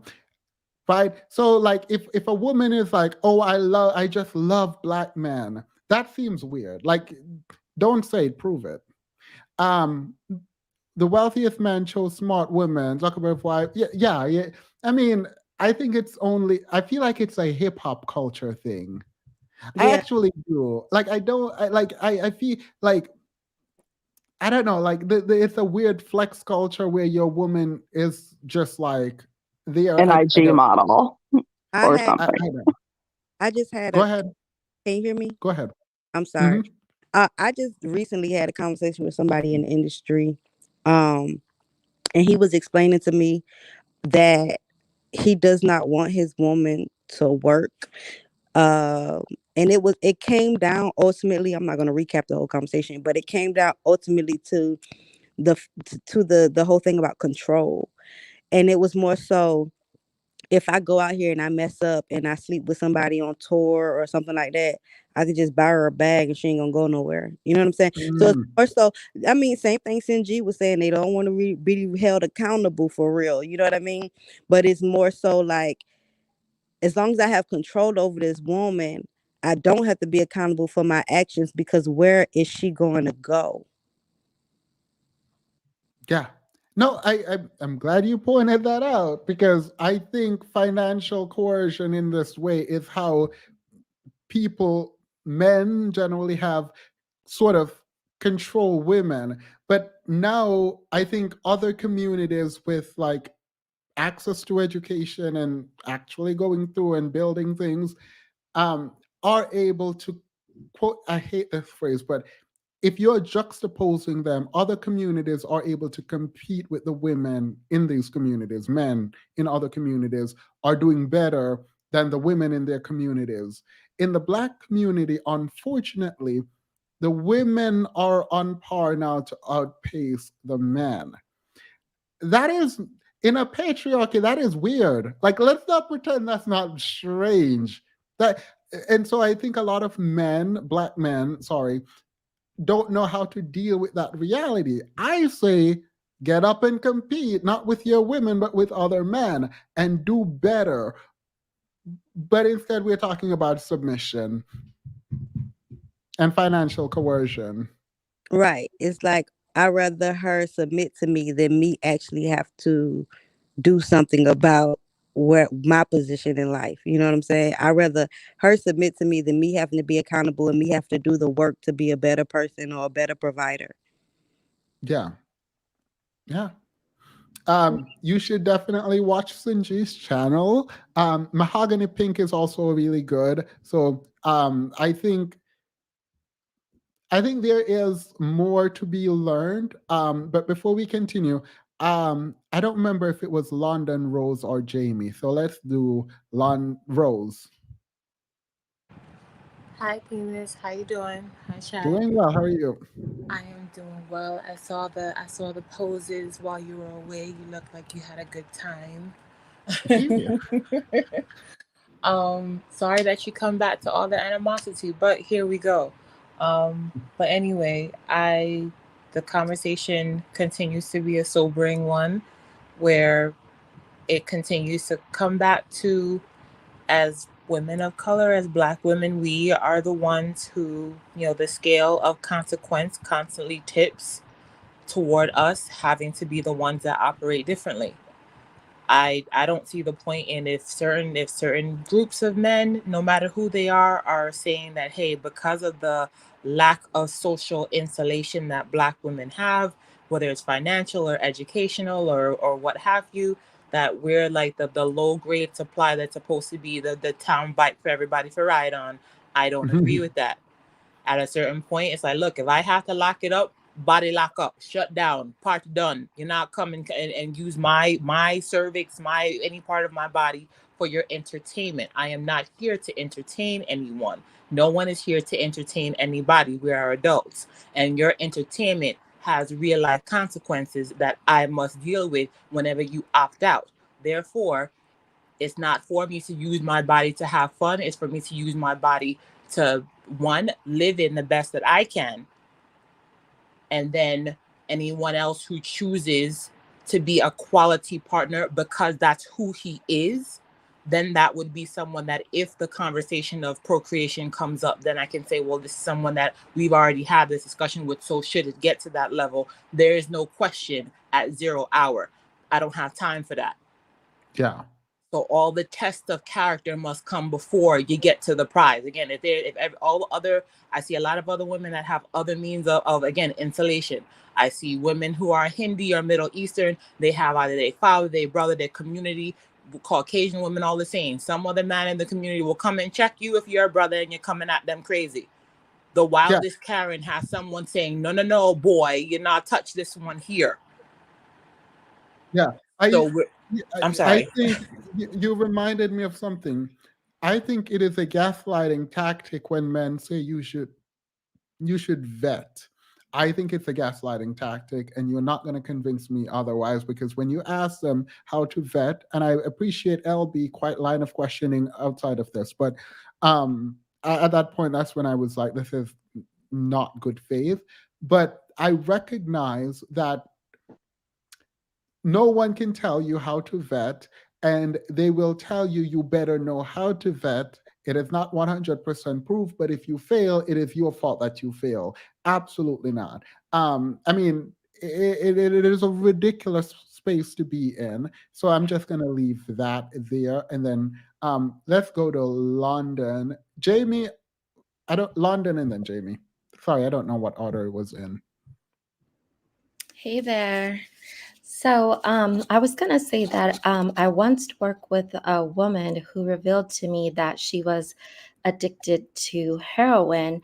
And I asked her, when did she kick her addiction? And she said the day that she found out she was pregnant. And in the 80s, there were so many stories like that where it was like, a woman being addicted to crack and her finding out that she was pregnant, and then she would get sober, and she would go and she would take care of her child. So I say to Black men, what's your excuse?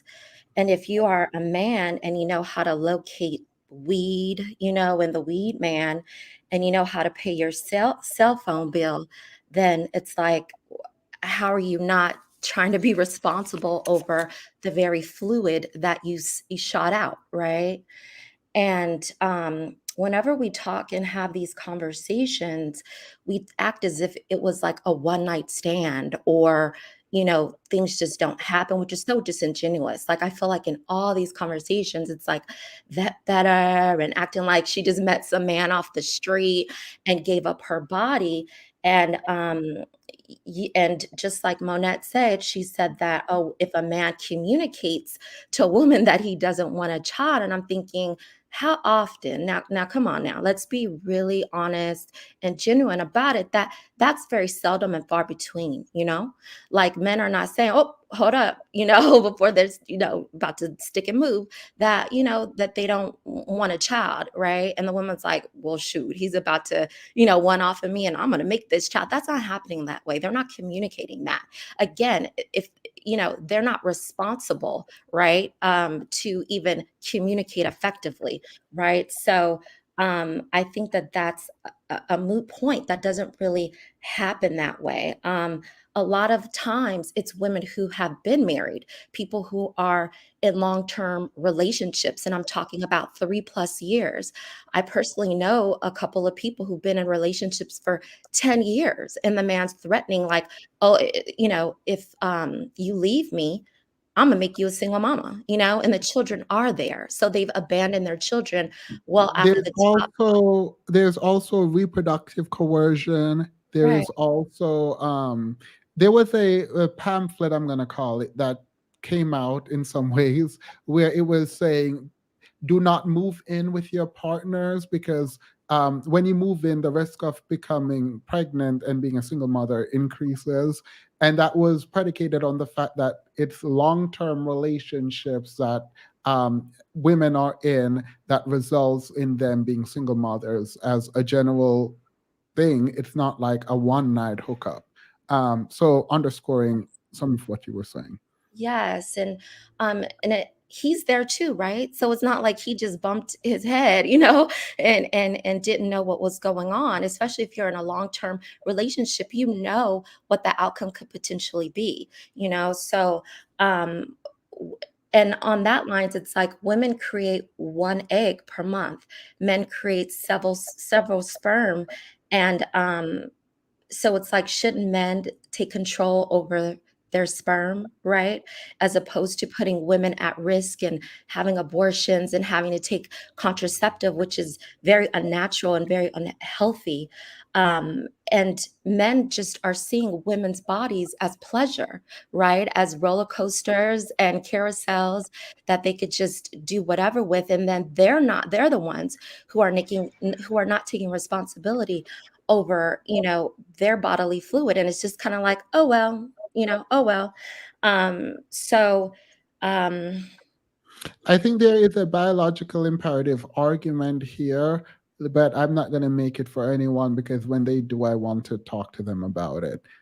Carl. oh, I wasn't finished, but it's okay. Oh, no, you can finish. Sorry, I thought you said that. No, no, and I was just gonna say that once men do that, again, they're looking at sex as, we're having this pleasure, and what women shouldn't, right? And women should take the responsibility and bear the brunt of it all. And that further shames women, right? That further shames them in their body and guilts them to make these decisions. And then it's like, if the man is not going to take responsibility over his sperm and he leaves it up to the woman, then you are giving her all the control. So yes, if she says she's going to have that child, then she's going to have that child. And if you're not going to take control over putting a condom on or whatever your method is, then yes, if she's going to drag yourself to go get some child support, right? Or just like you say, FEMA's drop them, them children off, and she's going to set the rules. She's going to set the rules of the land. She's going to lay it down because you just said, I'm going to do whatever. You know what I mean? I'm not going to take control and any type of responsibility. And then my last thing that I want to just go back to is the whole vetting and choosing and that type of thing. And it's when you have a series of, because I feel like these conversations are, again, just so disingenuous, because it's like, when you have a series of right choices in front of you, then you're going to make the right choice. So if we're talking about, the Black community, right? We know what goes down, for a lot of women, their head is disconnected from their body, right? And we're giving way to, trying to fill ourself up with love, right? And value and things of that. So we don't make the right choices if you're not groomed in a certain way. And so it's unrealistic to make a blanket statement such as vet better and stuff like that, or be more responsible. And I give grace to women, even when I see them with 6 children. Not going to say that that's right or appropriate, but I give grace because I know what it is. You know, we know that the lay of the land is that in the Black community, it's sheep in wolf's clothing. It's that type of atmosphere, right? Where, you know, just the grooming went out the window, where men are preying on women, you know, and knowing that, you know, two people who again just don't have their heads connected to their bodies, that they're out there feeling, you know, with no rhyme or reason. So good night. Thanks. Thank you. Demus, I can't believe I wasn't subscribed. Sure am now. Go ahead. I think Jamie was next. I'm sorry. You're muted, Jamie. Or you fell asleep. Either way. All right, Carl. All right, can you guys hear me? Yep. Okay, so I want to, before I even say anything, I just want to preface this by saying I feel like a lot of people that join this conversation are operating from such a remedial point of view. Like they don't understand the very nuanced discussion that this is supposed to be. There's no one reason for why the Black community is the way that it is. There's multiple reasons. There's multiple historical reasons. The Black community has been very successful at times, but you know, white people get jealous and they do their racism. So unfortunately, things happen. The issue that we have right now is— Wait, can we pause there though? I actually appreciate this, and I wish the conversation was about how do we build the Black community back, and also who is to be blamed for the Black community not doing well. And I mean, obviously there's internal stuff, but if the men are speaking, one would hope they would be fighting white supremacy. And Right. that I wish that was what we could Megatron up to go fight. Continue. That should be, what you just said should be in the back of every Black man's head. And what I want to say is that I don't know if, like I said, it's multiple things. It's like hip hop culture. It's the broken Black family by white people. There's just multiple reasons. Wait. I'm trying to think if I would blame white people. I'm trying to connect. There's no way you can't not say white people have something to do with the way the Black community presents today. I was reading this book the other day, Post-Traumatic Slave Syndrome, and I was trying to figure out that's by like Dr. Joy Roy, right? Yeah. I was trying to figure out how certain things are tied to slavery, and even parenting, for example, and telling kids to hush instead of letting them play while they are out because it was a defense mechanism. But to that extent, I'm trying to, like, it feels like a scapegoat and a lack of agency if we're going to blame slavery for a man deciding not to be a father. But I'm not saying that that's the only reason. I'm just like pointing out a lot of different factors that add to the picture. Of course, Black men as a collective are doing something wrong. Like that is common sense. Like people that say otherwise are just being intellectually dishonest and they're being stupid. This is the reason why I was so confused with how you could be so patient with people that are so obviously not going to understand the point that you're trying to get across, and you're about to like get an aneurysm trying to explain things to people. It's either they get it or they don't. I honestly think that a lot of people are being they know what the real game is. They're just like choosing to turn the other cheek and like be stupid. But my original point is that I think a lot of Black men, a lot of these Black men that say these dumb things online and like don't realize how dumb it makes them look. They don't understand the economic system that we operate under, capitalism. They don't understand how capitalism intertwines with race. So when they say certain things, like when they're basically talking like a white man without the power. And it's like, you look foolish because ultimately, like Black women, especially Black women as a specific group, have been working since the conception of this country. Like you sound stupid trying to Get position back to the yourself 1950s. over. What was that? Trying to say get back to the 1950s when women were housewives. It just doesn't make it doesn't make any logical sense with a lot of the things that people say nowadays too, because we're in the era where fucking everything is expensive as shit. Millennials have no money. You need, like, both parents need to be working. Like it just doesn't make any sense how some of these men will be like, oh, I want a wife that doesn't work or whatever. You're literally gonna be poor. Your household is gonna have no money. You're not gonna be able to afford anything. But someone just, I don't think they mind when you're saying, oh, you can just work at dollar store or whatever he said. Like there is not like, It's not realistic. No, I mean, it is very realistic, but it's not building. Like, it's not saying, I think our community can do better, and women getting degrees and getting better jobs is a good thing. I should also get degrees and get better jobs. And so we can build. No, instead, your degree don't matter. You can work at dollar store. It's like the men that say that are like the ones that don't have degrees. Like it's like, oh, the second you get a degree, you're indoctrinated. Like that's what they go to. But it's like, no, people that get degrees are able to think. They're able to critically think. So they're able to think for themselves.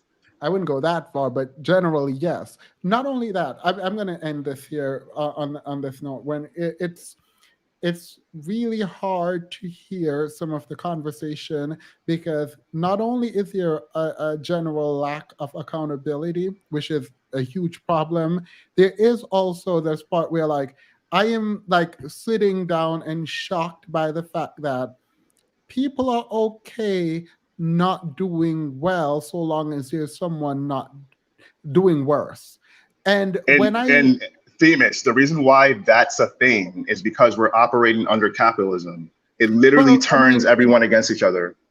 No, well, we were looking at this in one of my classes in university, and when I was there was a survey that went around that apparently concluded that a person would prefer, most people would prefer to live in a neighborhood where they have the biggest house than in a rich neighborhood a poor neighborhood where they have the biggest house, than in a wealthy neighborhood where they have the smallest house.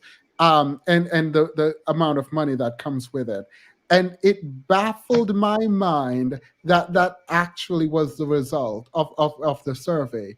Because people care about external validation. Like that's just like people being very surface level. Yeah. So for me, like, that's directly related to watching a lot of these people now and talking about, oh, you can just go and work at the dollar store or whatever. It's like, oh, okay, cool, got it. So you don't want to, you don't really care about building at all. You just care about you being the most powerful one. Got it. So no, I'm not about to have that conversation with anyone.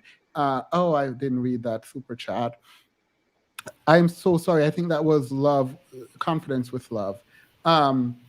I'll let you wrap up and then go to Helena, and then we can. I actually wanted to get back to something, but go ahead. You want to wait me? Yeah. Were you done? Yeah, I'm pretty much. That's what I wanted to add to the conversation. All right. Oh, Thinji just left. I was going to ask her something. Helena. Oh my God, Timish, there's so much to say. I've had like different conversations have been had, and I've had like different think pieces, and I'm like, what should I add to this? And I'm like, I have this point, but like the other guy, I forgot his name, the one that was like opposed to Black women having education. I wanted to like take the word of Black woman and Black men out of it and just think about it like this. Does he really think a woman's only purpose is just get married or just have a relationship? That's it. That a woman cannot have an education and a relationship at the same time. Like, does he think that cannot happen? Like, You can be educated and still have a successful relationship and still quote unquote, I hate the word submit, but allow your man to lead you or whatever. You know what I mean? He quickly retracted them being mutually exclusive. Yeah. But So he didn't actually retract it, but he at least verbally retracted it.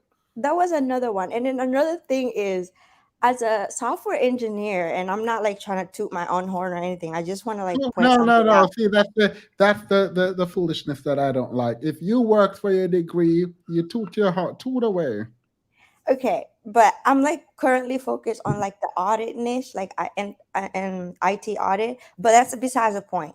And my whole family, I'm the only one who have graduated, and because of that, my dad have had a terminal illness recently, and I'm the only one who's been able to support him. That's a blessing. Who's to him? Who are these people trying to say the black woman education and all this is not like worthy? Like, No, do they in not their mind, understand? But you should have I'm sorry. worked at Donald General and paid that way, or you should have waited to get a husband so your husband could pay for it. Right. That's what I'm assuming that's what would have happened. It's crazy. And like, okay, if I could choose to have a cushy life, what do they call it? Soft life. I will have it. But black man is not that much dependable. I am not about to put all of my vulnerability and need for survival in the hand of a black man. They are not dependable out here. I have to do it myself. Yeah. I mean, I'm not going to tell you not to. Like, I've watched my mom, and I promise you, you to have a good life, you don't have to depend on a man. I promise. I promise Right. you that. I promise you do not need a man to have a good life. Like you don't. You really don't. don't. Yeah.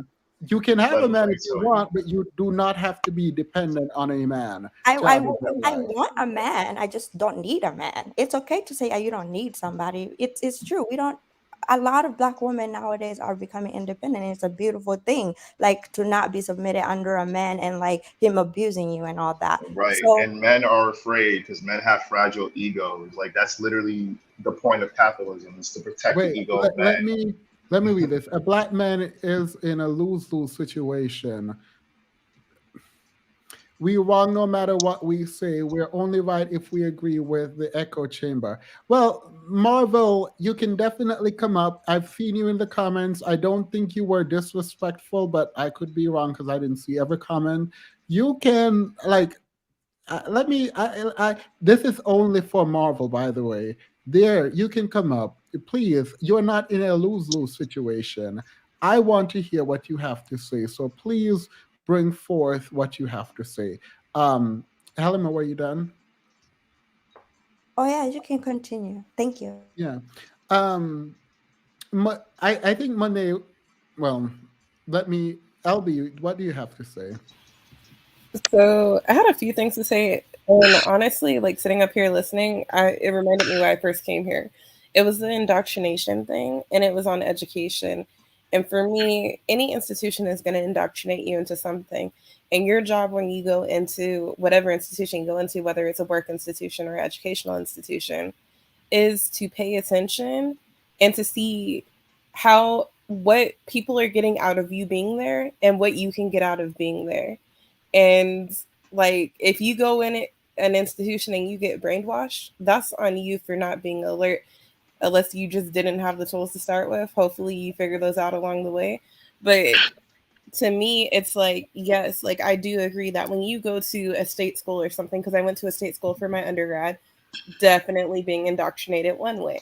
When I went to a private school for my grad school, definitely a different type of indoctrination there going on. However, is it a negative thing? No, because I'm aware of the systems that I'm within and I act accordingly. And while I'm in these systems, I'm looking to network, to build, to like to see what I can gain from the situation. And then so with that being so, honestly, my last degree, I didn't go for the degree because honestly, I could do with or without that last degree.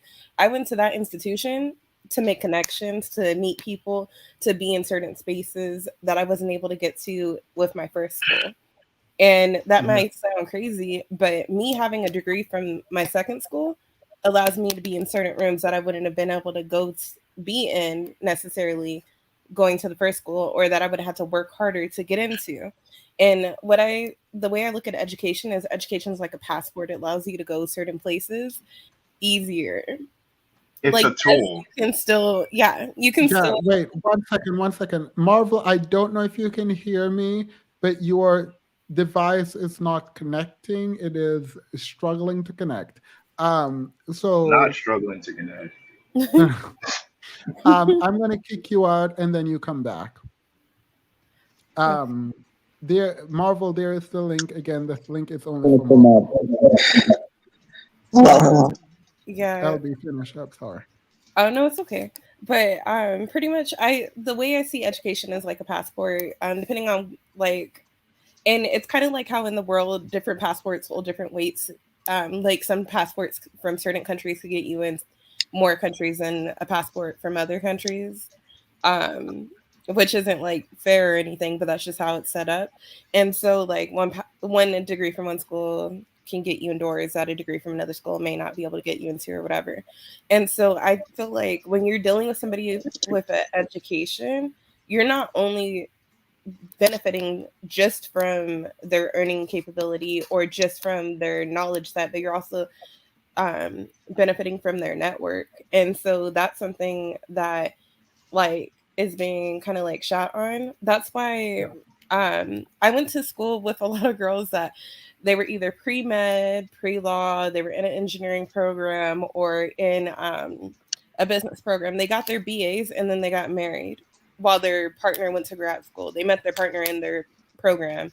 Their partner went to grad school and they got married. Now, like if that man divorces her, she still has an engineering degree. She can still go work. She can still work while she's married to the person. So one, it sets her up in a good position, but two, it also benefits his whole entire household because yes, you are the one that went to grad school and became the engineer, but your wife still has engineering knowledge that can help you out. And she also may have contacts depending on what school she went to. Yeah. So it's just like there's so many different things that come from being educated and you can get it in different ways. But to me, it's like the difference between, like, for instance, I live in California. It's the difference between having a passport and having a driver's license when you're trying to go to Mexico. Like you could go by land if you have a driver's license, but if you have a passport, you could go by whatever means you want to whatever countries, if that makes sense. No, Can I wait, add to what she said real quick? Wait 1 Like, second. where do you think that analogy? Marvel, go ahead. Hey, Thamus. Thanks for letting me come up. I appreciate it. Yep. You said you were having issues with the discussion. You said men are damned if they do and damned if they do not. What is up? What is wrong? How can we help? Cuddle Black Man. I mean, it's I guess it's just a little frustrating because I try to live my life as a good man and doing the right thing, and I've had women tell me they've been supportive and they told me, hey, you can't let a lot of things that get said get to you. You can't take it so personal, and those ladies, they tell the truth, they're right, but it's just something whenever you see the generalization of just us being so bad, it kind of sets a certain kind of feeling off in me, and I just feel some kind of ways because I'm like I see every day in my family, my my uncles, my brothers, my friends, we're all good black men, and we we do the right thing. We're not we're not smoking weed, we're not doing drugs, we're not breaking the law. Wait, pause. We You think smoking weed makes you a bad black man? No, I'm not saying that. No, I'm not saying that. I'm just nah, I'm not saying that. I'm just trying to say that we do the right thing and we take care of our women. I'm from the southern part of America, from Louisiana. We believe in that. We still believe in a lot of values that maybe some young brothers have lost track of, and I agree with a lot of what the ladies say. They say that we can do better as a collective, and I'm not going to argue with that. But I just, I guess I just want people to understand that it's still some good black men left. You know, we're not all like just gone away forever. Say the women accept that, because I don't think anyone disagrees with that. Right, Hopefully, that right. there are good black men out there. What should they do with that information? Well,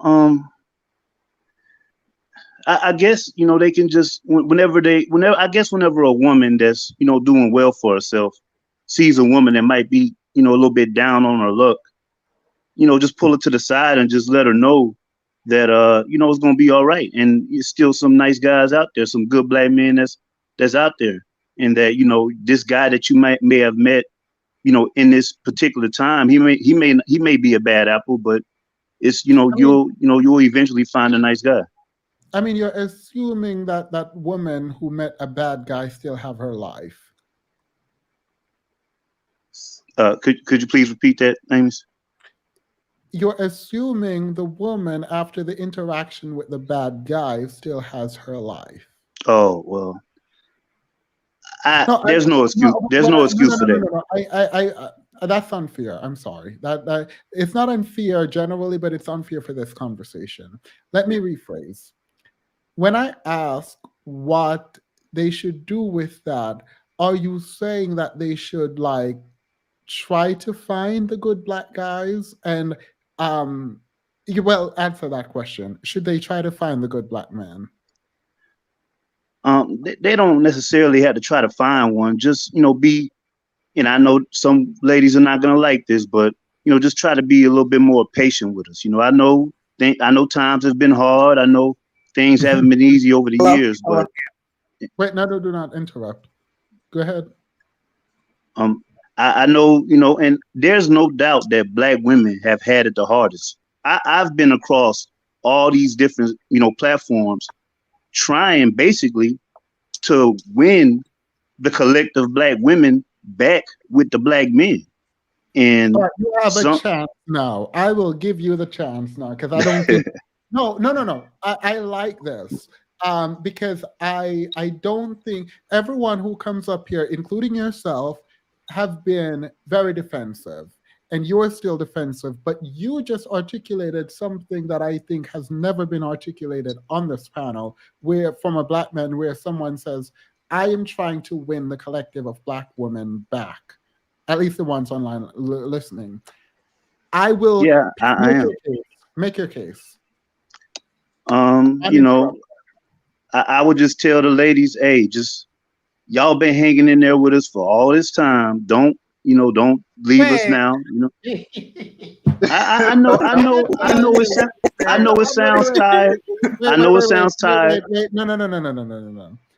I'm gonna help you make your case today. Today you're gonna make a case. You're gonna Famous, make your why case. are you laughing? No, but I'm stopping him, because you cannot start your case for trying to win black women back by saying y'all have been hanging with us for forever. Please continue. I'll give you that. Can I ask one question? Just like a quick question. Is it gonna be quick, LB? I promise. No, go ahead. Okay. So, Marvel Cousins, when you're telling us, like, I know you've been through a lot, just hang in a little bit longer. Do you realize that some of us that you're talking to are barely made it out of our last relationships alive?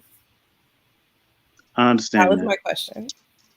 I understand, and like that's not. And trust me, I'm empathetic and sympathetic when it comes to that. There's nothing to play around with, and I just know that I guess I just take it so personal, because it's like, if there was like a million of me to wrap my arms around all the women that's been through all these things, I would do it. So I guess it's only natural for me to have that type of reaction, to where I hear any black woman say, I'm just fed up with you black men. Y'all just driving me up the wall. I'm done with y'all. And I take that to heart.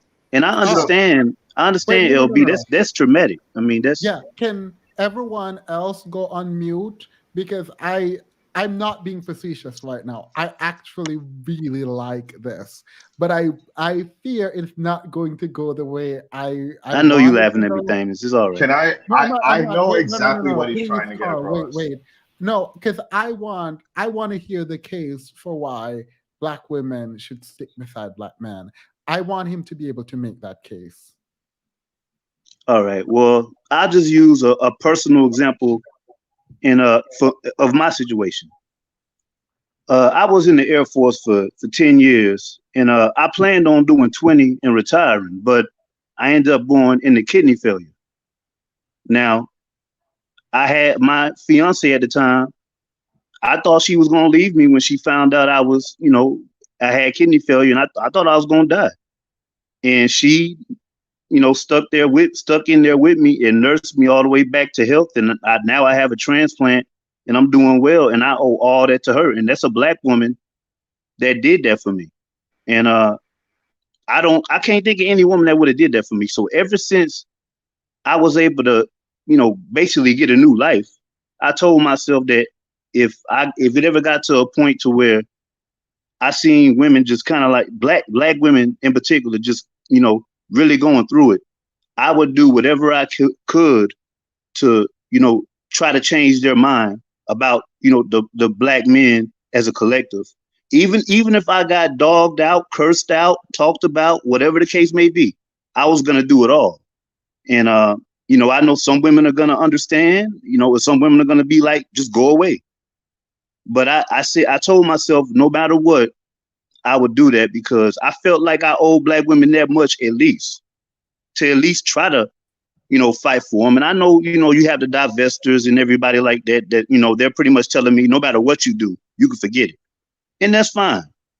But the women that, are open to, just giving brothers, another chance or a second chance or whatever the case may be, I'm gonna work hard and do what I can, and because I know that black women can hate us as much as they want to, but if they see a brother is on his deathbed, they can't hate us no more, and I really believe that.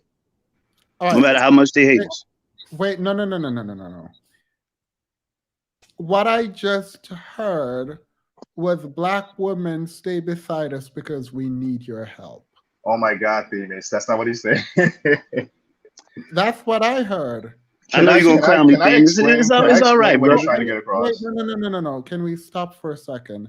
I'm not attempting to clown you, actually, and I'm going to extend this to you that every time I am live, you can come up and try to make your case.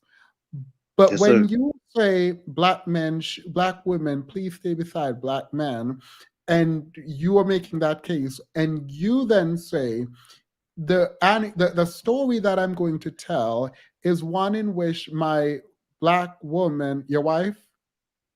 Well, she was my fiance.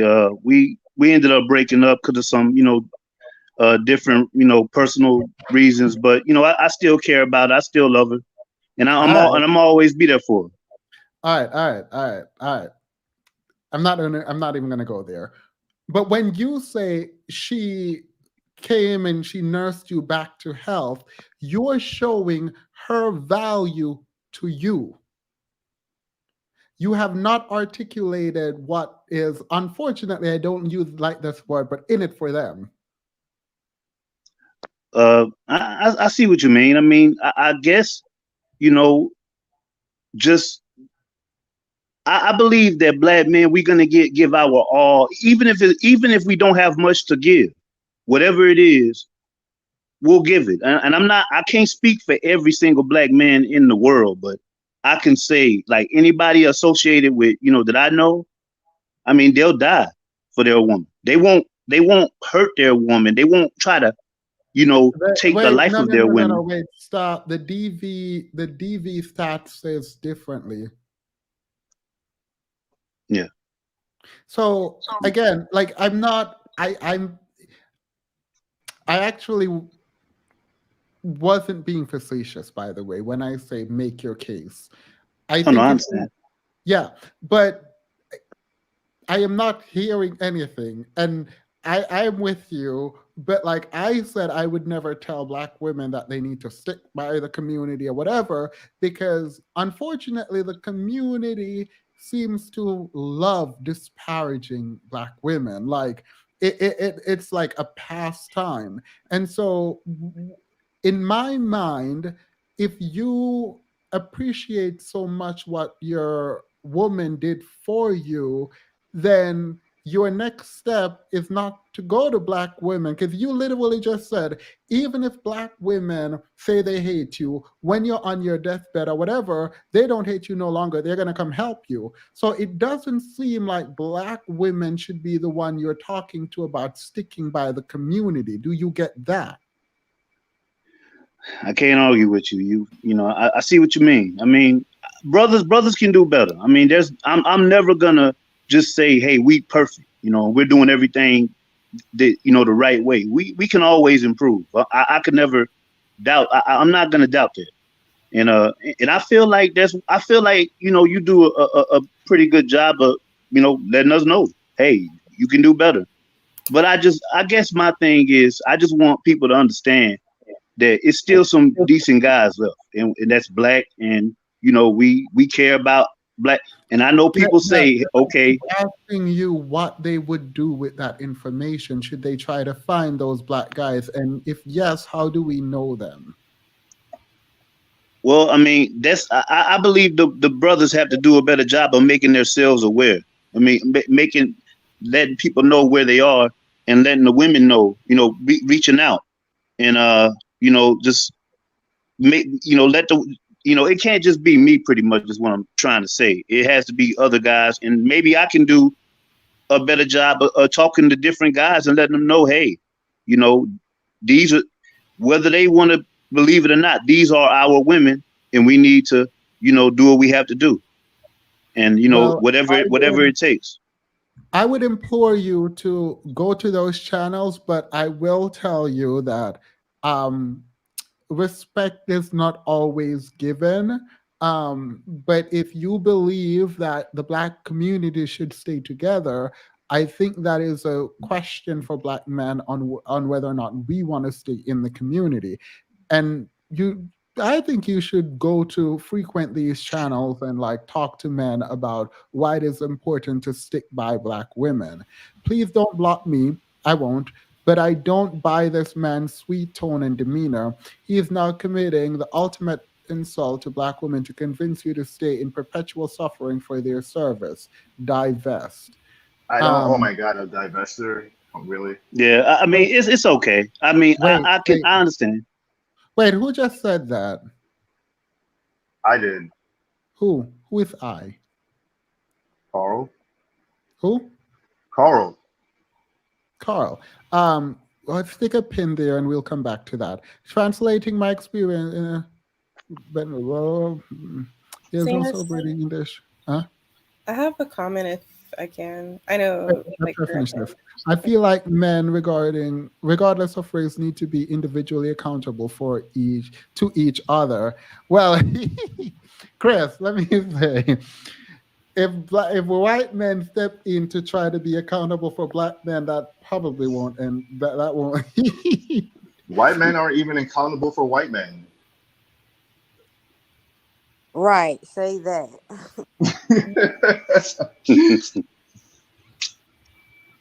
Y'all better be careful what you ask for. They already, I think they'll be locking these guys up over this child. They already have bills going through Congress now that they have child support for while the women are pregnant. Oh, Oh yeah, yeah. I saw that. I And saw Yeah, I heard next about that. Wait, next step is going to be building more prisons. I don't know. Hi, Someone's FeMaLeS. This phone is is Sharice. like, oh, someone's phone is ringing. Oh, All right. So Marvel, hopefully you go to those men's channel and you can wrangle those men and bring them over here if you need to, because I don't mind speaking to people. Actually, I do kind of now mind. Carl, you were saying about divestors. What about them? Your comment just now, what was that about? So I feel like she essentially what she did was she just gutted everything he had to add to the conversation, and she viewed it from one framework, which is essentially what divestors do. It's like they radicalize the initial logic response to what black women do to black men. It's like the initial response to the failure of black men to do X All right. is Wait. warranted, but No. divestors like take Wait, it to another level sometimes. What is the other side of what he said? What do you mean? You said they took the Marvel side, which is essentially saying you want black women to mule for you. What's the other side of what he said? So let me say this first, because this is what I was trying to say. Essentially, what Marvel was doing was he was venting. He was seeing how the collective of black men are like what like the black community thinks about the collective of black men, and being a black man himself, it sucks to see that happen. You've gone through this, famous. I've gone through this as well. It's like we're all men. We realize that our group is doing something wrong. So he was pretty much venting because, like, you kept asking him questions. You were like, oh, like you're not answering the question about like what do black men like bring to the benefit of black women. Like, what do they bring to the conversation in terms of benefiting the black community or benefiting black women? And he really couldn't give an answer because black men have been failing, and it sucks to be in that minority. I don't even think it's a small. It's a minority. It's probably like 40, 60 in terms of like the percentage, but it sucks to be in the position that we're in as black men and know that the collective is failing and we could be doing better. But then you want to add something to like build the community up, and you essentially can't because everything's so down and bad right now that like it's hard to even figure out where to start. I mean, brother's right. Can I please say something quickly? Who's that? It's Halima. Wait, Marvin, you said he's right? That's what he just said. Oh yeah, I agree with him. He's right. Oh, so you were just venting? I mean, it was more than venting. It was. I mean, that's really how I feel. Right. So that was not your argument for why black men should stay by black men. I mean, it's how I feel, but at the same time, I mean, you've seen different, channels and everything. When you go on a channel, you kind of know what you're gonna, what to expect. All right. So when I gave you, wait. So let me be clear, because I just gave an offer that I'm about to rescind now, and it's no hate or anything at all. But I gave you the space to make an argument to black women for why they should stay by black men, and you use that opportunity to vent. Well, it wasn't necessarily venting. I mean, that's all that stuff really happened. That's really how I feel. He's not intentionally venting. This is just his response to like what he's been hearing. It's an honest response. It's coming from the heart. Apparently you know this, but I'm going to take your word for it and say that you unknowingly vented, and so you didn't just disrespect an opportunity that I gave, and in return disrespected me. So I'm just going to assume that it wasn't an intentional vent. I wasn't trying to disrespect anybody. Yeah. And I'm gonna take it that way. That you weren't. Go ahead, Helena. I'm gonna take it as you have good intentions or whatever, but I do understand those people who oppose and say the only way you want it to keep that connection probably is because you like the servitude side of it, that she takes care of you and brings you back to health and all that.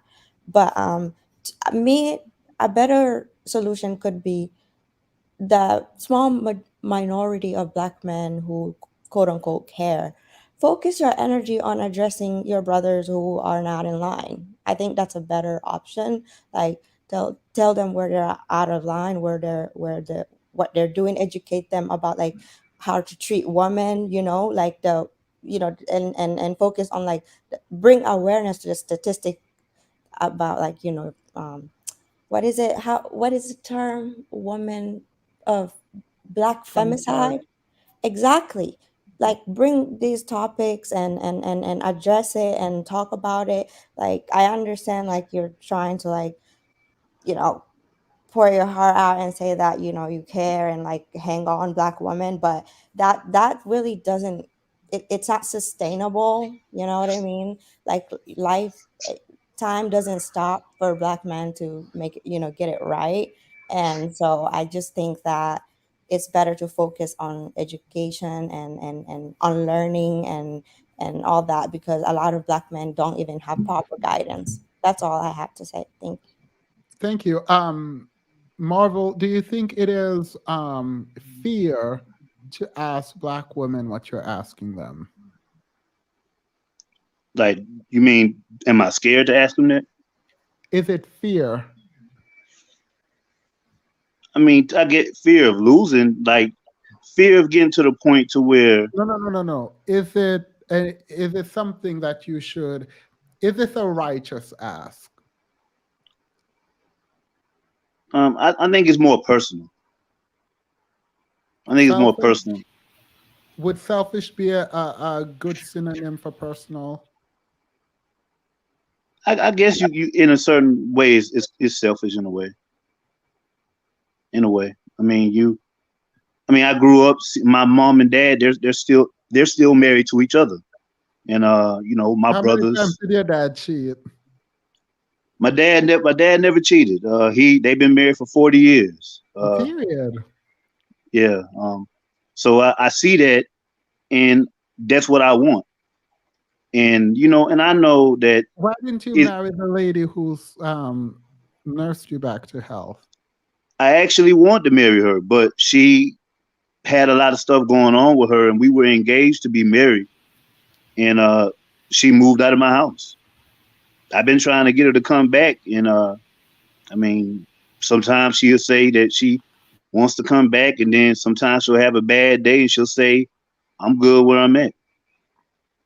All right. And I didn't want her to leave, but I can't force her to be here. People want to know how you know your dad cheated or not. I'm not gonna that you. Oh my God! I mean, we're pretty tight. I mean, he would have told me something like that. We're pretty. Me and my dad are pretty tight. Well, my dad would never told me something like that. So, period. Can I ask Marvel a question? Go ahead. I just wanted to know, like, have you ever, because your parents were together for, I think you said 40 years, right? Yeah. Yeah. So, over 40 years? Well, yeah, it's been 40 years. Yeah, it's been 40 years. I just didn't want to say it wrong. Okay. But with them being together for so long, have you ever sat down and had a conversation with them about like what, like, I guess trials or tribulations and like by biblical sense, like they've been through in their 40-year relationship, like what the ups and downs have been? Like, has there been a time where maybe your mom went away or your dad went away, and what did they do that inspired that person to come back to them? Because I feel like sometimes like when relationships end, it's because people need to grow, and it's possible for two people to come back together. But what has changed since you were last in the relationship with her on your end and on her end? Like, have you ever talked to your parents about like what they've been through and then like tried to relate it back to your situation? Actually, yes, ma'am. I was stationed in Germany at the time, and my dad, he wrote me a letter, and he usually didn't write me letters or call that much when I was in Germany, because it's the phone number is an out of country phone number, so he didn't really feel like running up high charges. So he wrote me a letter, and I knew something wasn't right. And then he said that my mother had left. They separated, and I was confused because my mother had been having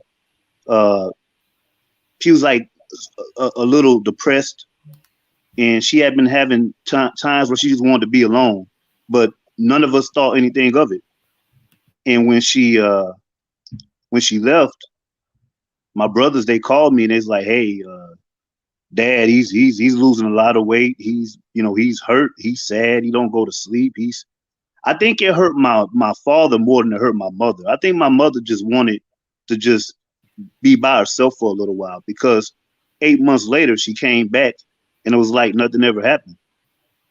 But that right Well, you there, don't know why she left. You just Yeah, I she feel like just there's wanted. missing pieces. well, she never really, I never really asked her, and she never really went into detail.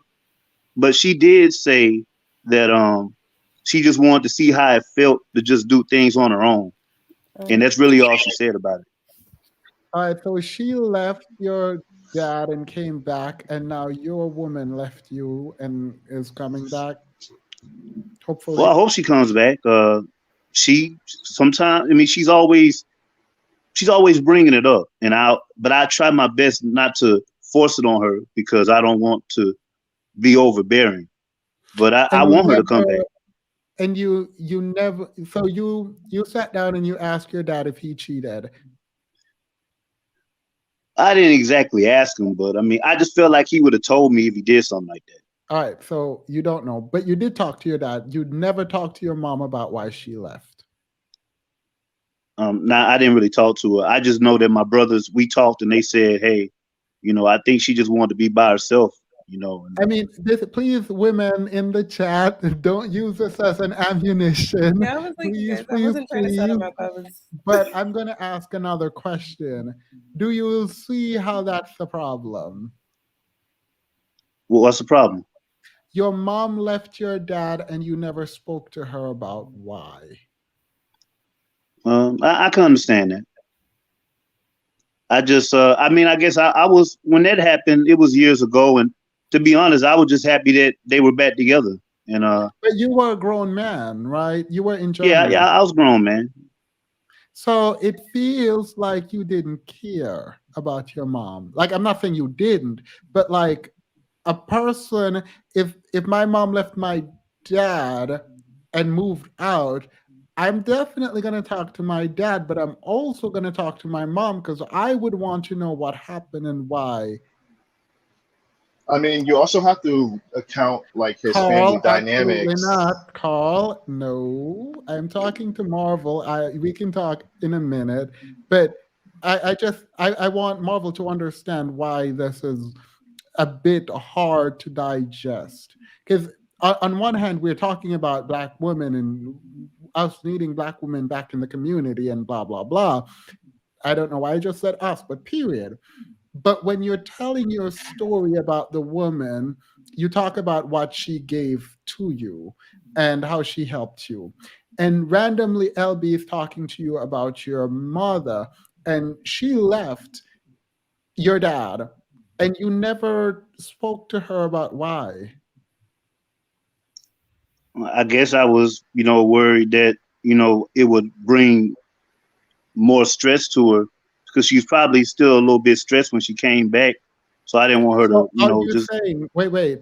So are you telling me now, and this determines if we continue this conversation, by the way, are you saying now that your reason for not speaking to your mom about why she left was because you didn't want to emotionally disturb her?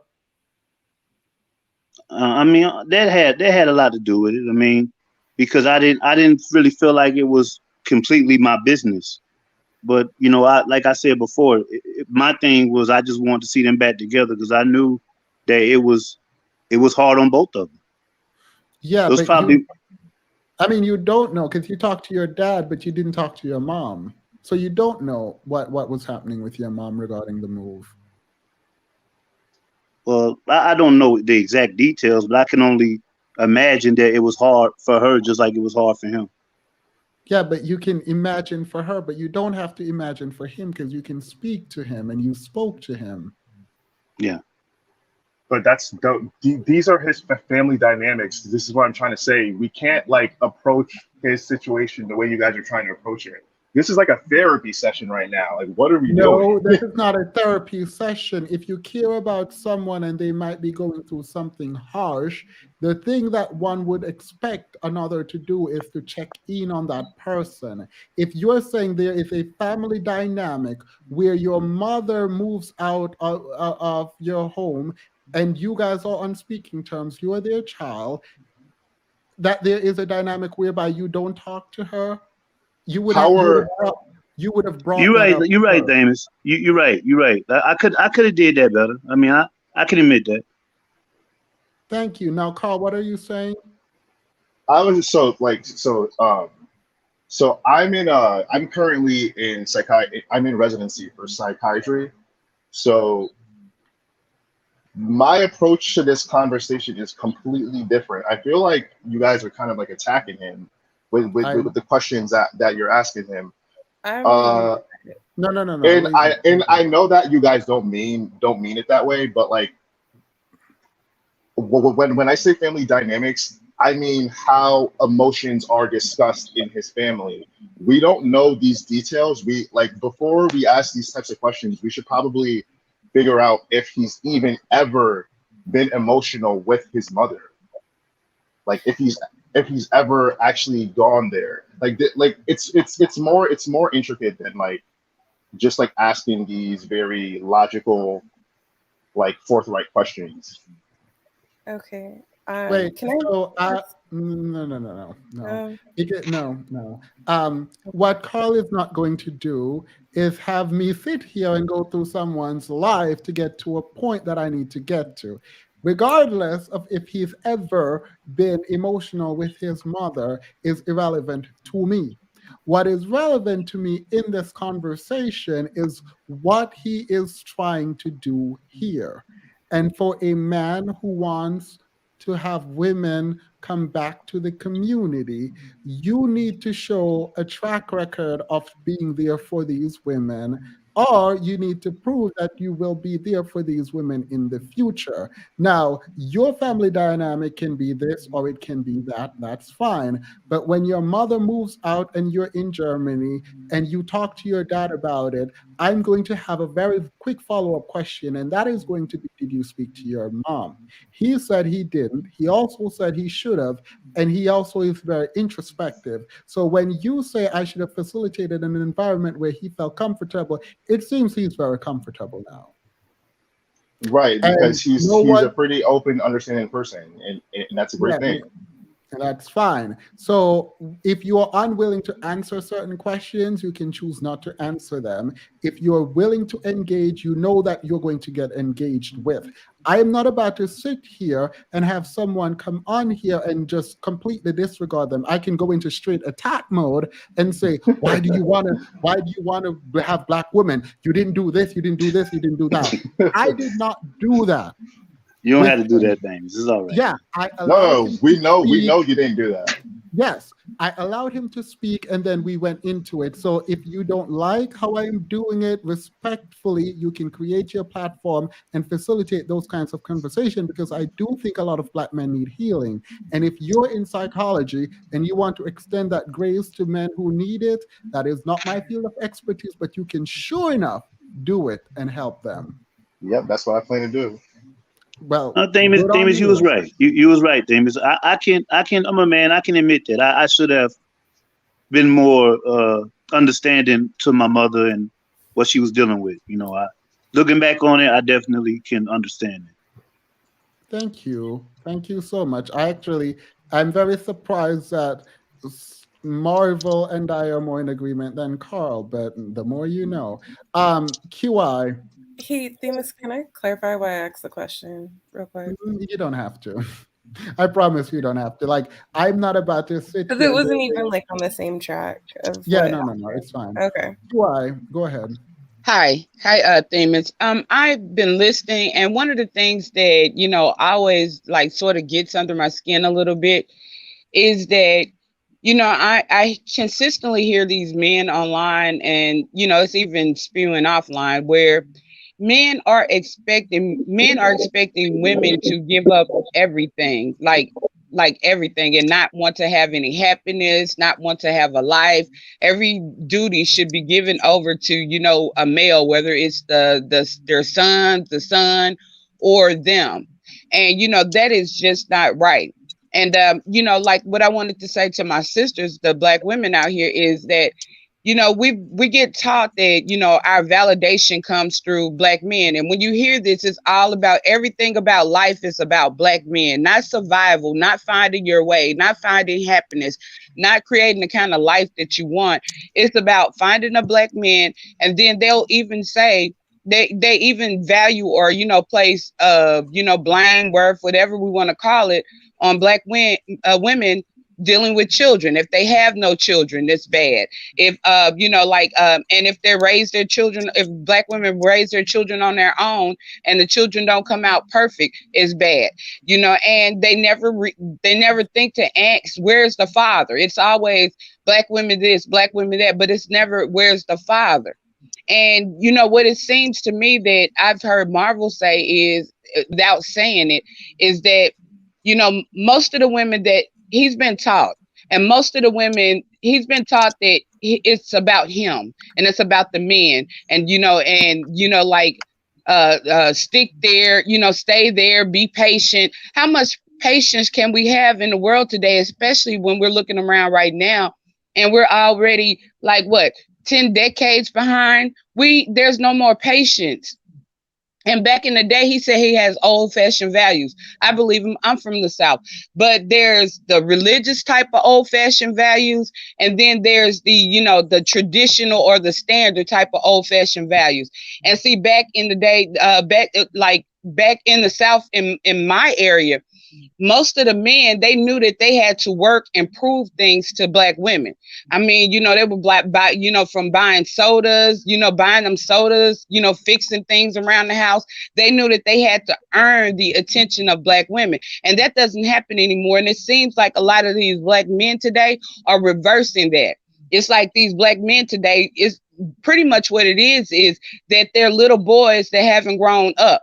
You know, they may have grown, might have gotten older, but they're not grown up. They still have little boy values where they expect Black women or women to take care of them instead of them growing up and becoming a man and raising their children to become, you know, grown-ups, mature grown-ups.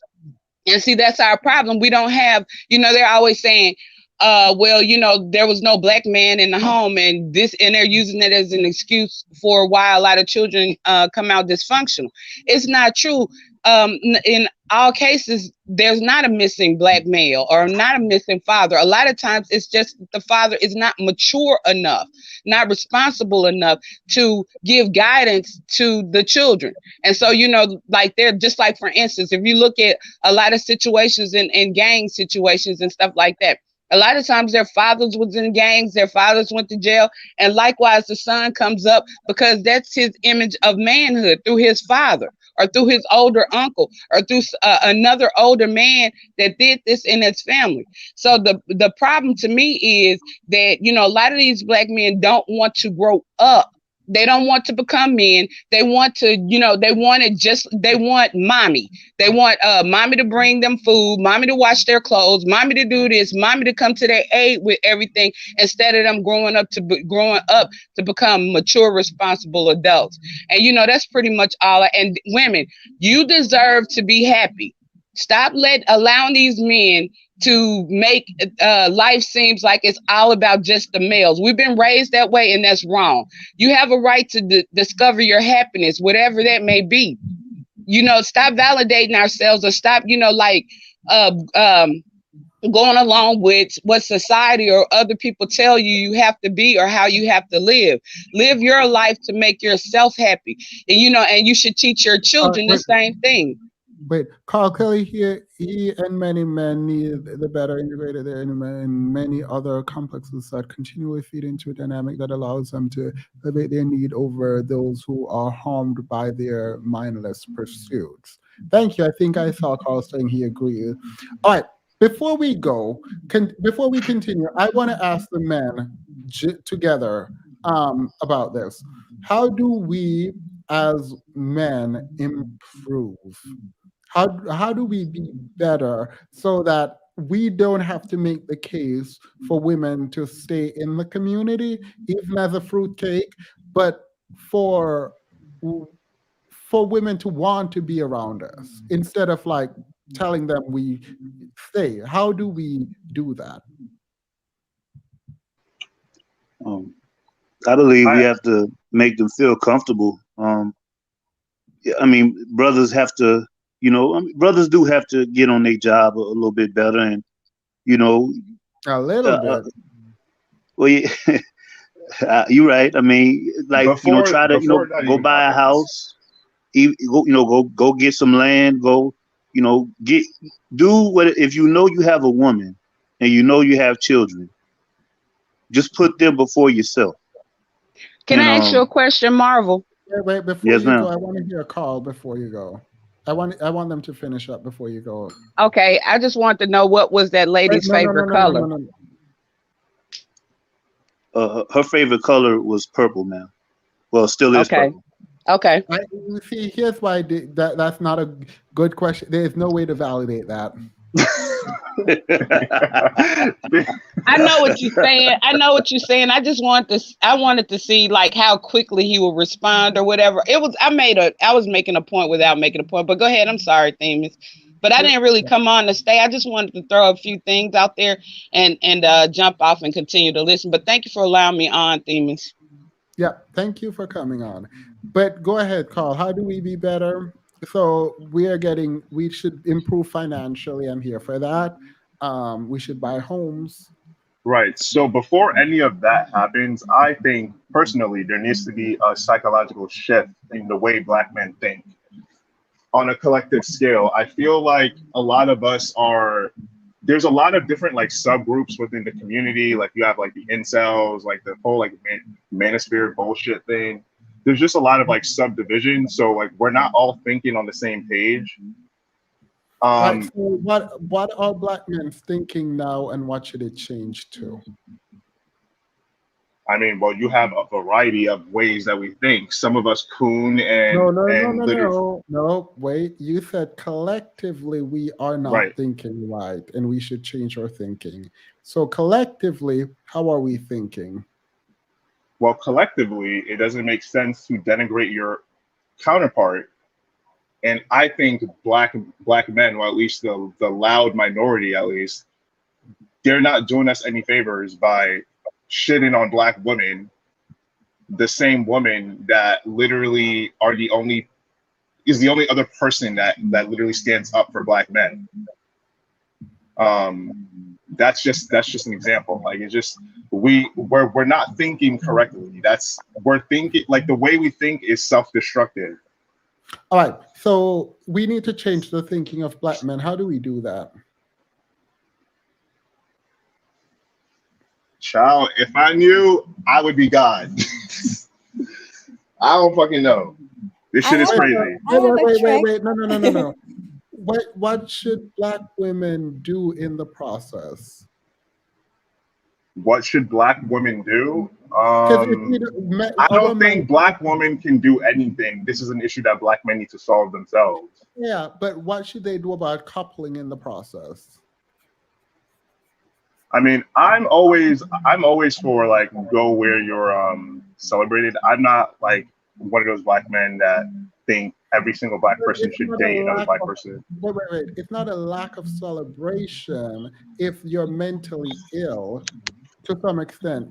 So if we can't fix that, it's not about celebration, like go where you're celebrated, not tolerated. That it's not that. It's, are you saying there is a defect? No, I'm not saying that at all.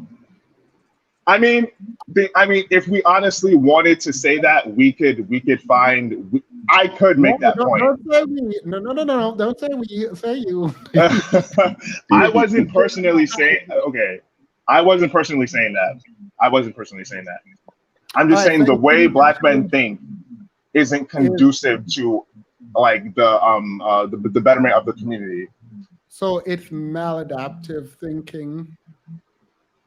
I would say that, yeah.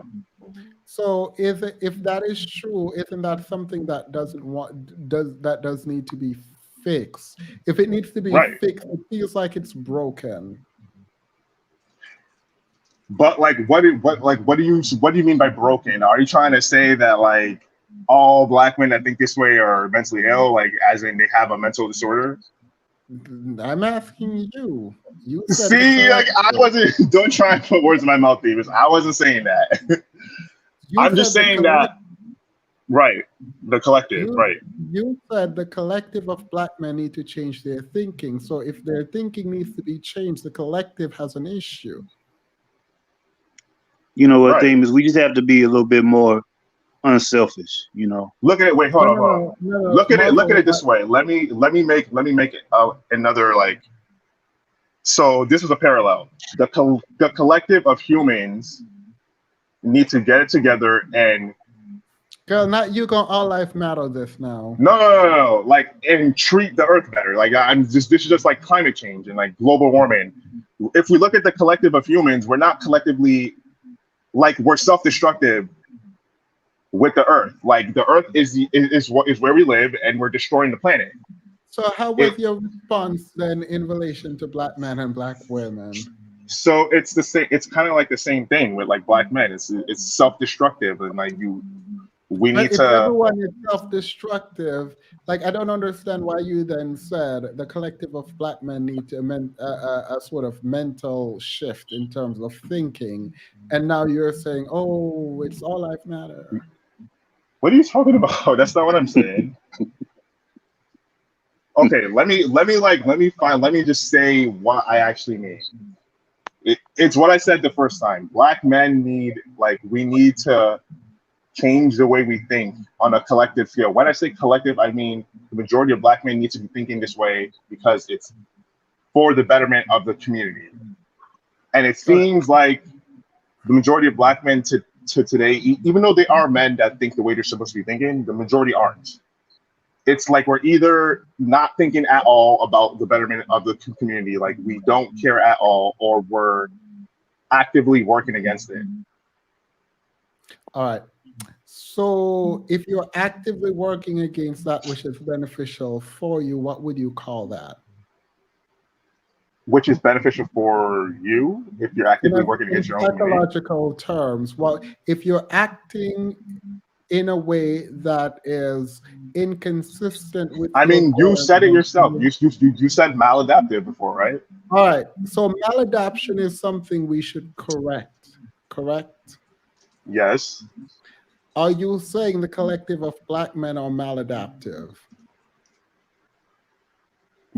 You could say that, yes. No, not you could say that. You are the one who told me how to be a psychologist, and I said, I'm sorry, I'm not good enough, sir. So tell me, is that true? Okay, yes. Why is that, if that's what you believe, I don't understand why that's hard to say. I'm just not trying to come up here and like say anything that's like literally like harsh as fuck. Like I'm not trying to make a harsh statement like that. Right. Like anytime you introduce like science and you start making scientific terms and you like add that to the conversation, it makes things look more like Nazi-ish. Like that you start getting into like the genealogy of things and shit just starts looking weird. So I never want to turn the conversation in that direction. So can I just say something? We're all thinking solution oriented, right? And I don't know how black men think this is a black man solution. They need to have a congregation somewhere and think about how to fix this issue. We established there's a problem. I think that black men like other black men hyping them up about things, like example who they date and all that. They like when things are made cool, like Jordans and this kind of thing. How about we make it cool to be like I'm not gonna say a simp. How about we make it cool to be a good man? How about we make it cool to support your family? How about we make it uncool to make women baby mamas? Like, you know what I mean? Stuff like that. More Russell Wilson, less Future. Period. I agree with that statement. Yeah, I agree with that too. Before we continue, I think that.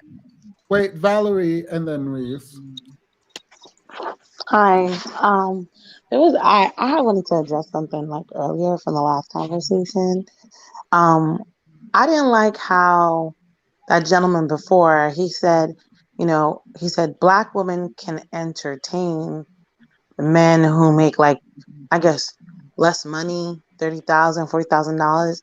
Like, No, because then they're gonna blame you for getting pregnant. Yeah, yeah, no. no, but what I wanted to say was like, I feel like he said two antagonistic things at the same time. Like, first of all, most people when they say entertain, that usually refers to a concubine, right? Like you're some kind of lady in the night or something. And I feel like somewhere in a lot of black men's mind, we should be available for them for like our sexual prowess. But at the same time, he said, well, white women are really good at their femininity. And it's almost like he predicated like they're deserving to be in an actual relationship, right?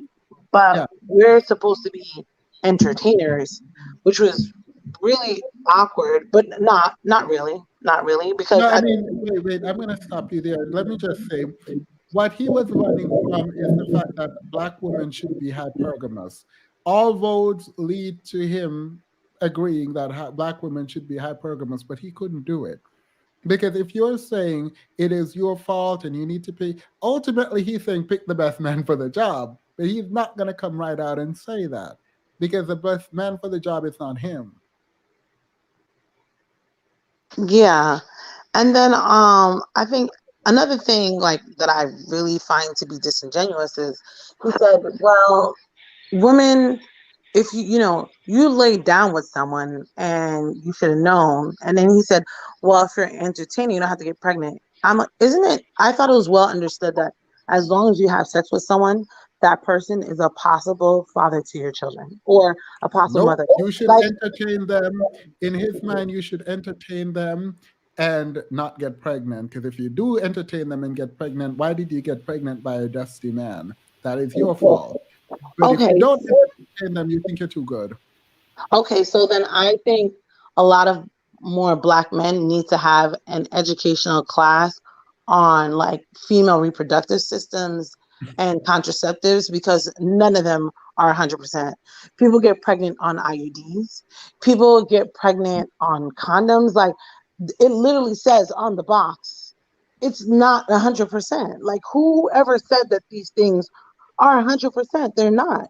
And that's why, like, when you lay down with someone, man or woman, you should know that it's quite a possibility, whether 1% or 2% or 3%, when you're the percent, you're the percent, right? And then you have to add the fact that you have to have accuracy. People take birth control pills and they throw up, and then you don't have the right amount of hormones in your system. Women go through hormonal changes. Sometimes certain contraceptives are not right. Like contraceptives get recalled all the time. I have a Well, the contraceptive, thing is, and like I don't understand why. no, I agree with you, and I'm only cutting you off because I think most people in the chat agrees with you. And here's the reality, though. People are going to the most extreme. Most women aren't just having children knowing that where the man comes and say, hey, I don't want the child. That's not what's happening, right? And so and most women are also not like being there having children after a one night stand. Like that's not what is happening. And it bothers me because the people who come on here are ignoring the reality that usually these people are in some kind of relationship and the woman end up pregnant because they do what they did and the man decides to just disappear. Sometimes the woman feels like the man, most of the time the woman feel like at least the man is going to be there in some way. Hopefully that has changed now. So a lot of people aren't just like, oh, I'm having children with a child with this guy and I know he's not going to be there. That's like not what is happening. And so like it's really frustrating hearing these people have these discussions, and I will assume arguendo that they are correct. And even if they're correct, there is a child that still needs a father. So you can blame her all you want. You are still to be blamed for not being a father to that child, even if you are future and there were a ton of red flag. You do not blame the person for parking the car in the bad neighborhood. You blame the thief for taking the car. In this case, the man not upholding his responsibility is supposed to be blamed for not upholding his responsibility.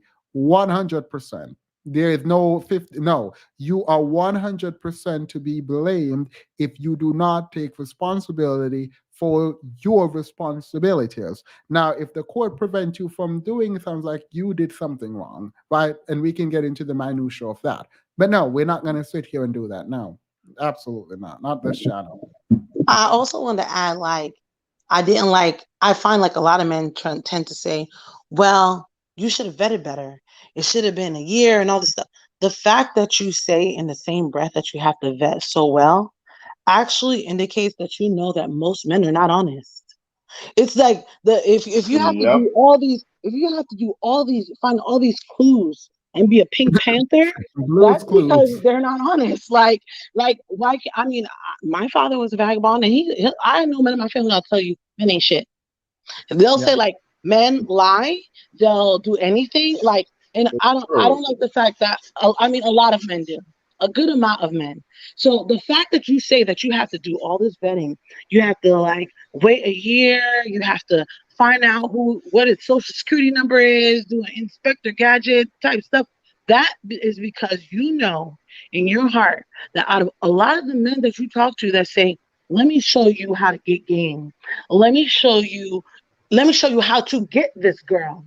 And even the guy that was the bisexual guy that made that comment the other day that said, well, I understand, like there was this guy on before that said, I understand why some DL men lie because, well, it's because, well, they want to have a kid with you, but that's entrapment within itself. Like I don't understand why a lot of the men are acting like this is not true. So you can't really vet something if you're in the twilight light zone. If you're in Alice in Wonderland and the facts are not real, you're under the assumption that things are what they are, but they're not. And I think that's something that a lot of men don't want to be honest to say that is what exists for a lot of us women. And since you pointed this out, people change. You can vet all you want to vet, but something happened and this man changed. How you gonna vet that?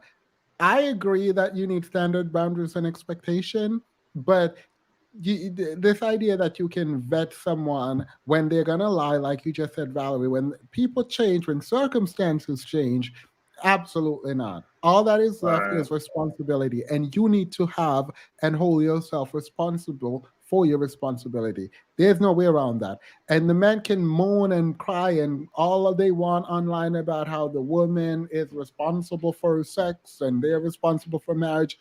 Unless you're going to admit that as a man, every woman who comes to you and want to sleep with you, you allow that to happen. Women aren't responsible for sex. You both are responsible for sex, and you both decided to lay down and have that child. So when the mother becomes a mother, when the woman becomes a mother, you become a father. And when she does her role and you don't, you are shirking your duty. Point blank, period.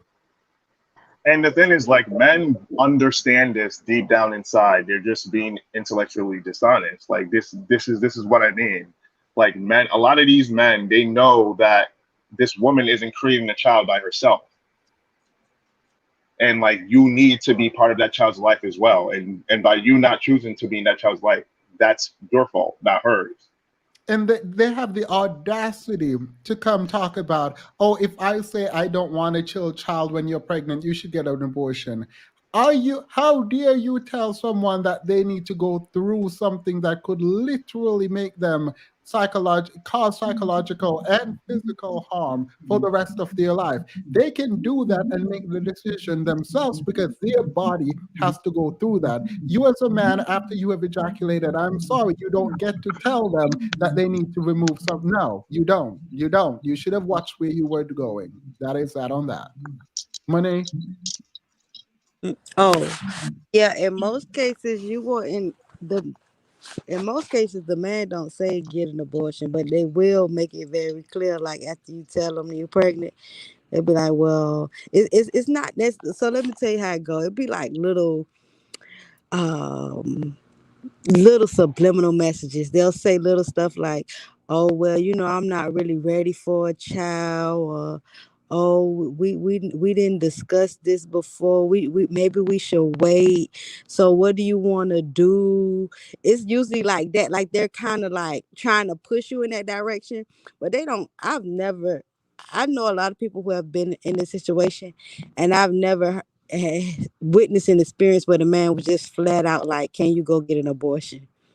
Yeah. Yeah, I would take that personal. I'm Yeah, sorry to I interrupt would. things. I mean, even a good friend of mine, when the man was like, "Well, I'm not really ready for that. What do you want to do?" She flipped out too. But I'm like, I Yeah. mean, he said he wasn't ready. Like, at least he was honest. Yeah, but if he's not ready and she got that child, she definitely needs to become ready. I know. Be ready. Yeah. Yeah. Me personally, I would take that as a big insult if a woman got an abortion that I know she's carrying my child. I don't understand where brothers get off. You should never want to encourage a woman to get an abortion. I mean, in my mind, because I would take that to heart. I would, as a man, I would be like, you should want to have a child for me because I'm gonna be a decent man. I'm gonna do what I'm supposed to do. So I feel like all men that's doing what they have to do, it shouldn't be all right with a woman. Now, if it's like a health issue, then of course I understand. Wait, Monet, girl, Carl just pretzeled himself to stay on code. You gotta learn. They're saying you have to stay on code with women because these men are. Carl came up here and to work. He was like, I didn't even stretch before I did all this gymnastic. But I think that was a funny comment. But no, I'm gonna always be for dragging the deadbeat dads. Hey, famous. Who is I that? want Oh, to LB. say.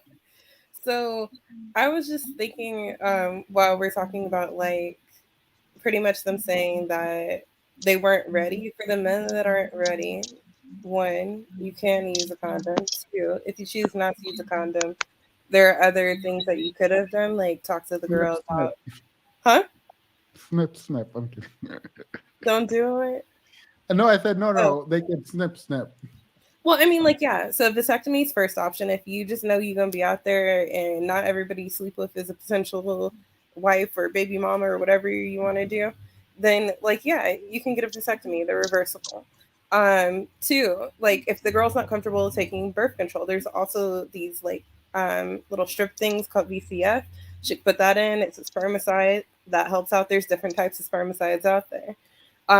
Another thing is that once you actually ejaculate in a person, that is not the end of the road. Like, so you go out, you have a good time. Oops, I didn't use a condom, but I had sex with the person. I don't like her. I don't want her to be my baby mama, my wife, whatever. Cool. Go to Target, go to Walgreens, go to CVS, whatever you guys have. There's this thing called Plan B. It is not an abortion pill. It just is like it's like birth control on steroids. Like it's like taking like a triple dose of birth control. Probably more than that. But I've like me and people that I've know have come across a lot of men who like get in that situation where okay, like you had sex raw and now you're in a situation where like, uh-oh, I don't know what's gonna happen. Like because pregnancy is an option, right? At this point, pregnancy is an option. Now, guys will say, "Oh, I can't afford to have a baby," and expect you to go a couple of weeks or whatever get an abortion because you have to be so many weeks pregnant to get certain types of abortion.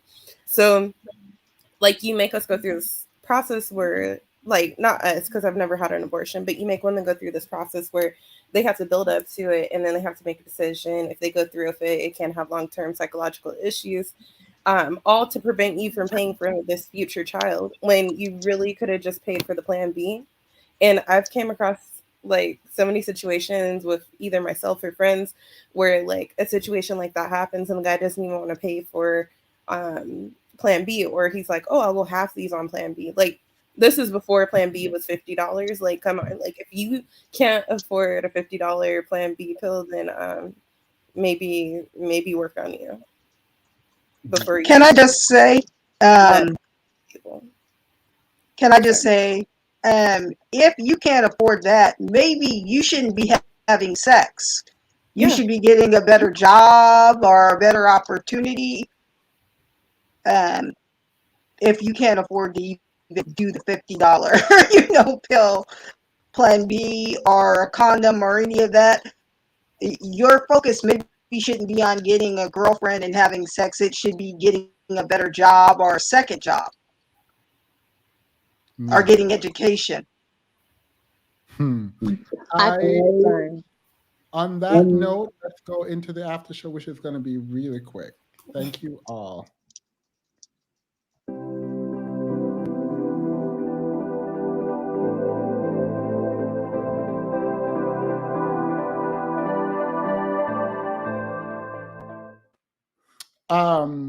I remember once, when I said, if you cannot take care of yourself, you shouldn't be having children. And y'all ate me up in the chat for that, call me all kind of elitist. So I'm not about to go back into that conversation. I'm just going to say I agree with certain things that were said. I will say, I want to apologize to everyone because the Discord will not be open again. Look. Okay. After the shenanigans that have been happening in the Discord, I cannot afford to let anyone come in and see any of it. What happened? I can't tell you, but so we currently have two. The private Discord, it just I don't feel safe anymore because I've been acting up in there. But we do have a public one that I check here and there. So next month I will open the public one, like for you guys to form community. I obviously don't go in there because the private one has a confidentiality agreement. And so like people have been going wild in there, like wild. And I don't think it's fair because if you add new members, they can go back and see all the previous conversations. No, people have divulged too much. There was too much shenanigans happening for an extended period of time, and people got too honest, dragged everyone ever. No, it's not going to happen. So that Discord is going to be permanently closed. And yeah, that's just that on that. Like I can't do it. Like I've thought about it, and I don't want to open another Discord. We already have a public Discord, so I will add you guys to that, and I'll try to be more active there. And then the private Discord, I'll just keep that private because it's just not. I don't know. I can't do that. Like I can't do that. And I've been talking to people individually, and they're also worried about like people not adhering to certain things. Now, if I know you, if we've spoken on Instagram and if we've interacted and if all of that, we can message separately and I will add you as an individual, which is discriminatory. I apologize to it, but like I don't feel like it's safe to someone said this is worse than Russia. I don't feel like it's safe to do that because people have taken the confidentiality thing really seriously and become very open, like very open. I can't do that. So they're doxing people up in there? Well, the reason it shut down initially was that someone said they were there to collect information. So like I had to shut it down and then start a new one and make it private and then come up with a confidentiality agreement, have everyone agree to the confidentiality agreement and then stay in there. And I'm like, no, I'm not doing that again. So people are being really facetious. And I realize there's a ton of women amazing, successful, beautiful women that are here on this channel, and people are big mad about it on their channel, saying they don't understand why this fruitcake has all the women's attention. And so they're really mad, and I'm not about to sit here and have people attack the women in the Discord because they're mad that the women aren't over their channel where they're dragging women. Like, it doesn't make it doesn't make sense to want women to come to your channel when they come there, they're dragging you. I mean, I don't understand it. So yeah, someone said I've been waiting months, Demas. You can't do that to me. I'll add you to next month. I'll add you to the public Discord. I'm not gonna put Tori's message up because that's throwing salt in wound. I don't feel comfortable having people pay for things, so it's all free. And because it's all free, not because there's no way you're gonna convince me to not make it free, but because it's all free, I am the only one working on this. I was going to hire an assistant, but I don't want the channel to become a liability. It should stay an asset. So I'm just going to do it myself continuously until the moderators tell me differently. And because of that, I'm not about to start a new group. Like, I don't have the capacity. So that being said, everyone, you get 30 seconds to wrap up. Whatever you want to say, you have 30 seconds to do it. And I have a bell. Starting with Valerie. Well, I know I keep on hearing men talk about, well, the other gentleman that was talking about, I guess, wanting Black women to come back. I think my biggest question is, are Black men, like, do Black men want to change the standard? Because I think the standard of what we have is not good. Like when the guy was talking about education and all this other stuff, but it seems to me that I think everyone's okay with the standard. Like, even if you wanted to build like something where women come back, what would be the standard? Like, because the standard would be schools and hospitals, and 30K can't do that. And that's Yeah. all. Thank you. Just raise the price of the Discord. There is no price for the Discord. And there's no price that can be raised. We can multiply the price by 500. Let's do that. And it's still zero. So no, I cannot with good faith do that. With that, Valerie, thank you, Valerie. Valerie asked a question about why should women come back. You guys can use your 30 seconds to answer or not. Reese, go, your 30 seconds. There's two Reese's on the chat. Oh, yes. Yeah, which Reese? Reese without the accent and then Reese with the accent. I think both of them have an accent. Well, I was just going to say back to the original question about the education and why they don't promote it. I think it's more about control. Like Black women are progressing. Black men seem to be trying to go back to the 1930s like they were white men and putting us in a white patriarchy, which they can't even afford to do. They seem very frustrated that we don't see them as leaders, but then at the same token, they're not acting in a leadership role. They don't have the funds, or they're not providing anything that the white men are doing in their community. So then they talk that we don't treat them the way Becky treats Brad. So I just think it's all about control. Yeah. I don't think Becky treats Brad well. If love is blind is any indication. So that's neither here nor there. Go ahead, Carl.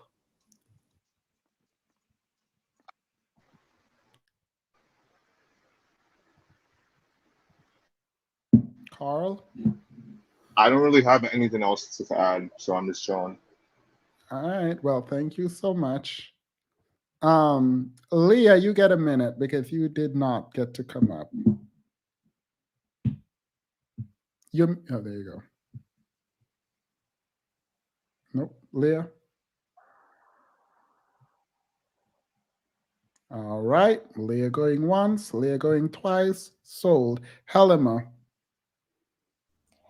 I'm going to say that I support that "Go where you are loved" slogan, but for the Black men who want Black women to still have hope and hang on, um, focus on educating your bros or whatever on like proper Bros. etiquette and like guidance and how to be better quote unquote leaders if that's what you want to be. I've noticed this pattern of submissive language coming up a lot surrounding Black women, and then them not getting education and just dumbing themselves down for a man. I just feel like that's a lazy approach. I feel like you should go up to par and meet the standard and get educated, open businesses, and meet Black women at the rate they're going instead of wanting them to not get education.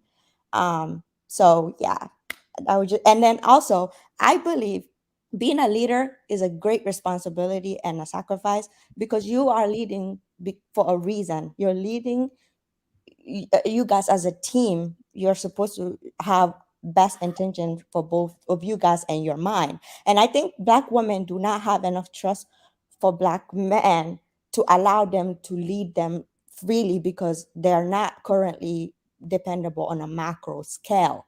So I would just say that I'll challenge Black men to help one another, and also like think about what you want, and these gender roles, like what do you want out of this? If you want Black women to cooperate, whatever you want, this submissive language, show them that you are a leader, show them that you are for a great cause, that you want the best for the woman that you want to lead, that you don't just want her to submit blindly to you. You know what I mean? So yeah, that's all I had to say. Yeah. Thank you so much, Halima. Reese? I want to start off first by just saying, as always, thank you, Themis, for creating the space for having the discussion, and as always, for being a gracious host. It's always a pleasure to be over here. I also want to address the men that came up. I want to say that I'm a little bit disappointed. It's more of the same, honestly. I really was hoping to find a true believer, for lack of a better term, someone who really was 10 toes down on, okay, women should not be educated, and here's why, and your job doesn't matter, and here's why. But surprisingly or unsurprisingly, we never find that person or those persons. So that kind of sucks. They don't seem to really believe in what they're saying.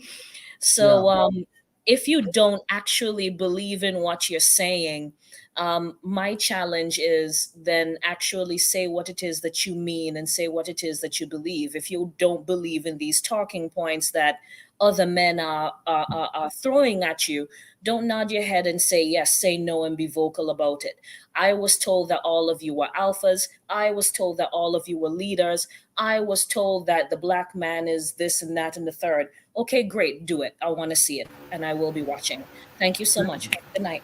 I appreciate that. Thank you. Leah, can you speak now? Yeah, can you hear me? Yeah. Okay. So there was 1 this. minute. Oh, I'm sorry, what? Oh. 1 minute. Okay. So there's this book about this, it's an old book, but I thought it was apropos to this. So it's Promises I Can Keep. Basically, if you're in a low income neighborhood, you are going to partner. And it says a quote from it is, for men, fathering a child is a way of attesting to a woman's beauty and charm. For women, it means engaging in a valuable social role, escaping from loneliness, and avoiding the risk of infertility if one waits for marriage. For both men and women, childbearing, unlike marriage, represents the strongest possible bond between two people. In fact, many of the women interviewed believe it is better to have children outside of a marriage rather than that to marry unwisely and then divorce. So that is something that is a prevalent phenomena in poor communities. Now, in my opinion, I do think marriage would likely be better, just because I think it's better for poor people to marry, because you need the help long term. But at the same time, men aren't offering marriage, especially not low income Black men. And the low income Black men, view the little that they have as an asset that they must then guard and hoard like a greedy leprechaun, rather than something that can be a benefit to them and another person. There was something else that I mentioned. Monet had mentioned there are subliminals that happens after he tells you she's pregnant, but that's the point. After she's pregnant, these are not things men are saying before. They are lulling women into a false sense of security to gain access to their body long term. Thank you so much. If I win the 500 million lottery, how much to get in the Discord, FeMaLeS? You never have to pay. By the way, production, you can message me on Instagram and we can talk. But yeah, no, it's not. It's free. All right, Marvel, go ahead. Thanks again, Thames. I really appreciate it. I guess I would just want to say that I can't doubt that we as black men, as the collective, we do need to improve. There's no doubt in my mind that we need to do so. A lot of people like to say that black women are not for black men or never belong to black men. I'm never gonna believe that. I always believe that the black woman and the black men are a part of each other. And I really believe that, you know, that a lot of black men have in their hearts to care for black women. We do have to do a better job as a collective. We have to get on our job, and I try to lead by example. I have a house, and I have my ex-fiance. I'm still trying to get her to come back. I'm not gonna try to force her to come back, but she knows I love her and I care about her. I laid everything out so I could try to set both of us up for success together. And I just want to, try to be, continue to be the best man I could be, and try to set an example for my younger brothers, and and for my cousins and any friends that I may be associated with, so that they make that same decision, and then hopefully it'll go and it'll spread into other, black men, they can pick up that same way of doing things, and hopefully, it may take a while, but I think that in the end we'll end up, being all right. But we do have to do better, and things. I know you're gonna hold us to it, so I mean, I can acknowledge that, and I think in the long run we'll be okay. We need to make the necessary improvements. We need to get ourselves together, get decent jobs, get careers, get houses, and take care of our women and get them as comfortable as possible. And we won't have to worry about the submission, because they'll actually want to do that once we put them in a position to where they feel comfortable enough to just live in peace. And I have one more question before you go. Yes, sir. Which one comes first, them coming to you and submitting, or you creating the space? Oh, us creating the space, most definitely. So we should be talking to each other, not to women right now. You're right. I just want to let the women know that we down on the ground level, but we working, and we trying to work ourselves back up. I just want to let them know. It's from the ground that we build. Yeah. I appreciate it though, Damus. I appreciate you. You was very fair with me. You didn't beat me down. You was fair. I appreciate it. Thank you. I try to be fair. LB, take us home. Oh God. Okay, I'm not gonna respond because I had a response, but I'm gonna leave that alone. Okay, so I had something to say, and then he distracted me with that, because I'm just like, I'm gonna go to the guy that's holding a bunch of fish at the fish stand. I'm not going to the guy that's like going out on the boat, be like, I'll be right back. I'm gonna bring you some fish this afternoon. No, I'm hungry right now. I'm gonna eat the fish that's in front of me. But aside from that, I just think that like people have to make their own decisions, make smart decisions. Wait. Y'all, everyone in the chat is on timeout. They are. Everyone. I'm over Everyone it. in the chat, this is not okay. Whoever wrote this is not okay. Sorry. Who said let him use you? Continue, Let him use continue. me. Okay. He said he. Wow. Okay, I can't. Yeah. Okay. Submit. But I feel like just like as adults, we have to make good decisions or whatever. But also, like, there needs to be room for error. Like, we're humans, we make errors. That's actually why condoms are 99.9%. Human error is that one is most of that 1%. Um, but like, we're gonna make mistakes and stuff, and we learn and we grow. Someone in the comments when I was talking about like the Plan B thing goes, "Oh, well, you're missing the whole point. Why are you even choosing a guy that wouldn't pay for Plan B?" Because like young and dumb. I was in college. When I was in college, there were people doing things. Some people need a Plan B. Some people made mistakes. Now, like, do you continually make mistakes? No. Like, if I did that, I'd probably have a kid because it's 10 years later.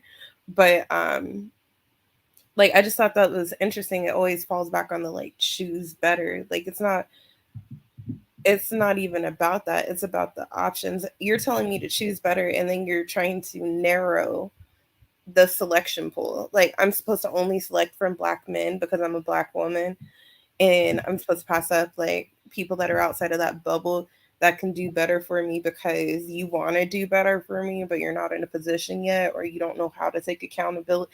Like, it's just like you're not ready. There's somebody out there that's always ready. You're not ready. So get ready, and then maybe I'll choose you, but I'm not coming back to choose somebody who's not ready for the mission, which is life. Sorry, yeah. No, I mean, I'm with you. At 1 a.m., I'm just gonna say thank you. I'm glad you're back. Really glad you're back. Tell your mom I said hello. Yeah, sorry for talking so much. I missed you guys. You didn't. No, you weren't. You were fine. I was just trying to learn. But I figured out what the problem is. And I'm very happy that, well, I don't know if I figured out what the problem is, but Deanne told me this once, and it was that I cannot change people. People have to want to change, and it would be arrogant to. She didn't say it in a mean way, by the way. It would be arrogant to think you can change people. I don't intend to change anyone. I actually like. I think a lot of the points are ridiculous, but I'm willing to concede if you can prove me wrong. And so, like, when you're in university and you see that man on the chair outside, and there's a sign that says something, something, prove me wrong.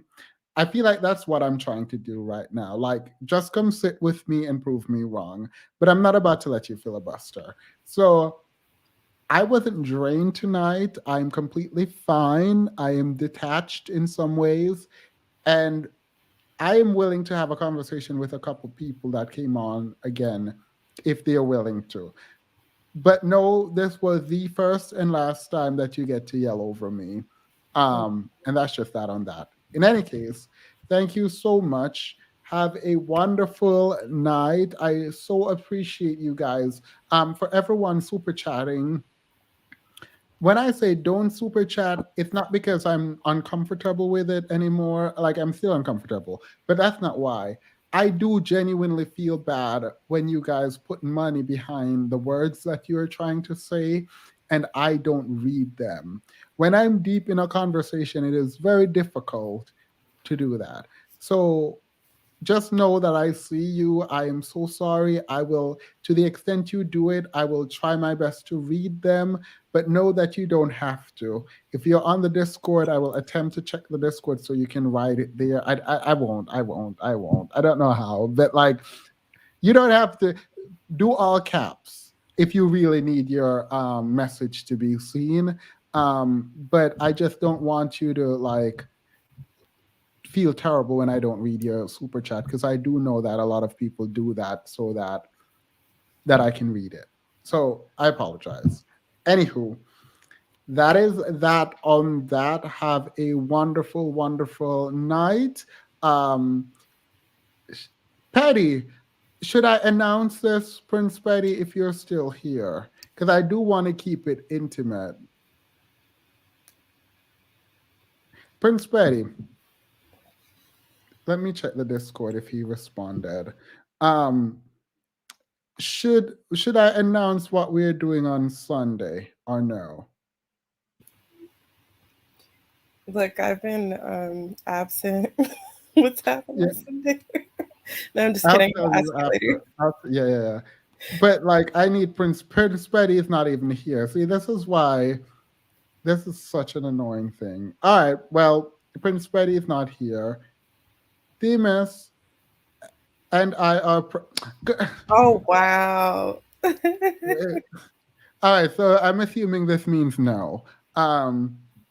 It's fine. It's fine. If you're on the Discord, you'll figure it out. Have a Oh, that's bad. Have a wonderful night, guys. If I don't see you before the weekend ends, I will see you on Tuesday. Bye. Good night.